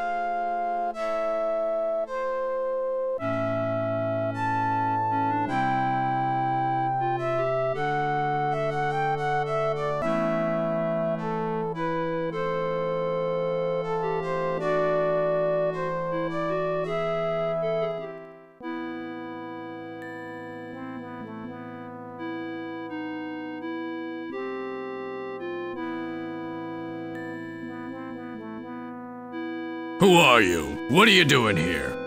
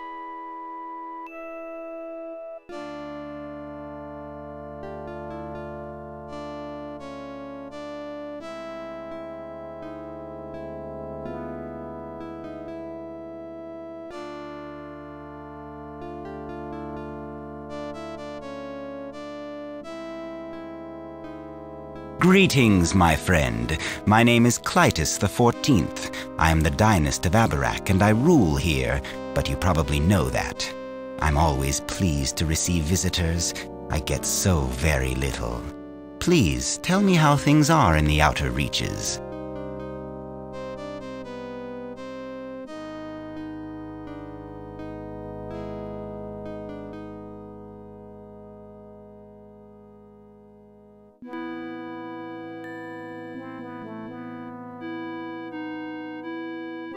The outer reaches aren't good. Water's drying up.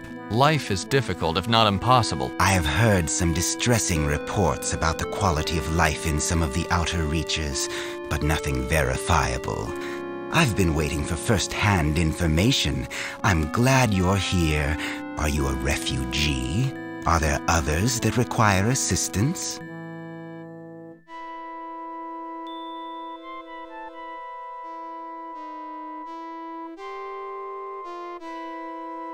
I am a refugee. I'm an emissary of about 10,000 people. Could you put them up? 10,000? That's quite a few. I will do what I can. Can you tell me where they are hidden? Camped, I mean.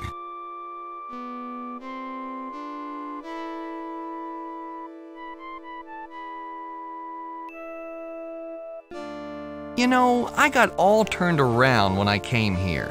I'm not exactly sure how to get back. I'm sure that after careful consideration, you'll come to realize that I only mean to help you and your people. A little skepticism is understandable. You know, you look very different. Foreign. I've seen people from all over Abarak, and you look like none of them. Who are you? Where are you from?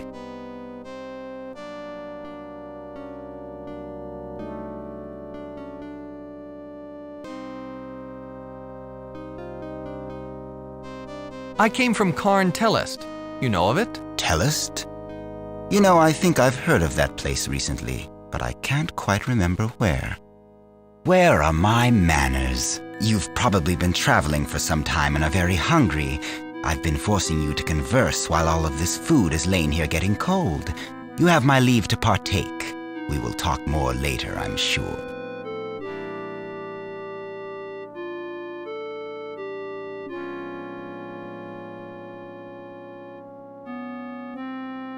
I'd like to ask you a few more questions first. The time for talk is past. Now it's time to enjoy ourselves. Perhaps a toast would be appropriate. We must drink to our new relationship. I'm sure that we will grow to be exceptional friends.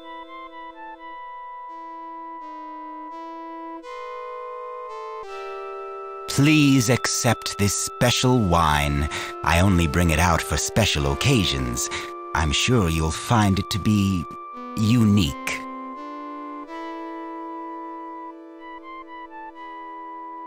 I think I'll save this for later if it's all the same. It is not the same, my friend. You will drink that wine, and you will do it now. I've lost all patience with you.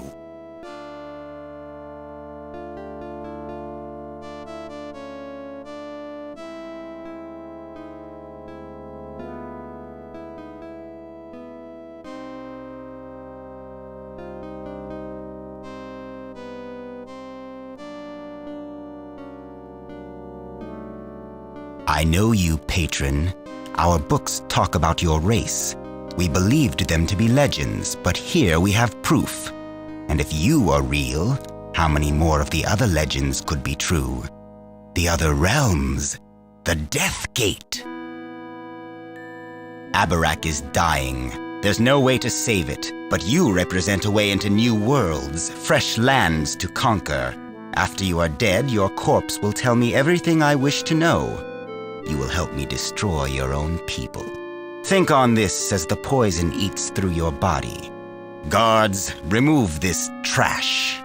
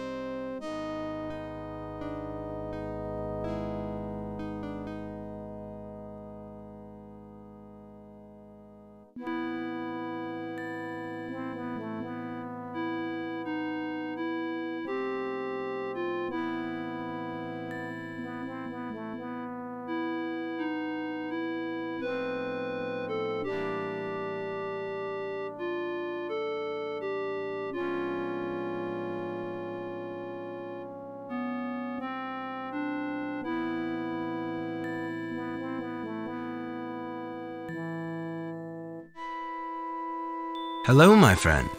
It looks like we're both in the same boat. So much for relying on the hospitality of strangers.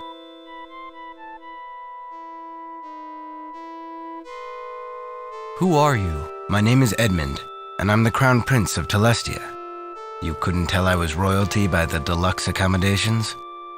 Who are you? You're a prince? Why were you put in the dungeon? It's a long story. I come from Telestia, a city on the outer edges of Abarak. A few years ago, our water supplies started to dry up. Balthazar, the royal necromancer, studied the problem and discovered that the Colossus was failing. The magic that sustained us for thousands of years was ebbing. We knew that our time was limited. We boarded everyone onto our ships and set sail for the Fire Sea. None of us had been there before, but Balthazar's ancient maps indicated a route. The trip was perilous. What's more, our ships hadn't been used for thousands of years, since we first came to Telestia. By the time we arrived, we had lost many of our people, including the king, my father. Therefore, I became my people's leader. Our intended destination was this palace. We had never seen the palace, or met the dynast that ruled us. Instead of arriving on his doorstep with a few thousand refugees, I decided to leave them in a warren of natural caves that we discovered and come here as an envoy. I thought that Clytus and I could speak and decide where my people could live. I arrived at the palace alone. He greeted me with open arms and invited me to a banquet. My people have been living on withered cairn grass for months, so I must admit that a banquet sounded appetizing. During the meal, he began to question me. The questions were innocuous at first, but became more probing and less veiled as Clytus continued. He asked military questions. What was the size of our forces and where were the troops bivouacked? Suddenly, he was sounding less like a benevolent leader and more like a king bent on eliminating any threats to his power or strains on his kingdom's food supply. Just as I stood up and announced that I wished to take my leave, a sharp pain doubled me over. Clytus simply looked over and smiled. He explained that the wine in my cup had been poisoned, and that after it killed me, he would drag the answers from my corpse. His guards brought me down here and locked me up. Now, I'm just waiting to die. What exactly is this Colossus? The Colossus is a stone spire infused with the magic of the ancients. It heats the world and slowly melts the Celestial Sea, a huge body of ice which feeds water throughout Abarak. For some reason, it is failing. Our water supply has dried up. It doesn't make any sense. According to Balthazar's books, the Colossus was designed to last forever. He hoped to examine the Colossus and perhaps help to mend it. But now we'll never get the chance. By ignoring the problem and focusing on his own petty self-interests, Clytus is sealing our world's doom. Where is the Colossus? The Colossus is in Clytus's palace. It lies at the center of the ancient catacombs which run through the palace's foundation. The entrance is right across from this dungeon. Although Balthazar's books state this, they don't show the path through the catacombs. It's said that only the Dynast knows the way. Where are your people now? They are safely tucked away in the secret caves along the edge of the Fire Sea. Clytus would give his eye teeth to know where. If somehow we managed to escape, we would still be stranded here with no way to cross the sea. I've got a ship. If you show me where they are, I could transport us there. The chances of escape are slim, but it's nice to know that we will have a way across the sea if we do. How long have you been here? Not long. Less than a day, surely. I fear that I can't hold out much longer, though. The poison has ravaged my system. It appears, for some reason, to be working faster on you. Perhaps you received a larger dose. I doubt that you have more than a couple hours left.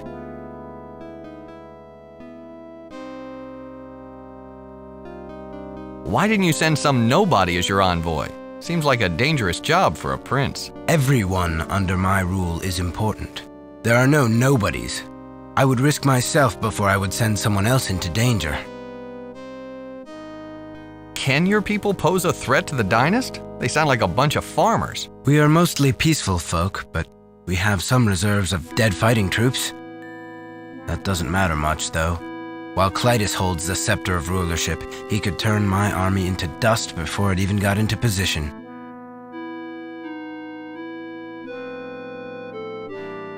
Let's back up a step. Suit yourself. Isn't Telestia quite a ways from here? Yes.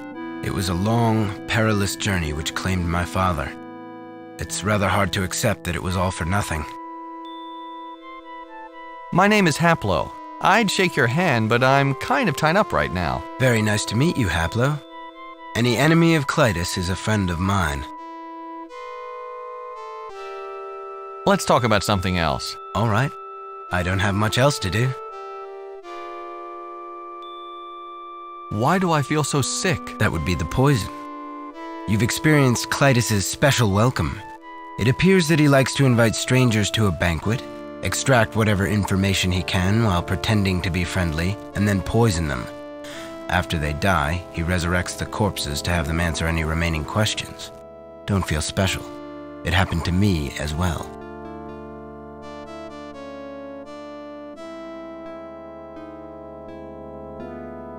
What happens if he decides he wants to keep his victim alive, or someone accidentally drinks the poison? Is it too late, or is there an antidote? There is an antidote, though it's unlikely we'll ever get our hands on it. I overheard some of the guards talking about it when they were planning to sneak wine from the banquet room's bar. The bar contains a variety of liqueurs in a wide array of colors. As you're aware, the poisoned wine is in a red bottle. The antidote is in a clear bottle. It's useless to even think about it, though. Even if we could get out of these chains, we'd never make it past all the guards. Why did this Clytus lock us up? To give the poison time to kill us. When we're dead, he'll resurrect us and get all the information he needs. No way am I telling him anything, even after my death. I'm afraid you'll have no choice.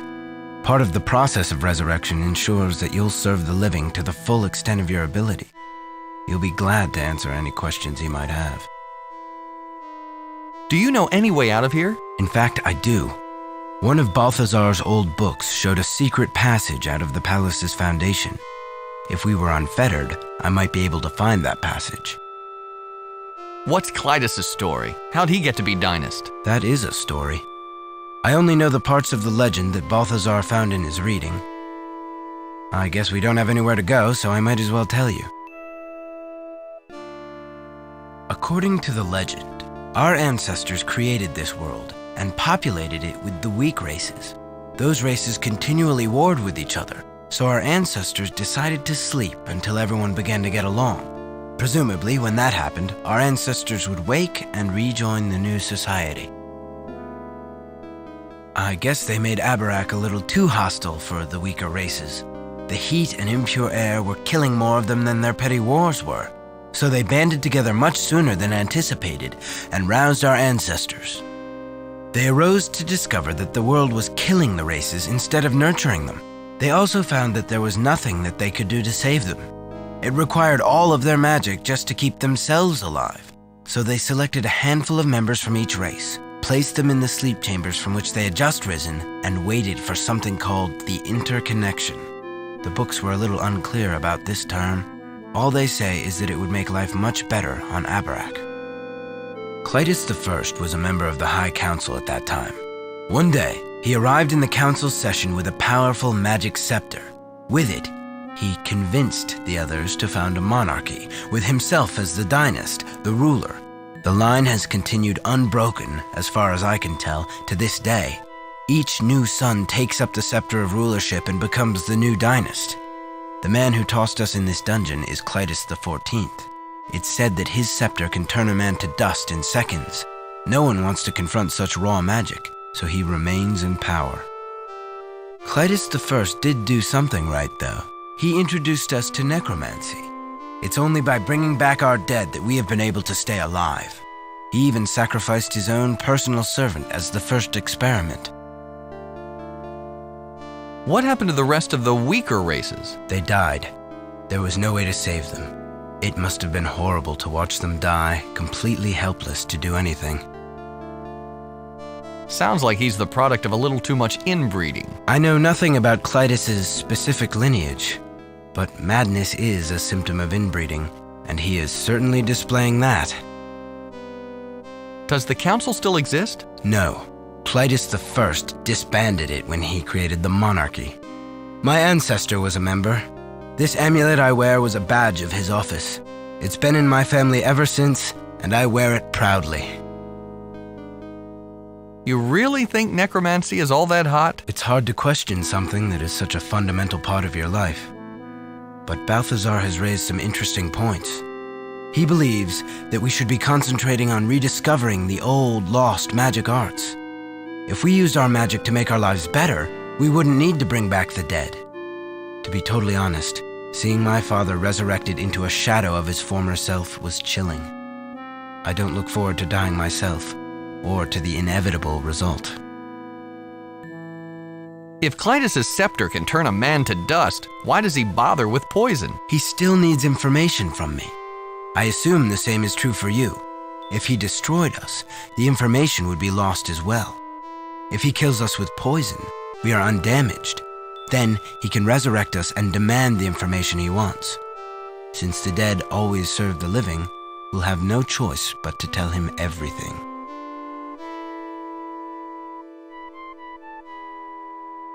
You mean that if Clytus didn't have this scepter, he wouldn't be in charge? I would challenge him myself if I could count on a fair fight. My claim to the throne is as strong. My ancestor was also a member of the High Council. These are all pipe dreams, though. His scepter would make dust of them and me. What happened to his personal servant? Shortly after he rose to power, Clytus I sent him away. I believe he was banished to the ancestral home of the dwarves. In fact, it would have been in the caverns around Telestia. No one has explored that area in ages. I wonder if he's still there. That was an intriguing story, but let's talk about something else. All right. I don't have much else to do. Why is that dog watching us? Is he just waiting for us to die so he can chew on our bones? That's Clytus's personal hunting hound. The guards have orders to let him go anywhere he wants, so he has run of the palace. He's probably here because he's curious. They don't get many new visitors. I don't hold it against the hound that he belongs to Clytus. He seems nice enough. Until you came, he was my only company. He's a good listener. That's an interesting medallion you're wearing. Could I have it? I'm afraid not. It belonged to my ancestor and has been passed from father to son for centuries. I treasure it with my life. I'd like to rest now. I understand. I'm feeling sick and tired myself. I'm sure it's the poison, not the conversation.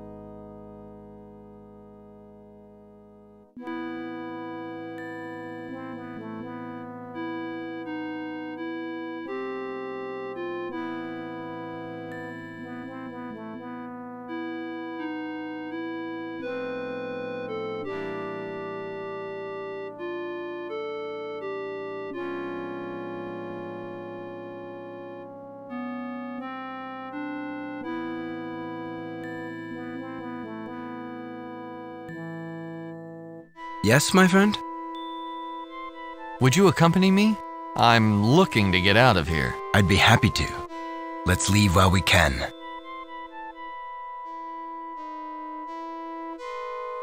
Behind a panel in that wall is a tunnel which leads directly to the docks. We should be able to sneak out to your ship and sail away before they know what's happening. When we're away, I'll direct you to the caves where my people hide. I must tell them about the situation here, and perhaps they can help you as well.